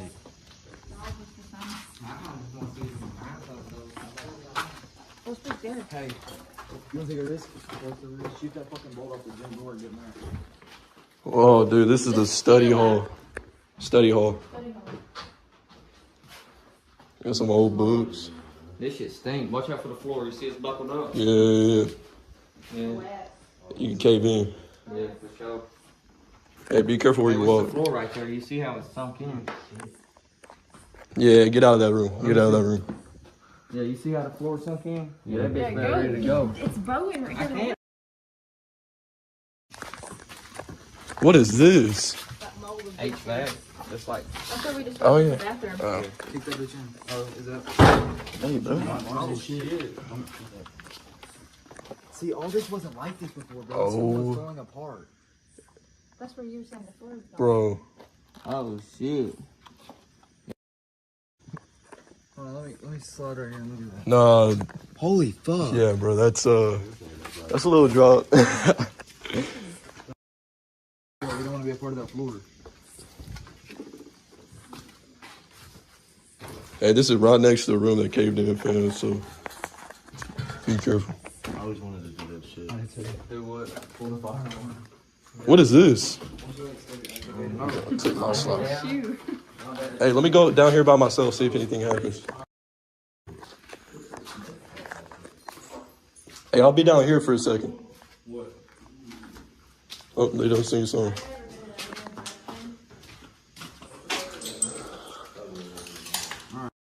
Go scan. It is sweet. Dude, I can't believe that fucking floor fell. That was not like that.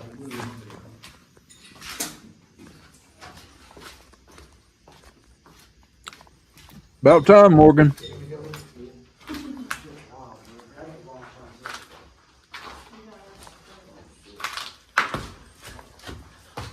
No, I feel like that's a bad idea.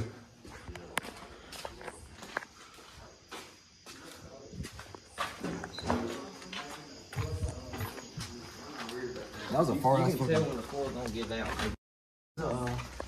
far ass drop. I'm just saying, you can tell when the floor's gonna give out. It's like, Something up with this one. Oh, I got bad vibes, bro. This one I got bad vibes. Yeah, I love this Urbex footage. I love how scared they are. It's wonderful. I got a bad feeling about this room. 'Cause I've done this before, and it is scary. No, hey, step in that one over there. Which one? One to the right. You want me to go in there by myself? Yeah. I highly Which suggest one? it, y'all. Hey, stay out, stay out. I want to see a song.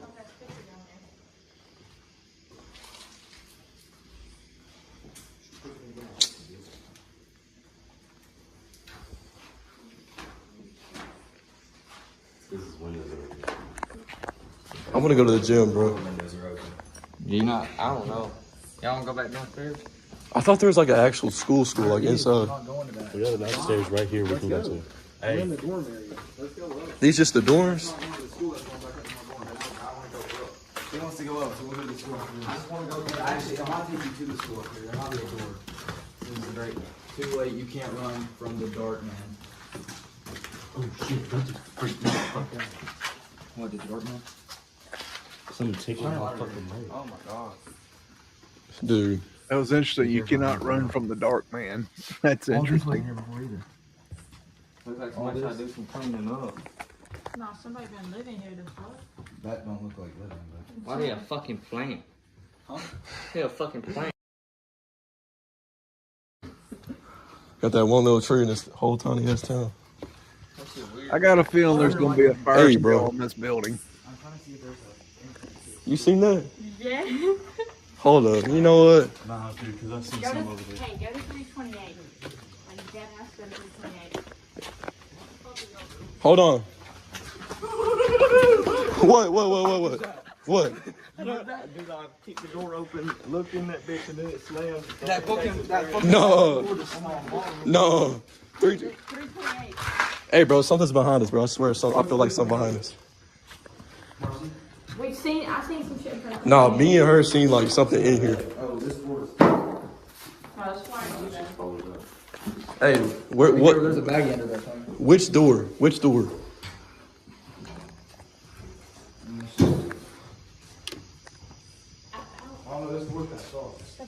Which door?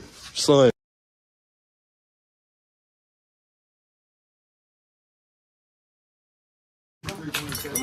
Did anybody else see the eyes there in the corner? And then when they look back, they were gone. There's a satanic star on the one y'all see to that. Of course. Oh my God. Of course it is. Of course it was this one. Hey, somebody stand in front of that door, it's gonna slam. Yes. We like a street 3 call that number 423-351-4839. Dude. Oh my God. Dude. Hey, take the light off for a minute. No, that's still, bro. Ass cheeks in the back and all. Nah, this room got bad vibes. 4839. I don't take a picture of that. That means it's packing. Cock block patrol. Mr. Pickles. Hey, if y'all see any like names that would In the dorms. like if y'all see any names on the walls or shit Don't like that, read 'em. don't read them. Don't read them. You see any names, don't read them. Yeah. Hey, bro. We just gas. No, it's just paying for now.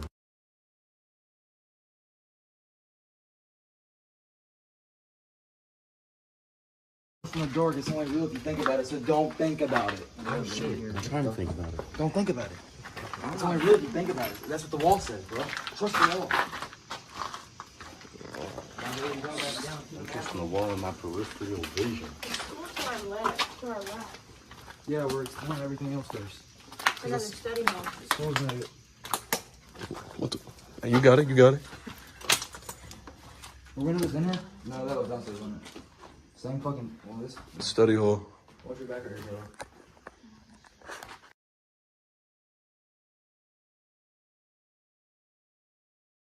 Boy, go. Oh.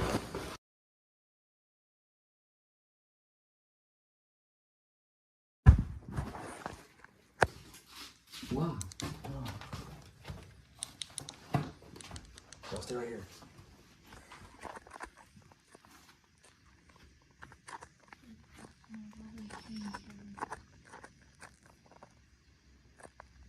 Somebody's here, bro.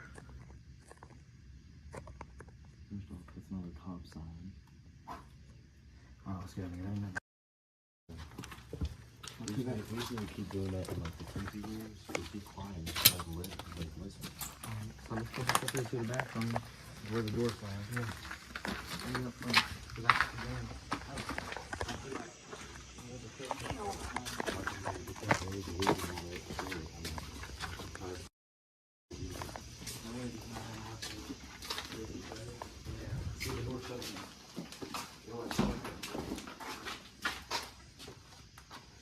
See that bitch slam, Caleb.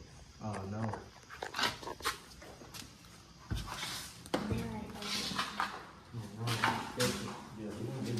No, Nice. Oh, it's hot here too, though. Oh, it's hot as fuck over here. Yo. Thanks. 6, 8, 6, 6, 6. Alright, get the fuck out of here. Bad vibes. Let's go. 666 wrote on the doors. Yo.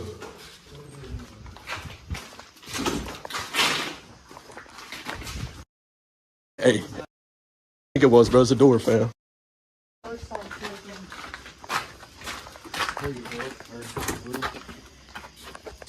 Looks pretty positive in there, huh? Oh. Oh, shit. Oh, that's nice. Dude, it stinks really bad in here. Yeah, someone's been staying in here. And it stinks. Nigga pissed himself. Let's go, Mark. Get on his toes. Move.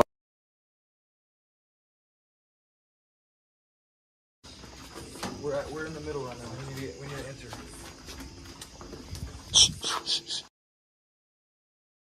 I was hearing talking. Yeah, I can tell. You want to go through here? Keep going down.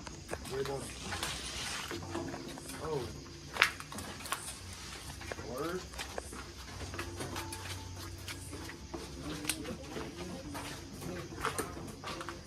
Alright, where's the entrance at? Right there. What, to the school? No, that, yeah, right here. These kids, these Chinese. Push it. Nice. One more. Oh, y'all being too loud. Just walk up here. Hey, what? I wonder why they got that door so shut off though.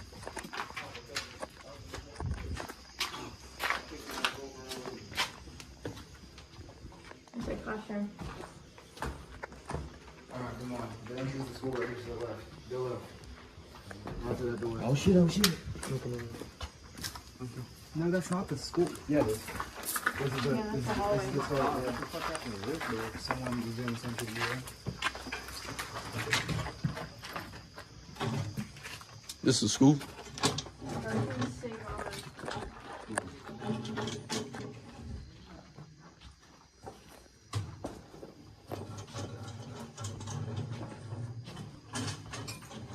Alright, hey. This is the beginning right here. This is the hallway. No, that's not going in. Yeah, let's go. Hey, let's explore each room one by one. This is the start of the school. It's the hallway. Damn. Alright, so now Who leave it?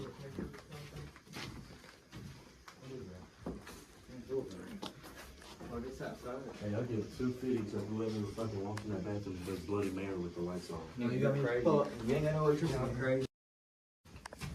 You got me fucked up all the way with the neighbor kid. Look at that.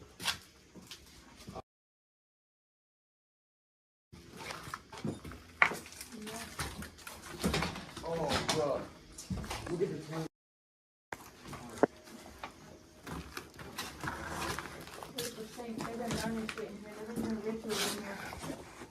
Oh, hell no. No, I hooked up fucking wind. I just heard. Did you hear that? The, like, The scream? was that a scream? It sounded like the wind. Maybe from the wind. I'd say it was the wind.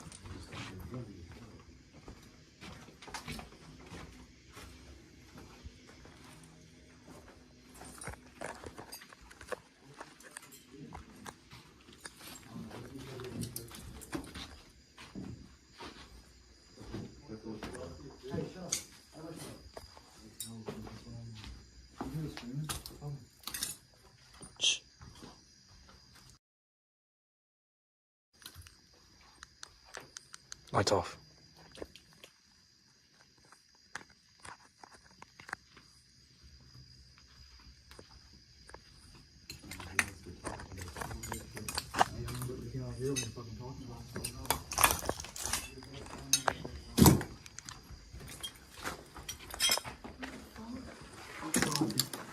Oh yeah. Yeah. This is scary. What the fuck? Hey, these are like people's eggs. Bitch in their faces are eggs. And that says something. Dude, push that door. Something's holding it, bro. Push that door. Something's. Oh, it's just this ring to the. Shit, boy. Let's go. Where we at? We're going to the Hey, go. Let's go back in up there. That's just big house. Okay.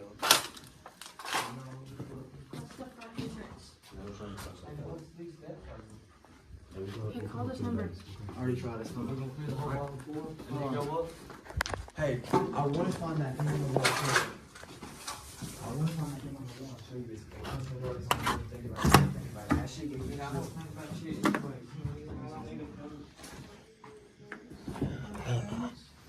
Yeah, that's something very cool.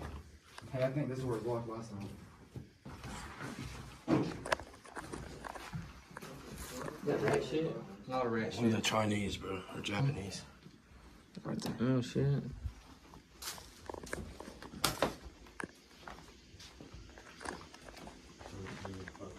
That just goes outside.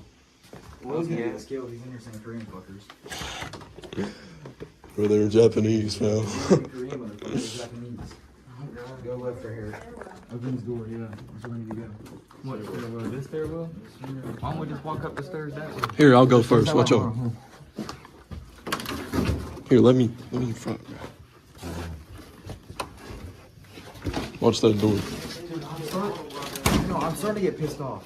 Why? Why do we keep ending the dorms? Where the fuck is the school at? We need to be inside of the school. That's what's scary shit. Not these lame ass dorms. But it's just dorms. But in the school, that's where all like the shit is. Like the farm shit. You don't fucking know that.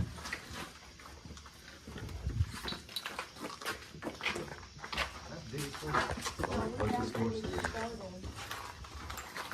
No, we put it on the other side. Right there's the school. Right there. You walk across over there. Look. Oh my god, yeah, that shit does look scary. Yes, that's the scary shit. That's where you need to go.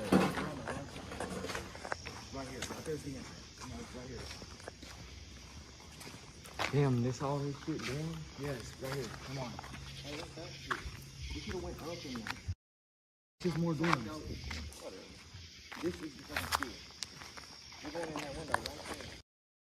There's a door right to the side of it. There's the closed. Living room. I'm walking to the front room.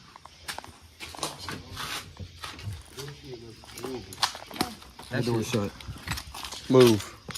Move, let me get in. Alright, go for it, princess.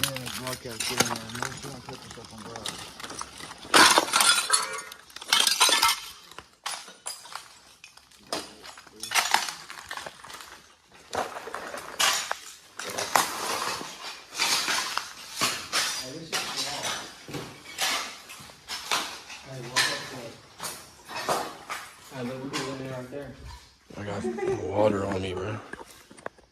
This still isn't the part I'm talking about. There's enough stairs to this. Oh no, we're in the moldy fucking room.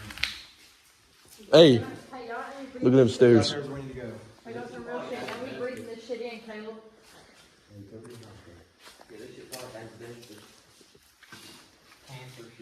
Go that way, Dad.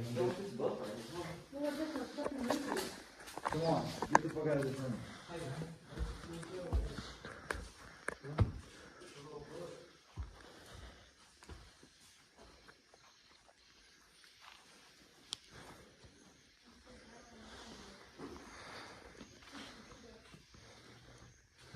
This is long.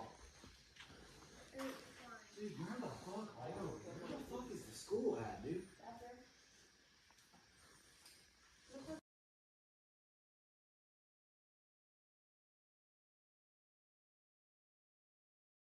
Hey, let's make it to the fucking school. We'll find it. We'll find it. There's some boots. Let's go. Let's go, Peter. There ain't nothing up there. Yeah, I think I'm gonna have a heart attack. There's a stage. Maybe. I think there's just bookcases falling over. Watch out, Marcy. There's a fucking spot not to cookie. This Chief Keef ain't that. Shut the fuck up. That shit's swap. I didn't even know how you spell Chief Keef. Hey, what's the door right here? Oh, I thought that shit went down, bro. Hey, I'm getting insurance money, bro. Is that asbestos? Only came for the Eclipse. Is that where the sun comes over the sun? The moon comes over the sun? The sun turns black? Where's the school at, bro? I don't know. Bro, look at that bird right there. Is it dead? Hey, get the fuck away from that. You know what they say about dead animals? That's probably just a dead bird, Loki. How the fuck did it die?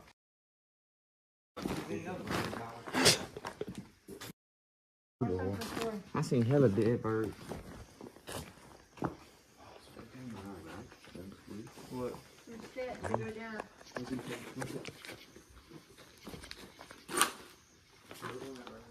You good? Yeah. How long have you been recording for? 20 minutes, but I have a 8-minute recording in 4 minutes.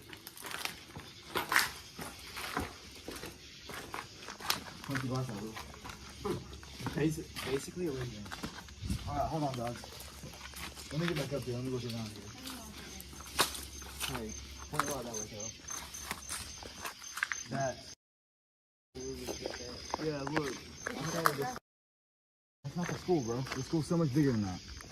I swear. Let's walk this way. Dude, that track. Yeah. How do you get up there? Here, walk back this way. Let's walk back to the beginning. right through here, right through here.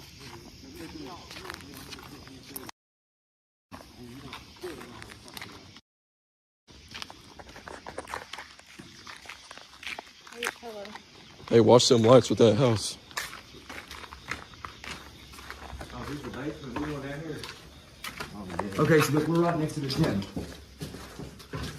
Oh my God. We're right next to the gym. I want to go first, bro. Dude, is this a boiler room? I don't know what the fuck this shit is, but I'm going around. Now watch my back, though. Hey, watch his back. No.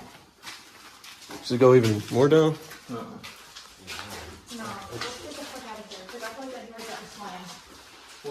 Hey, there's a door over here. Door over here.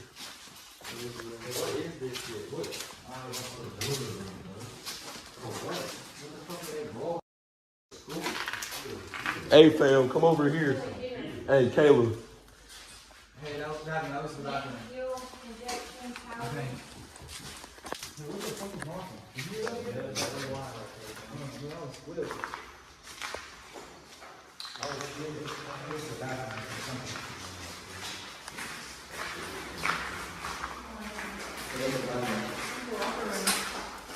Here we go. This leads up to the school. It has to be, bro. Hey, come on. Hey, this is a school. This is a school, fam. This has got to be. Oh. Hey, there's a house. There's a house.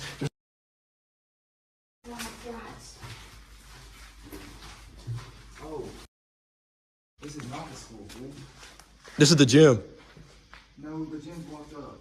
Hey, you can't go this way. No, I'm going to go through here. Through the motherfucker. That ain't really falling through. Alright. Chill with the light. You don't got it. I'll go out there. Alright, y'all can kill yourselves. Fam, bro, what is this?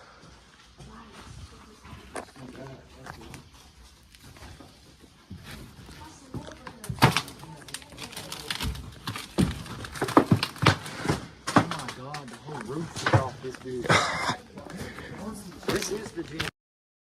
Dude, look, this is gym. It's the gym. Oh, look at the basketball hoops. Look at that bird. It's the gym, bro.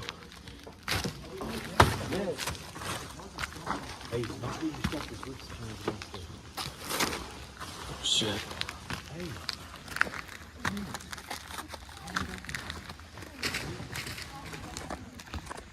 What the fuck? What the fuck? Hell no.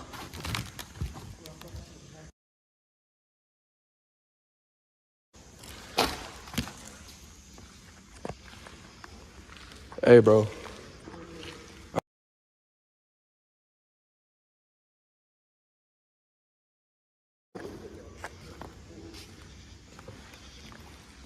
Watch your step, bro.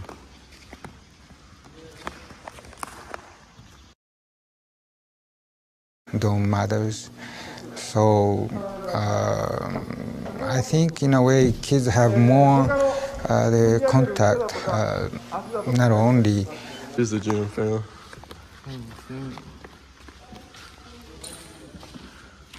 Bro, look. This is insane.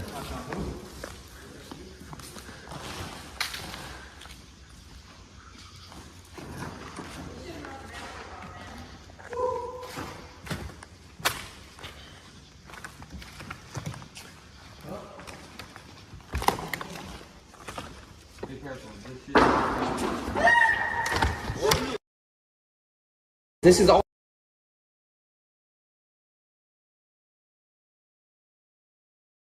Oh, hey, bro. I just about fell through. It's the fucking floor. Nigga, that was a loud bang back here. No one's even over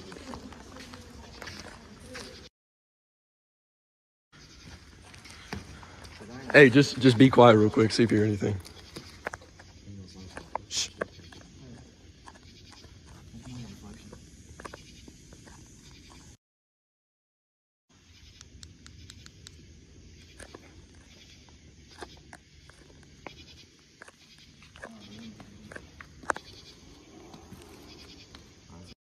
fuck?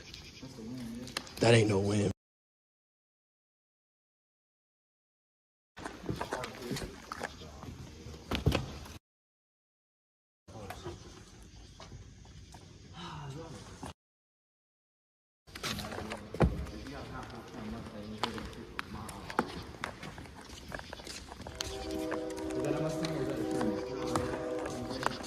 This is when they do an outline of their body. This shit was probably here for some kid. Probably. Hey, bro. Ah, something just stung me. Something just stung me. Something just stung me, bro. Ah. Did it hurt that bad? Yes, bro. Did you get stung? No, it didn't.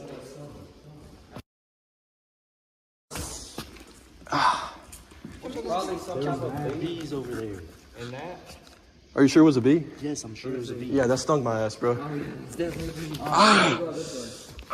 All right, bro, let's go. Let's get out of here. That way, the floor's rotten. Do you see the floor? It's the same way all the way to that door over there. And that door's not even open. Bro. Hey, there's bees everywhere in here, Caleb. We gotta get out of here. Caleb, there's bees everywhere. Yes, I got stung, bro. 3 times on my finger. Hey, bro, we got to get out of here. Bust.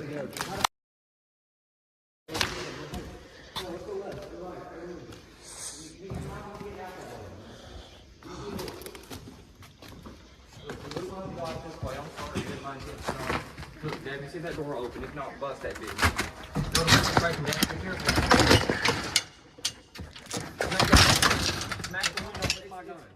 Huh? Smack the window with my gun. It might go off. Don't hold your finger on the trigger. Just fucking smack it. Hey, bro, I'm caving in. Alright, so get your ass back this way. We gotta go back that way. Oh shit. Come on. Whatever the fuck that is. There's bees all over the place. You just want to see how mercy? What was it? That was two. No, That's a bee. Hey, bro, I got stung, bro. Bro, I'm getting stung again. Hey, we got to go.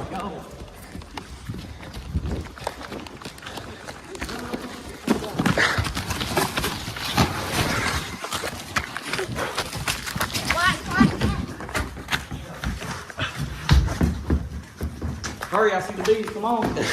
Are they actually bees? Let's go. Come on. Ow, bro. Ow, bro. So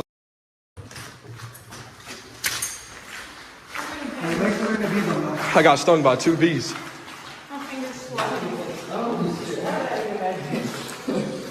All y'all got stuff? Yes, bro.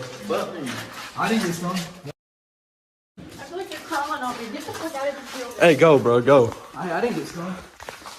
I ain't eating. Bro, my... Go, Devin. Your podcast. This shit. Yo, somebody video this. This shit right here. Marcy, you didn't get stung. You got stuck by a porcupine. You got a porcupine, baby. Hey, we need to get out of here, bro. Let's go. I got a porcupine too. Got stung twice.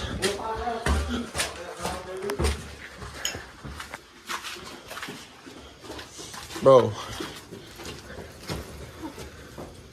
Hey, let's go there. That didn't look like bees whenever we were first in there. It was bees. Are you sure? Well, I see it now, but like... No, yeah, it was bees, but it didn't look... That being stuck on something else came out. Those were fucking yellow jackets. Nuh-uh. They were yellow jackets. They were yellow jackets. I seen that last one that got you was yellow. I don't know. My finger's swollen. This is where we were. That's why we couldn't get out. Yeah, holy shit. What? I just wanted a fucking light right. Yeah. What the? Did you get some? Hey, y'all wanna walk up these stairs over here? Yes. We gotta crawl through this unless y'all wanna walk in the woods. I'm fine over here. Bro, that actually hurt bad, bro. Yeah, it's good. Yeah, come on.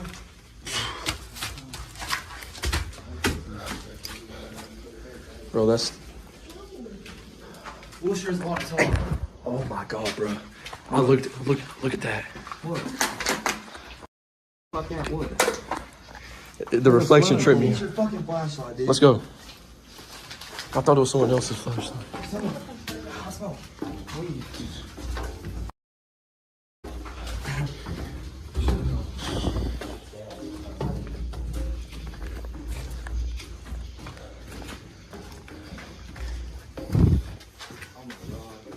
What is this? Be careful.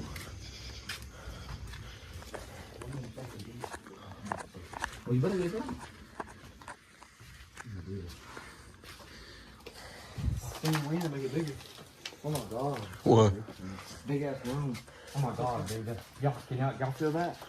Do y'all feel that? Yeah, what is that? No, bro. That's like a weird. No, I just got something on me, Phil. No. No. Was it bees? Y'all need to go. Don't be standing here too long for I feel it, everything. It was bees with the devil. No, they're cooking something in here. Get out. Yeah. What do you mean cooking? Like they cooked something in here. Get the fuck out. What is that? I don't know, Phil. As soon as I walked in that door, I'm fucking sweating. That's what I'm saying, fam. The presence or something. Look at that. Yeah. That ain't no presents. That's that mess. Who's cooking that? I want to go in this dude. That's where the pool is. Yeah, the pool's badass. I don't know how you get in. I forgot. I just saw everybody else last time. I had no way around the bed. Hey, y'all good though after getting stung? I didn't even get stoned. I didn't get stoned. Y'all straight? Yeah. I didn't get stoned. No, it got me on my leg good, bro. Damn. It got me on my ankle and on my leg. I didn't get stoned. Hey, we gotta be a little quiet though. I don't know how the fuck we're going to call back. I forgot how you get through that. They're in there. I'm gonna go first.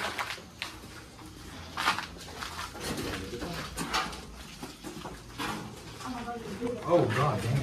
What? What is it? Kill it, bro. No, don't even touch it.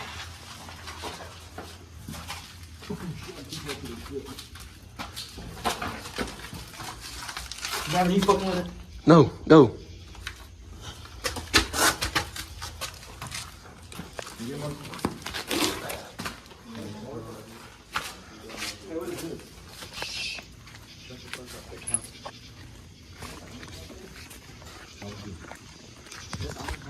Shh.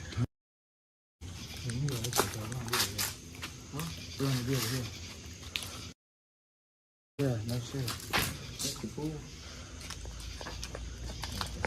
Yeah, I forget how you get in there.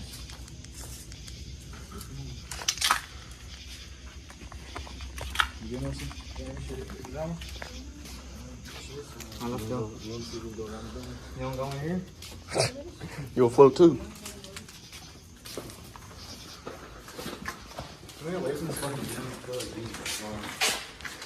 It's yellow jackets, bro.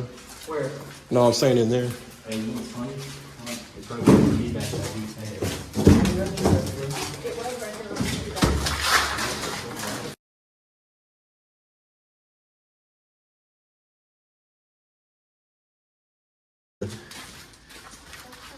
Get the fuck away from me. Go in there. We just went in there. Oh, that's the gym, yeah. Yeah, that's fucking yellow jacket territory. That's the downstairs. I know.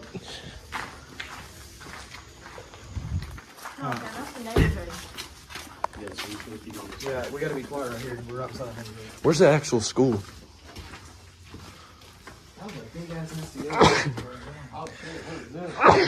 How these morons do not know they're in the actual school. There's an upstairs. Hey, bro. Oh, no. I'm just looking around in here. It's supposed to be the teachers' lounge. This is today's youth. God help us.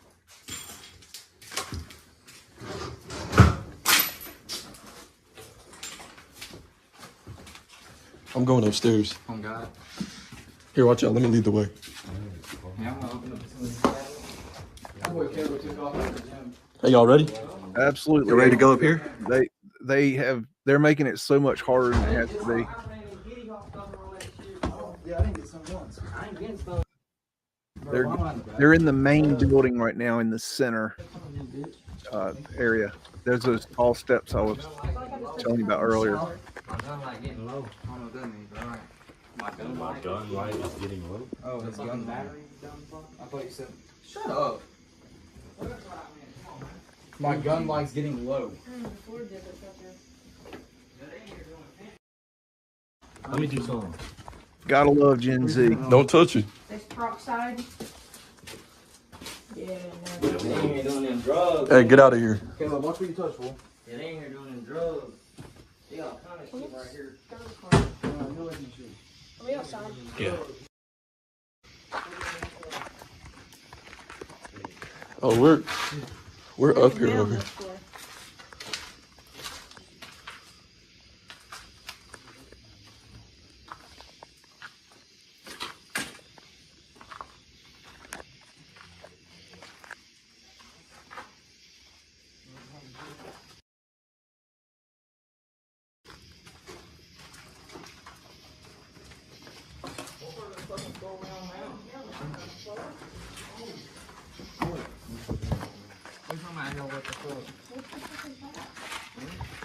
A stairwell? Yeah. Oh, yeah, that's the stairwell to the way they got up. Oh, yeah. What the heck? I hit my head on the same shit. My fault. I'm not fucking gun light. Fuck all the lights. Who would you have? What the?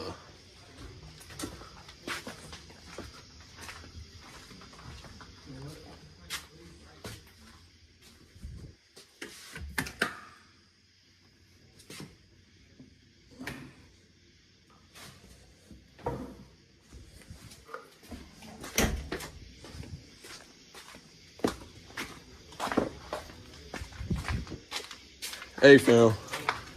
That bathroom in there, I went in by myself. I got the worst vibes, bro. Come in this bathroom with me. Shut the door behind us and just listen.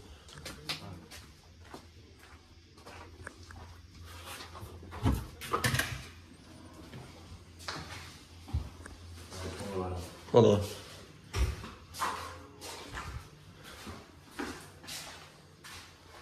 Are you ready? Hey, let them know we're in here, though. You know, it's we're interesting. testing something. This building looks modern, but it's actually lipstick on a pig. They've actually modernized. Right. Everybody the lights out. building. Just They listen. had the Japanese come in, 3, and 2. so everything you see is modernized. It looked very different when I was there, and I'm sure it looked even more different in the past.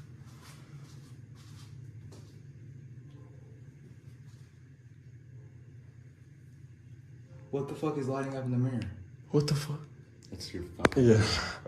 Oh, yeah, I knew that. All right, let's go.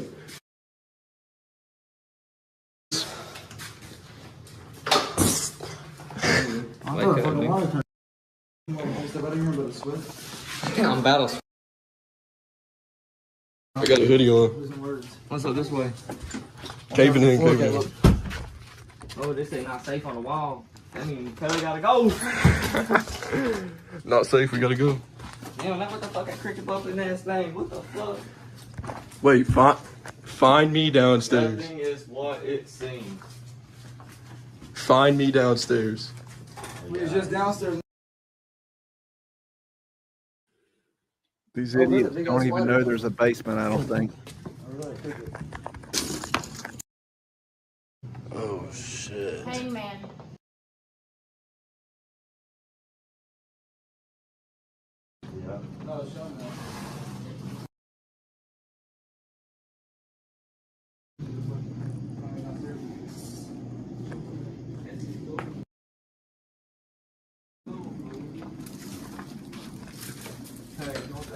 Yep, they've modernized this building, and it looks newer, much newer than it is. I mean, this building they say was built in 1909, but it doesn't look like it, and I think it's a lot From older the than United that. States or residing in the United States, how many from other countries? Okay. Out of 110, we have Well, I heard something in here.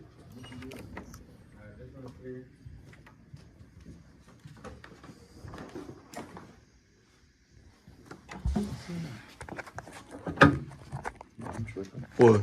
I'm just tripping. Hey, bro, you see that in the door? That's what I was thinking. Chill, fool. Let me fix something out here. Hey, we are not going to that.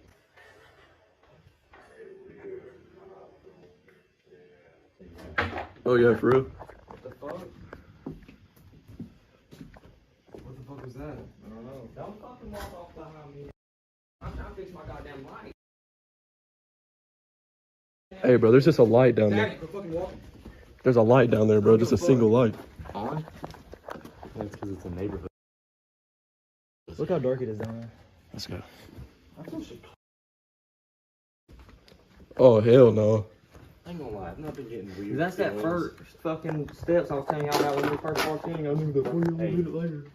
I ain't gonna lie. We hit it, I'm didn't we? getting weird feelings at all when I've been here. I just feel like that was a school call. And here? Now my whole body is just fucking tingling. Yeah. It's only real if you think about it. Holy shit. Dude, look at the whiteboard, or the chalkboard. It's still got a fucking formula on it. What did I tell you? The school was the scary part. What the fuck? That's the chalkboard. Chemical formula on it. Nigga, you ain't supposed to fucking spray me with the chalkboard, man. I would've got attention for that shit. Right on the board. Hey, I want y'all. Right on the board. Hey, I want y'all. So I'm editing this, and holy shit. I know y'all see that in the window. Look at it.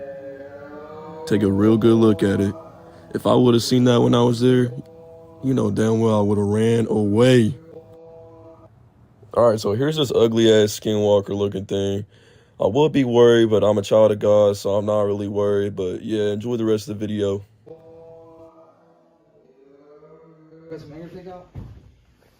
I did play with the video to see what was in the window, and where you see that at? There was something weird there, but it didn't look interesting enough that I felt like I'd share it with you. It felt like more of a parlor trick kind of thing.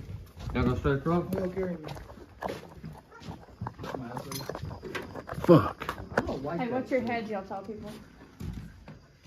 Fucking idiots thing. I wanna get caught. Oh. I know who that is. That's Don't speak on the name though. I don't even know who it is. I can't even read that shit. Hannah Melton. What the fuck, bro? Jason, you did that shit.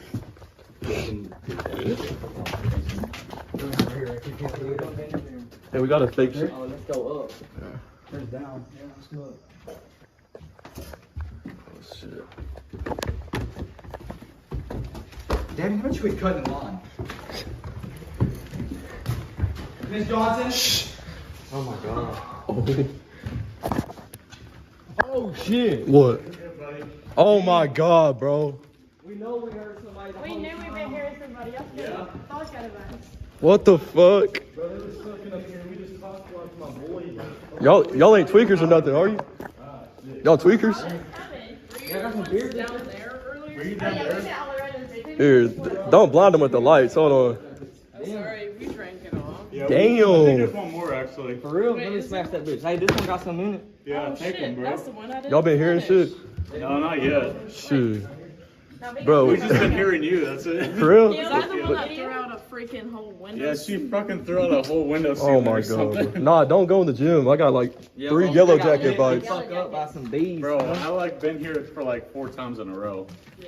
Ain't nothing I've been here happened. 4 times. Really? This is my first time. Yeah, it's my first time. Oh. I've never come back. Yeah, dude, we got a yellow jacket's nest in the fucking gym. Yeah. Oh, what the fuck? I'm gonna smash it. Hey, wait. I got a question. There's one place. Have you been to like where you can get on the roof? There's one place I've been there only one time. I can't find it again. There's one place where you can go on the roof. Is that your truck outside? Yeah. Oh, hell no. Oh yeah. Bro, there's a windowsill and I about walked out that bitch. I know, right? I was like, wait, did you guys like travel in threes? There's only this 4. Because I saw 3 people here. I was early. You said what? Yeah, I guess there's other people here. We've been here for like window ceiling thing. Yeah. And I guess they went that way and they just left. I'll be tweaking about it. glass outside and they're like, Was there other people here before us? Yeah, there's like 3 people, 3 dudes. There's a big old There was 3 dudes here. And they scared the fuck out of me. I'm sure there was. Y'all just chilling with the lights off? Like no lights in We're here? just vibing, bro. What the fuck? Oh hell no. That shit crazy. When did you get here? An hour ago? Yeah, Really? Yeah. We've been here for a fat ass minute. Y'all ain't here? Yeah, We've been here for So like we've been here an hour. 2 hours, 3 hours? Damn. Yeah. all over. Yeah. What's the most scary part looking at it? The basement. I guess the basement, actually. The We boiler already room, been yeah. down there, yeah. That shit cool. And then you Yeah. go through the locker room, it takes you into the fucking gym. And Yeah, we went on the gym. There's like, the whole if you go fucking down to place like is. the basement area, there's like a room full of like hand-side magazines and everything. Oh, do like Yeah. What the Yeah. We need to go there. hell? Shit. No, everything's sticky, bro. No, I seen y'all in here. I thought I was bugging when I seen y'all. I was like, oh hell We're no. like, oh fuck, we're gonna get them. We're like, bro, let's just sit down. Let's just let them come, bro. No, I was. Yeah. As long as you guys don't look like cops or anything. We're like, Yeah. we should be quiet. Just No, in we. case it's the cops. No, every room I thought there was gonna be some tweaker jumping out. I was No, like, if you go into that bottom room, down towards that Yeah, just room, leave it there. there's That's bats fine. I just in don't it. want to keep holding bats? it. Yeah. What the fuck? Yeah. the guy because somebody's food stash. That's funny. And some peroxide and some bleach. Oh, wow. Yeah, they're like, somebody had them do a fucking. Yeah, people have been through here like the last couple of days and everything. Like I said, I've been here like 3-4 times and all that. No one's been around here until now. Yeah. Hey, there's a whole nother room right here. Hey, I'm gonna go explore this real quick. Okay, yeah, never mind. Correct, Morgan. Correct. It goes back down. I just want. I kind of want something to happen, but not really. Yeah, the film we're dead. They literally filmed everything. like that way. What you mean? What you see, bro? Is that a fucking light? Oh, it's spray paint. You got some light? I ain't got my light. Bro, I'm just telling you right now, that ain't no fucking door. That's a whole ass like opening. I'm talking about this. Oh, I'm talking about this right here. I seen this. Oh shit! No wonder it smells like cat piss. Yeah, don't go by the 3rd floor or the door. I don't see how y'all be sitting in the dark, bro. Pissed him up right there. For real, I was. Did y'all see me? Did y'all see me? We're like, oh fuck. I was about ready to start unloading. I was ready. I got that thing. I usually have mine on me too, but I was like, I can't carry with this and everything. What's what? But yeah. See, we already had one run in with the tweakers in our hometown, bro. The fucking. God, I got the shooting at them fuck. Y'all can drink the rest of this. I don't need more. I gotta drive. Oh, that yellow jacket, fucking. Where y'all from? That bitch about phone now. Yeah. I don't like Budweiser. We had like a 45-minute drive here. Damn. That's about what we are too. Where y'all from? Maryville. Dumbass. He's the slow one of the group. The only one to Hey, is that piss? Bro, like I can hear from I everything. accidentally knocked over one. Oh, yeah. Y'all been drinking the whole damn box, so. Yeah. It took only 2 hours. Don't let her give Kason the leeway. He pissed on another himself. one. Who It's pissed on kind of himself? half. It's kind of. Y'all want this? I don't drink. I love drinking. You're driving. Okay, I'm driving then. I'm driving then. Now, let me put it on. Let me drive. You ain't driving? I'm pissing, so you don't go put my Hell no. put my dick in the video? My legs are burning though, because of them yellow jackets. Y'all get the sticker out? Oh shit, I'm a firefighter. Come here. Right. Alright, hold on. I think it's. What the hell? They might be. Mine's I like. got one on my ass cheek too, but I won't let you. Wait, where'd you They went get through the some? pants, bro? In this area. So y'all know, this is my future wife, alright, viewers?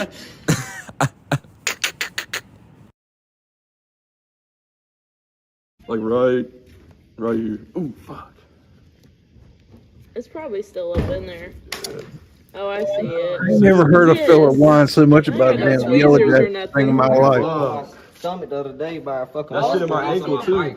All it's gonna do is, if you're not allergic, just get real itchy and irritated. Oh, okay. Damn, you got a fucking on your hip. They went up there, bro. There's a whole ass nest in the gym. I thought some demon scratched my ass for a minute. I was like, Alrighty, so that is that one. And I've got one more short video for nighttime we'll check out here. Guys, I'm back, and I'm here with... Yo, it's what, yeah. It's Oh Jacob boy, Poo. Dumb and Dumber. And we are back at the school. Can't see it yet, but he made a last second payment on these little flash flashlights. God dang it, flashlights. You said flashlights? I said flashlights. Can't talk today, but yeah, we're back at the school. Oh God, bro. Yeah, I know, it's crazy. It is so different at night for sure. So hopefully nothing goes wrong. I pray to God. Don't say that. Like, Oh my God. like no joke. I kind of prayed earlier, saying, you know, hopefully we'll be okay, which we should be, because I've been here a few times at night, so should be good. Oh my God. All right, guys, we are at the entrance right there. Are you ready for this? No, I'm not, bro. All right, let's go ahead and go through this. That's the door right there. Yeah, here's the door. Yeah. Walk me through that. I done got cut earlier. No, we're good. It opens. Just gotta just walk through here. Look at that.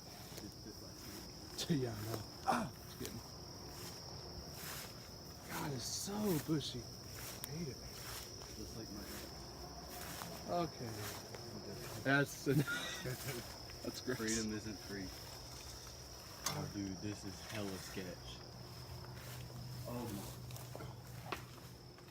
And we are inside. Look at that. Dude, this is like a Slender Man video, no lie. This is in the basement of the main building.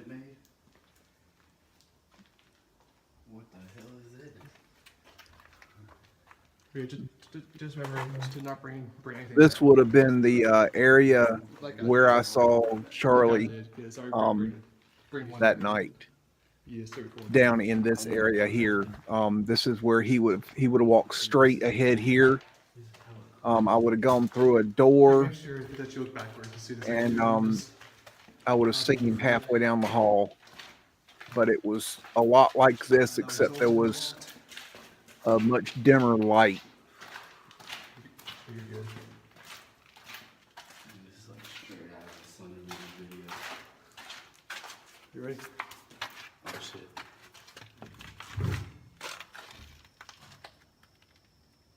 I'm afraid going there for some reason. I don't know why. It's a freaking bat, I think. Is that a bat or a bird? Oh shit! Yeah, it's a bat. Oh my God! I just heard some screams. I'm not even playing. Fuck that, bro. Wait, dude, slow down, slow down. You know, catch up. Don't run like a poon. Dude. That sucks when your boy turns ass and runs. It leaves you in the building. What did you hear? What screams are you hearing? Dude, I'm not even playing. I'm not even playing with you, bro. That bat came at me and I heard. When I ran to the end of the hallway, I heard. Ah! Dude, I'm done. I think You that heard a was scream. him screaming. Bro, no, I no. never heard a scream. Bro, I heard a scream, bro. I never heard a scream. He heard himself scream. It's just you. I mean, I think if you are consumed by fear more and more, the more things you'll hear, but it ain't there. Bro, I don't. Fuck that. There's a bat in there. All right, let's go around the court then. All right, bro. See you in a bit. Hey guys, sorry, we're back. I saw a bat kind of at my face, and he just took off. Yeah, man. All right, so we're going. Oh shit! I can't even adjust my hand on the phone. We're going this way before we go any of these buildings. Oh, fuck that. I ain't going in there. There's bats. Not in there, but like more so towards that way. I ain't going all the way down there because down's creepiest. Oh, it's just a light on the window. It's got a cigarette getting hunted. Bro. Huh. Dude. I heard some banging. Some banging? I heard some banging, bro. So you heard a scream? I heard a scream, and you heard the drums too. Alright, that's nice. No, I heard something up here. Don't move for a second. What? You see those lights moving? Oh, that's just a helicopter up there. What is that noise?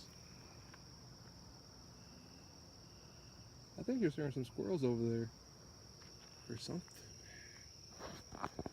Oh, I'm terrified now. Yeah, bro. Thanks to you, I keep hearing stuff. Hello? Bro, that's a person, bro. That is a person. Dude, what are you? Dude, that's a person. I'm not even. Dude, that's nope. Nope, that's a person. Look that way. Just look that way. Just look that way. The abandoned school with Michael. So you said that's a person for sure. Bro, that is a person. For sure. Keep looking that I'm way. not even fucking with you. Dude, stop. Dude, I'm not even fucking with you. Let's just go back, okay? No, bro. Bro, it's like, oh shit. No, I'm done, bro. Just stay calm. Stay calm. No. Just stay calm. We're leaving. You aren't even. I'm done. That is.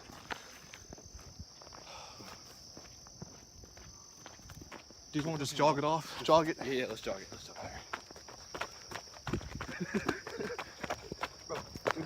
Oh my god. These boys made it a total of 2 minutes in the building, I think. I don't see anything. Next thing you know, there's a bat flying at my fucking head, bro. Okay, so he saw a person. Okay, Bro, I'm not even playing. I saw a person. Bro. He's on the phone, so I'll just ask him questions of what it looked like here in a second, guys. See you guys in a bit. Yeah. Hey, so we're in a car now, and I'm like shaking up a bit. Dude, I keep looking back at the gate, and I'm just like, fuck that, bro. Okay, so you saw what again? I saw a tall black figure holding a piece of paper, and he was like moving it like very slowly. I don't know if there was like bushes in there or something, but it looked like a tall ass person. Okay, I ain't trying to like fake this. I would never, like, I'm a very honest person when it comes to like things like this, but Yeah. Are you dead serious about seeing a tall? I'm being dead ass serious. Like, not like. I saw it, bro. I saw it, and I was nope. You can see in the video, like, my eyes just like widened, like so big. I was like confused because I didn't see anything. I even like looked towards what you're looking at. Bro, I'm when like, you said what's there? Like when you started backing up, it started moving closer, and I was just like, "Are you kidding me?" I'm not even playing. Yeah, like I'm not even playing. Never in my visits. I've been there. I've been here at least 5 times. This is the first time that actually happened with you especially. Like, I don't know if it just hits people different, but like, I saw a tall black figure with a piece of paper. Like, oh shit. That is, bro. That's crazy. Like, I would never fake this. Trust me. No, I'm not faking it either, bro. Like, I'm being dead ass serious. I That's mean, what I saw. I mean, y'all won't believe us, but I wouldn't lie to y'all. I would not at all whatsoever, because things like this, I never like tell lies for reviews or whatever. Like, that's actually, I remember Andrew Garcia telling me that to come back here alone by myself at night my God. for a video. I said no, because that truck scared the shit out of me, bro. Like, that is insane. I mean, I do hear voices and stuff. Yeah, I heard like banging and stuff, but I don't know. I if did that too, was just, actually. Like the people living around, or like they might just be having a party or something. I don't know, but I saw. If there's a party, we would hear some noises, like way more noises than that. I saw a person on God, like that. No, nope, never coming back here. Nope. I've been there 5 times. That is the first time something like that happened. Nope. I'm done. Nope. Never again. Never again, bro. Fuck that. I'm being dead ass. I'm sorry if this video was like pretty short. I was trying to like do the entire tour, but since he saw what he saw, but I didn't see, I trust him with all my gut. I'm done. Like the bat like threw me off, and like when I was running through the corridor, I looked to the right and like I heard a scream. It was like, ah! You know? Mm-hmm. Yeah, but you know, more scary. Like not like a woman like getting raped. You know. Like, I think it was him like, screaming. Okay, so usually they say the more fear that you're consumed by, the more things you'll see or hear. But if he's like this, I wasn't even scared earlier, like during the day, and like I was barely even scared. Like what was scary is like the plants and shit, you know, making me see things. Because like the plants and shit. Mowed property in like months. Because whenever I was here the first time and the last time, it was pretty mowed down. My legs are itchy, bro, from that. Mine too, and my hands too. Pretty itchy, but. You said, is that a bird or a bat? Oh, dude, that was a bat. Like, straight up. You can't see it in the video, but like you kind of see it like the top part. But that thing was like right up, like right next to me. Like I had just squat down enough. I have never like been that afraid after you said that they saw something. Like as soon as you said that they saw a tall black figure, my heart just dropped. I was like, okay, yeah, we need to get out of here if he's telling the truth. I was looking right here and over here, but that's the signs right there. Dude. Yeah, man, we need to get out of here. I'm done. Alright, do you just want to just walk around town for a bit and go with that train or whatever? No, I'm done, bro. I gotta go home. I'm done, bro. I want to go home. He said, I want to go home. That is insane. Oh the first time that's happened, and it's with you. That's crazy. Alright, well, we'll try to do something else in town or go home and go to sleep, but that's just insane. No, I'm done. Well, guys, I may try to do another video here in a second with him before we go home or whatever, but yeah, I'll see you all in a bit. Alright. Hey guys, so we're actually going to head home. So is there anything else that you want to say about tonight or anything? I don't know, man. I was telling Michael here that when I was looking at that person, my eyes, like I kept seeing lines and stuff, and it just freaked me out. I shouldn't have been that paranoid, you know, come that little bitch. But like, I gotta trust what my eyes see, and that's what I saw. So because I wouldn't like. I don't know why he would ever suggest me going there by myself. Like, I'm not that stupid. But even just with you, like, I was terrified of your emotions because I was like, if you actually see something, I'd rather just go on. No, I don't fake shit, bro. Like, go to the car. I definitely heard and saw some. Because I asked him earlier off camera if that's the same scream you heard during the daytime, and back there he said, yes, yeah, for sure. I thought like it was just neighbors because there's no neighborhood like by the school and whatever. And if it is that same scream that he heard, which it is, there's just no way it's that same scream. I mean that like a kid or whatever being in the streets, because it's like almost midnight out here. So yeah, I have no idea. That is insane. Sorry if it was a bit short. He was terrified. I got terrified. Dude. I trusted him. I have a headache now. Like that's how bad I got scared. Like I have a headache now. Like that's I was crazy. Fucking scared.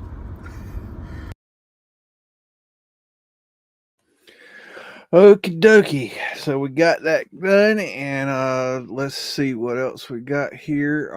I'm going to share screen and I'll tell you a little story, experience I had when I was there.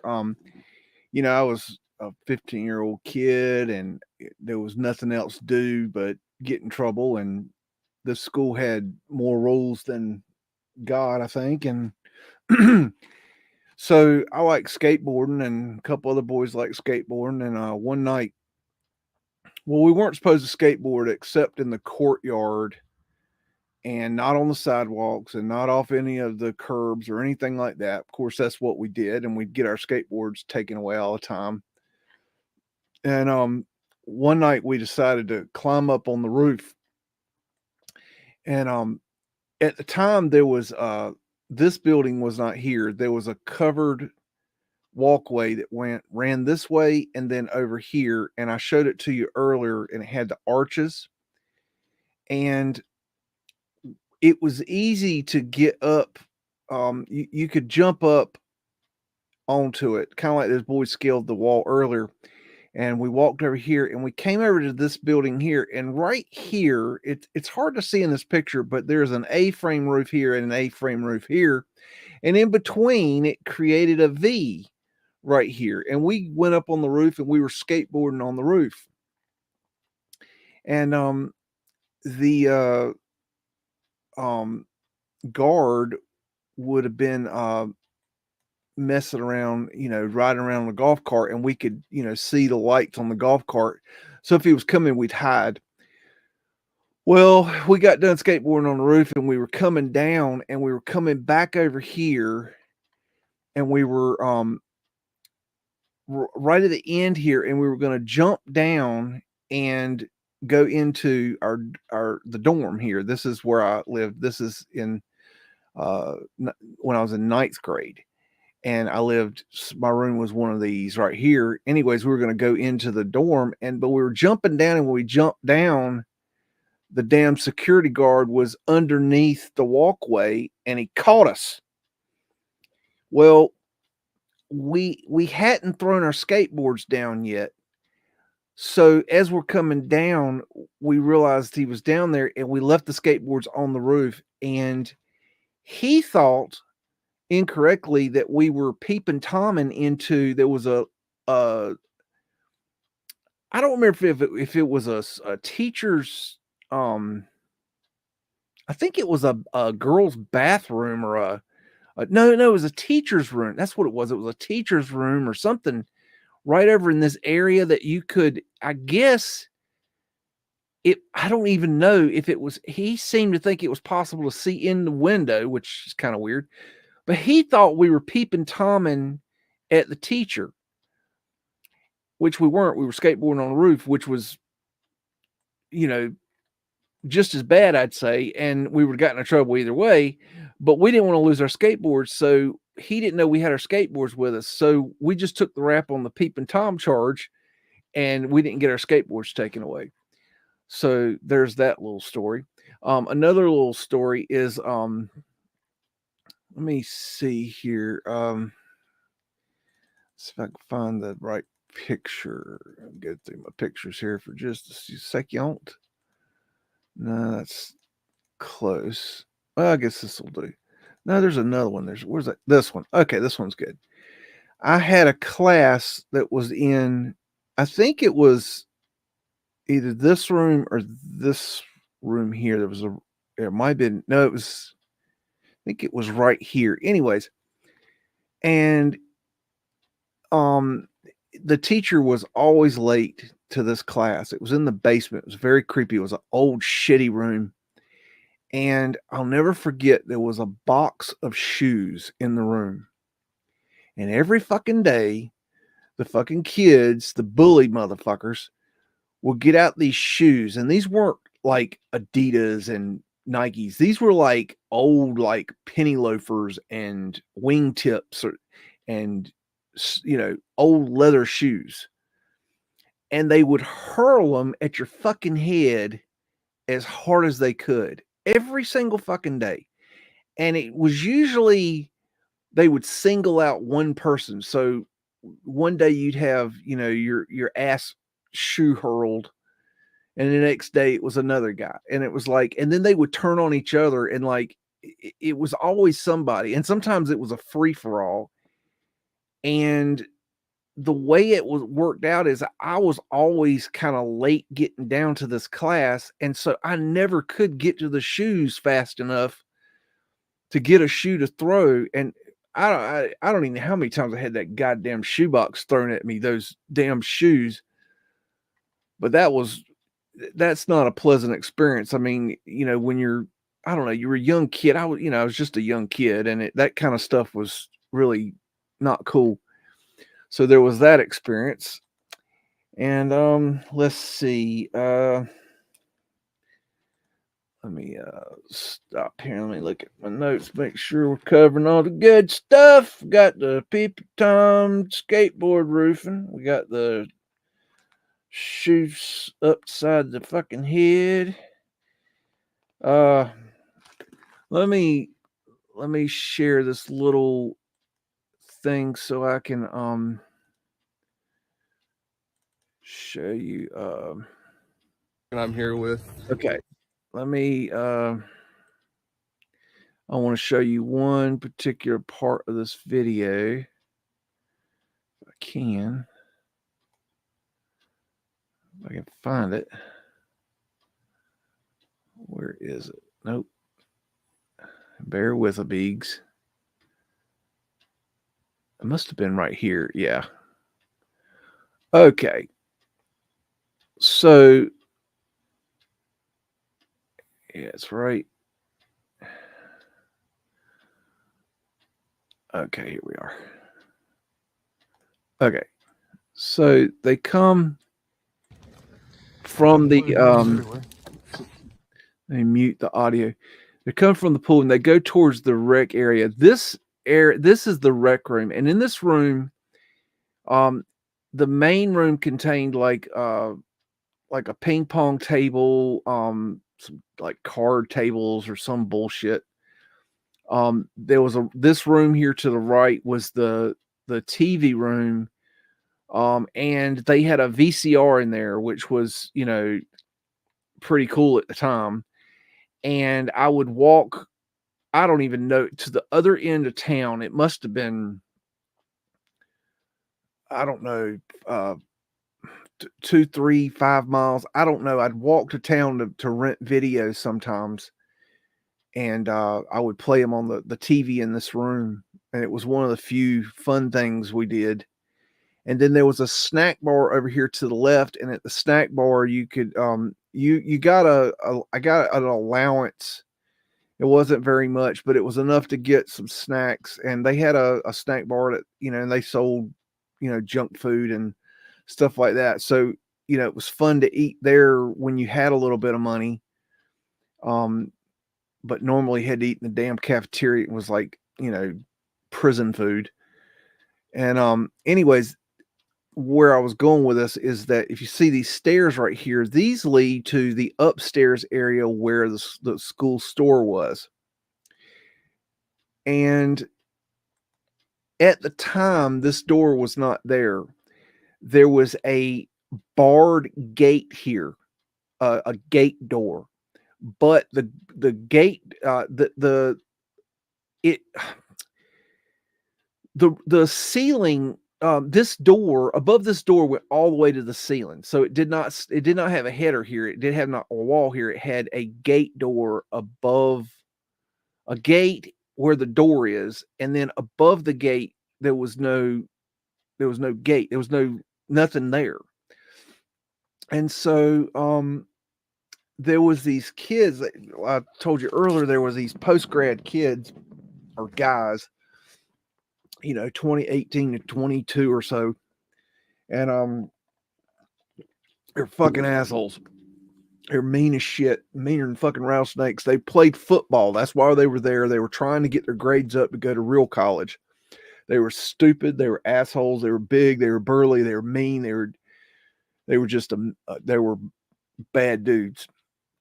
And they fucked with us. They fucked with everybody. And one time they shook me down and gave me a nice little beating. And they wanted t-shirts, or we had to wear school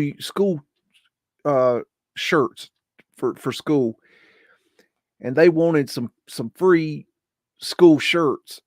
And so they told me to go and climb over. They beat my ass. Then they told me to climb over this gate and go get them some shirts. Well, of course I fucking did it because I was scared to death. So, I went up these stairs and I climbed over the gate. And before I could climb over the gate, or right as I got over the gate, I heard the guys who were standing down here. They were saying, it was these two big black guys, and they said, they were talking to somebody, and I looked down and I could see the guy that ran the store. He was at the door to the rec center, and he was walking in, and they were talking to him as they walked out because they were tearing ass out of there. So I'm upstairs behind the gate. There's no way out. Okay. And at the time there was no way out. There is now on the other side, but at the time there was no way out. And so the only thing I could think to do was I took my keys and I threw them across the room onto the other side of, there was these shelves in the middle of the store, and I threw them on the other side of the store. And so when he comes up there and finds me standing at the gate, I started, whining and complaining that the big kids threw my keys over the gate and I can't find them. Can he help me find them? Now, he half believed me and half didn't believe me, but he believed me enough that I didn't get in trouble per se. I got detention because it was like he knew I was guilty, but he had nothing to charge me with. You know what I mean? It was that kind of one of them things. And I got away with it, but it was better than an ass beating because these guys, they already beat my ass once. But anyways, they go into the little snack bar here, or the little movie room here. There was the TV in here, and then they go upstairs, and this is where the gate door was. So I jumped over the gate door right here. When I went in here, this was the company store. The opening on the other side was not there at the time, and this was all merchandise for the store. And so that's what happened here. So that was an unpleasant little experience, but I didn't get my ass beat twice. I only got my ass beat once. So there was that. And so we'll remove that. Okay, we got that little story talked about. Let's see. I'll share with you this next. We're getting down to the nitty gritty, y'all. So bear with me. I want to get through it all here. This is a video of the town of Sweetwater to show you what the town is like. And you can see some nice old world buildings there. I do believe there are mud flooders there, but they have, it's really difficult to see them these days. You can't see much on Google Earth. It's such a small town that they don't really have very good data from Google. But it's it was a very simple town. And that gazebo right there, I'm going to talk about in a minute. Let's see.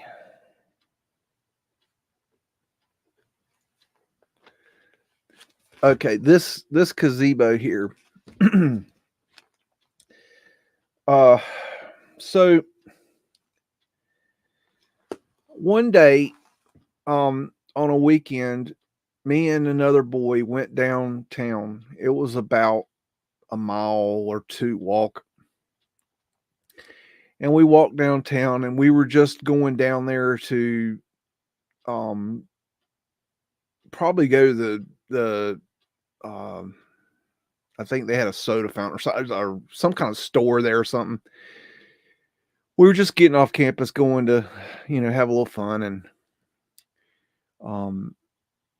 we got to downtown, and I don't remember why, but we went to this gazebo right here, and we sat down. We're just kind of hanging out, and we weren't there long, and all of a sudden these townies came, some boys from Sweetwater, and they started roughing up the guy I was with, and the guy I was with was much older, and I was in, I think this was in, I'm trying to remember. I think I was in ninth grade. Anyways, they started roughing him up a little bit, and told him to go and get them a carton of cigarettes, or and bring it back to them, and then they would let me go. They were going to hold me there until he brought the cigarettes back. And he knew they were serious, and so he left, and I don't know where he went, but he came back about an hour later, and in that hour, these guys proceeded to. This is literally in the middle of downtown Sweetwater. This is broad daylight. Anybody could have seen this. And I'm sitting on that far bench in the back of the picture there, and I'm facing towards the buildings. And this guy, he just started punching me in the face. And he punched me, and he punched me, and he punched me, and he punched me, and he punched me, and he punched me again and again and again and again and again and again and again. I don't know how many times. He punched me for an hour straight in the face. And he was probably a senior in high school or something, maybe even out of school. I don't know, but he was an older boy, and I think I was in ninth grade at that point, but I was, 15 years old. And there was 3 or 4 other boys with him, and they're just laughing and cutting up, and they just, thought it was the funniest thing. And this guy just keeps punching me in the face. Finally, the guy gets back with the cigarettes, gives them the cigarettes, and they say, okay, he can go. And I stood up to leave, and the guy grabs my arm, and he said, hey, kid, you got fucking guts. And I nodded at him, and we walked back to the school. I didn't say a word to the boy. And we got back to school, and I was just beat to shit. And the kids at school started asking, like, what the hell happened to you? And I told them what happened. And they were like, that they were asking the guy, I don't remember his name, that was with me, like, why didn't you help him? And because he didn't help me, the kids at TMI beat the ever living fuck out of that boy. I've rarely seen somebody get their ass whooped so bad in my life. They beat that boy to a bloody pulp for not helping me. But still to this day, my bottom teeth are crooked from that day. And after that, a boy, one of the things the boys would do is they would challenge you to they wanted your room, which happened a lot. They would challenge somebody to a fight, to get their room. I want your room. Let's fight. And this boy, for some reason, wanted my room. I don't know why he wanted my room. It was the same as every other fucking room. And he challenged me to a fight. And I was brought up when I was young to turn the other cheek, which is bullshit, but that's how I was brought up. So now that I learned that I could take, punches for an hour, this kid sat there and punched me in the face 27 times. And when he got done that 27th punch in the face, and he realized he was tired and his hands hurt, and he dropped his arms, and I realized he was done, and he looked at me and he just shook his head in defeat. That's when I beat his ass. That's when I laid into him and I beat the shit out of that fucker. So that was in 9th grade. So this school was not the most pleasant place in the world. It is a nice town, but it was a rough place.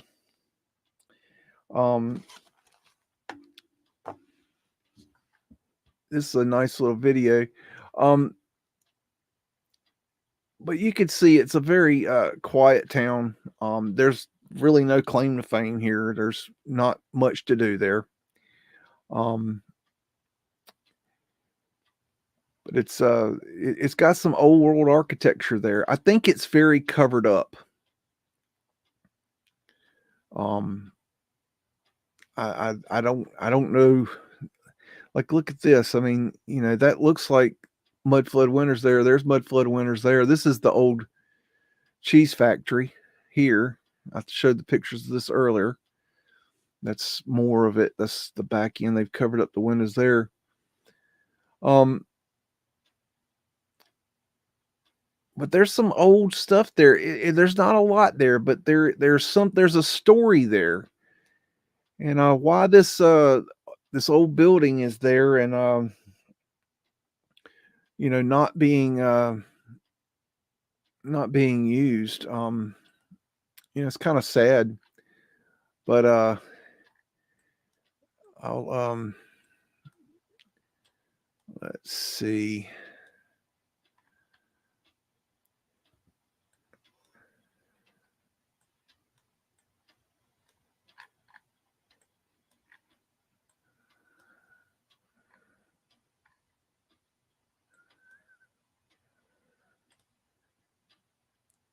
That's a pretty fountain. We're getting down to the nitty-gritty, y'all.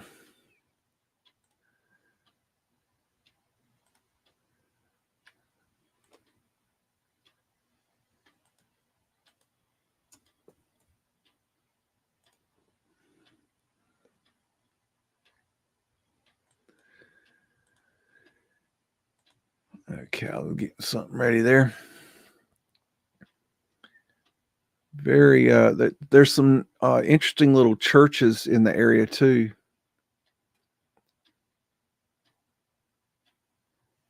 Kind of strange history on some of them. There's one that I was trying to look into that it's like it either burned down or they demolished or something. There's just no records of what happened. I don't know. It's very kind of a very strange kind of thing.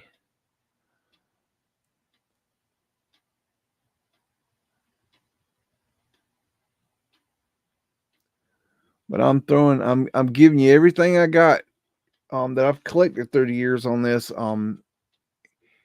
It's not as much as I'd like, but it's definitely a building that I don't think anybody's ever seen, because it's in such an obscure place, and it's a hidden thing. So I think it's one of these that's kind of gotten missed. But as you can tell, it's a big structure, and there is an interesting history, and it won't be there much longer, I don't think. I got a feeling there'll be a fire sale soon. Somebody's going to collect the insurance money on that, and then it'll be gone. And that's kind of sad, but that's the way of the world that we're living in. Is Mudflood, you know, a real thing?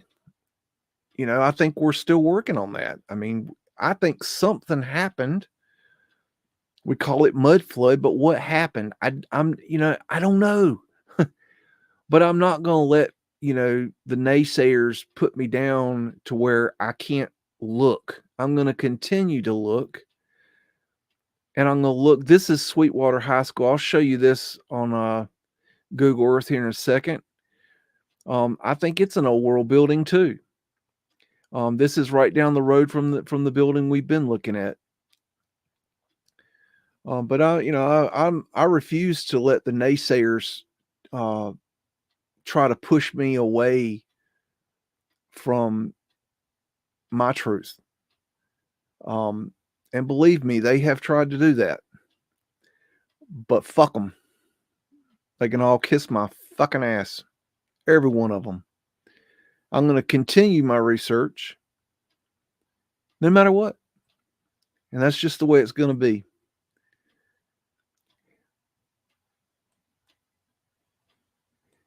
And let's see. Okay, let me share the okay. This is Sweetwater High School. And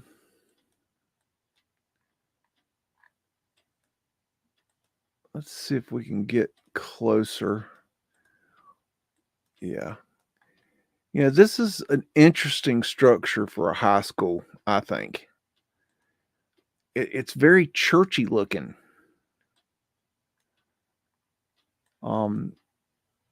Not the best quality Google Earth, but you can get the idea. It's a very strange structure, I think, for a school. I did see this once in real life, but I didn't appreciate it at the time, obviously. You know how that goes. You know how that goes. Okay, let me see. Alrighty. So the I don't know. I'll tell this this story. I think this will be about my last story for the school. And I'll tell you a little bit of the story. But I came to this school in January of 1988 as a 8th grader. I stayed through the summer and started again in 9th grade. It was a very hard experience on me because I had never been in a situation where you had to literally fight your way through life every day. Every day it was like being hazed and bullied and watching other people get hazed and bullied. And I mean, just nasty shit. I mean, people putting literal shit on doorknobs. I mean, it was a horrible place when I was there. Absolutely horrible. I'm not saying it was when it was a military school. I'm sure it was a wonderful place. And it seems like it was a nice place when it was a Japanese school. But when I went there, it was a fucking hellhole. I didn't learn a goddamn thing. The teachers were fucking idiots. The students were fucking idiots. It was a shithole. It was shitty facilities, shitty classrooms. They didn't teach you shit. Everything about it was shit. I fucking hated it. And it was getting so bad that long story short, and to keep out of the respect for everybody involved, this is what I'll say about the end. Me and my best buddy at the time at school, his name was John, but I called him Round Man. Anyways, we were threatened by the same group of guys that threatened me before with the store. They beat our ass pretty good and threatened us again to they wanted us to do things for them.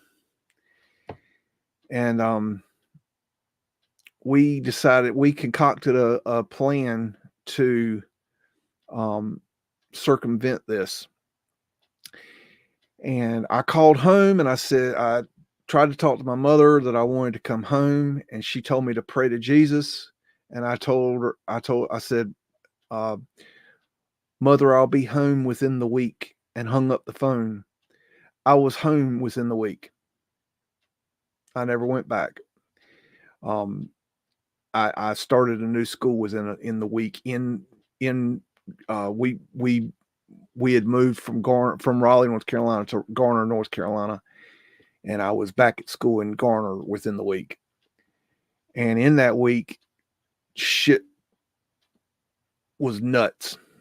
We broke every rule. See, when you got a place that has a lot of rules, it's real easy to break the rules. And so when you break all the fucking rules at one time, it's real easy to get away from the school. So that's what we did. We got the fuck out of there. The two guys that were harassing us, they were dealt with. And they did not enjoy their experience. And at the end of the school year in 1988, the school closed. So, or 80, excuse me,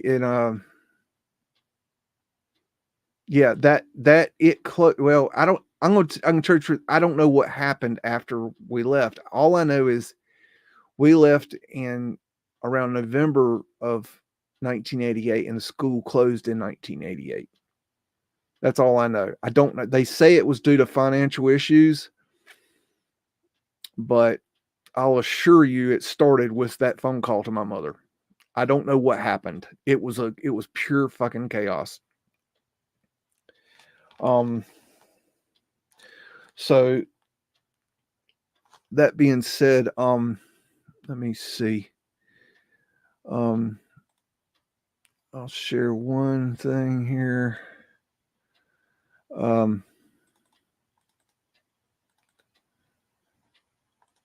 When after I got back, let's see. Bear with me.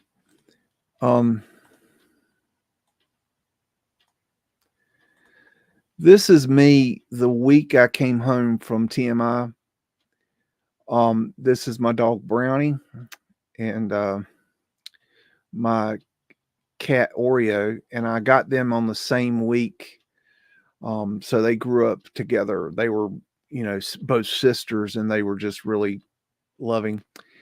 You'll notice that I'm wearing a blue communist China hat.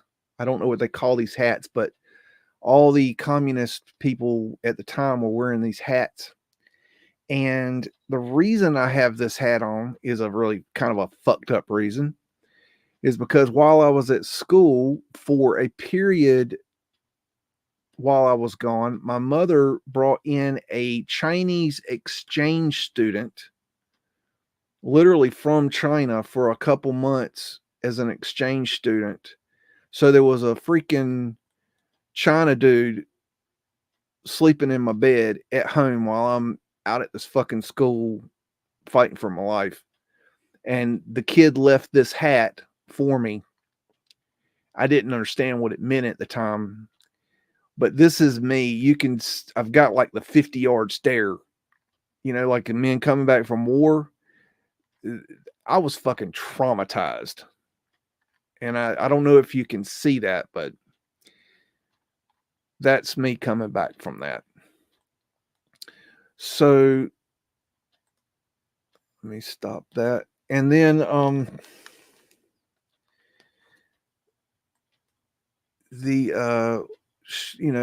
little bit down the road, things started getting better, and I got to skateboarding, and I really got into skateboarding, and I loved it. And I had a growth spurt, and I got a girlfriend, and got back into school to got more back on track. I never really did get back into school after that, like a good student, but I was definitely a more mature student. And I moved on from there. And things got better. and now I'm here, and so I really appreciate all of you hanging out and enjoying a little evening of Halloween with me, and I hope that you've enjoyed TMI and the building and the structure and the history and a little bit of me, and I hope you all had a good time. And so let me kind of say my goodbyes here. Okay, let me switch the screen.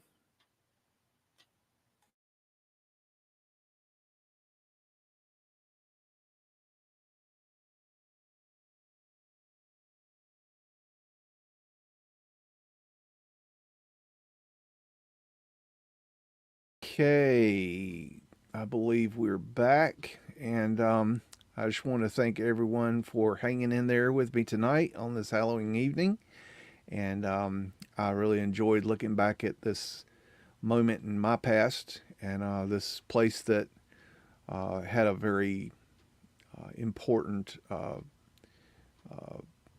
effect on my life, and it has made me in ways who I am. And it's a building I hope you've never heard of. I hope you learned a little something, and I really appreciate all of you. I hope we didn't bring any negative energy back with us. But anyways, I hope it didn't scare you too bad. But I really appreciate every one of you. And I will see you very soon. And I hope you have a very happy Halloween. Love, Biggs.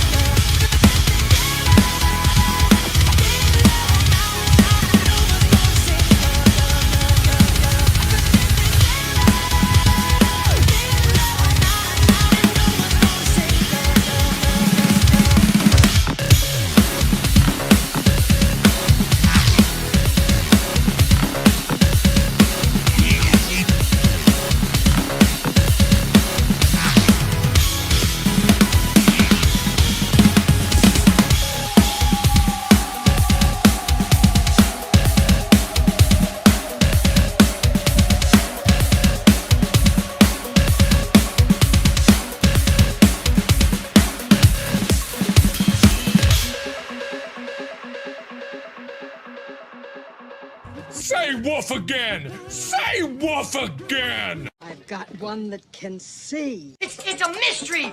It's a mystery wrapped in a riddle inside an enigma! Don't you get it? Welcome to the underground.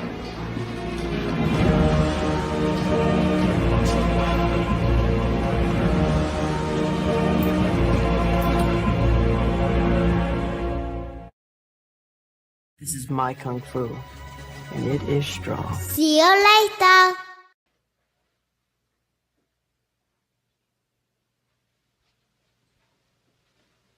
You're still here? It's over. Go home.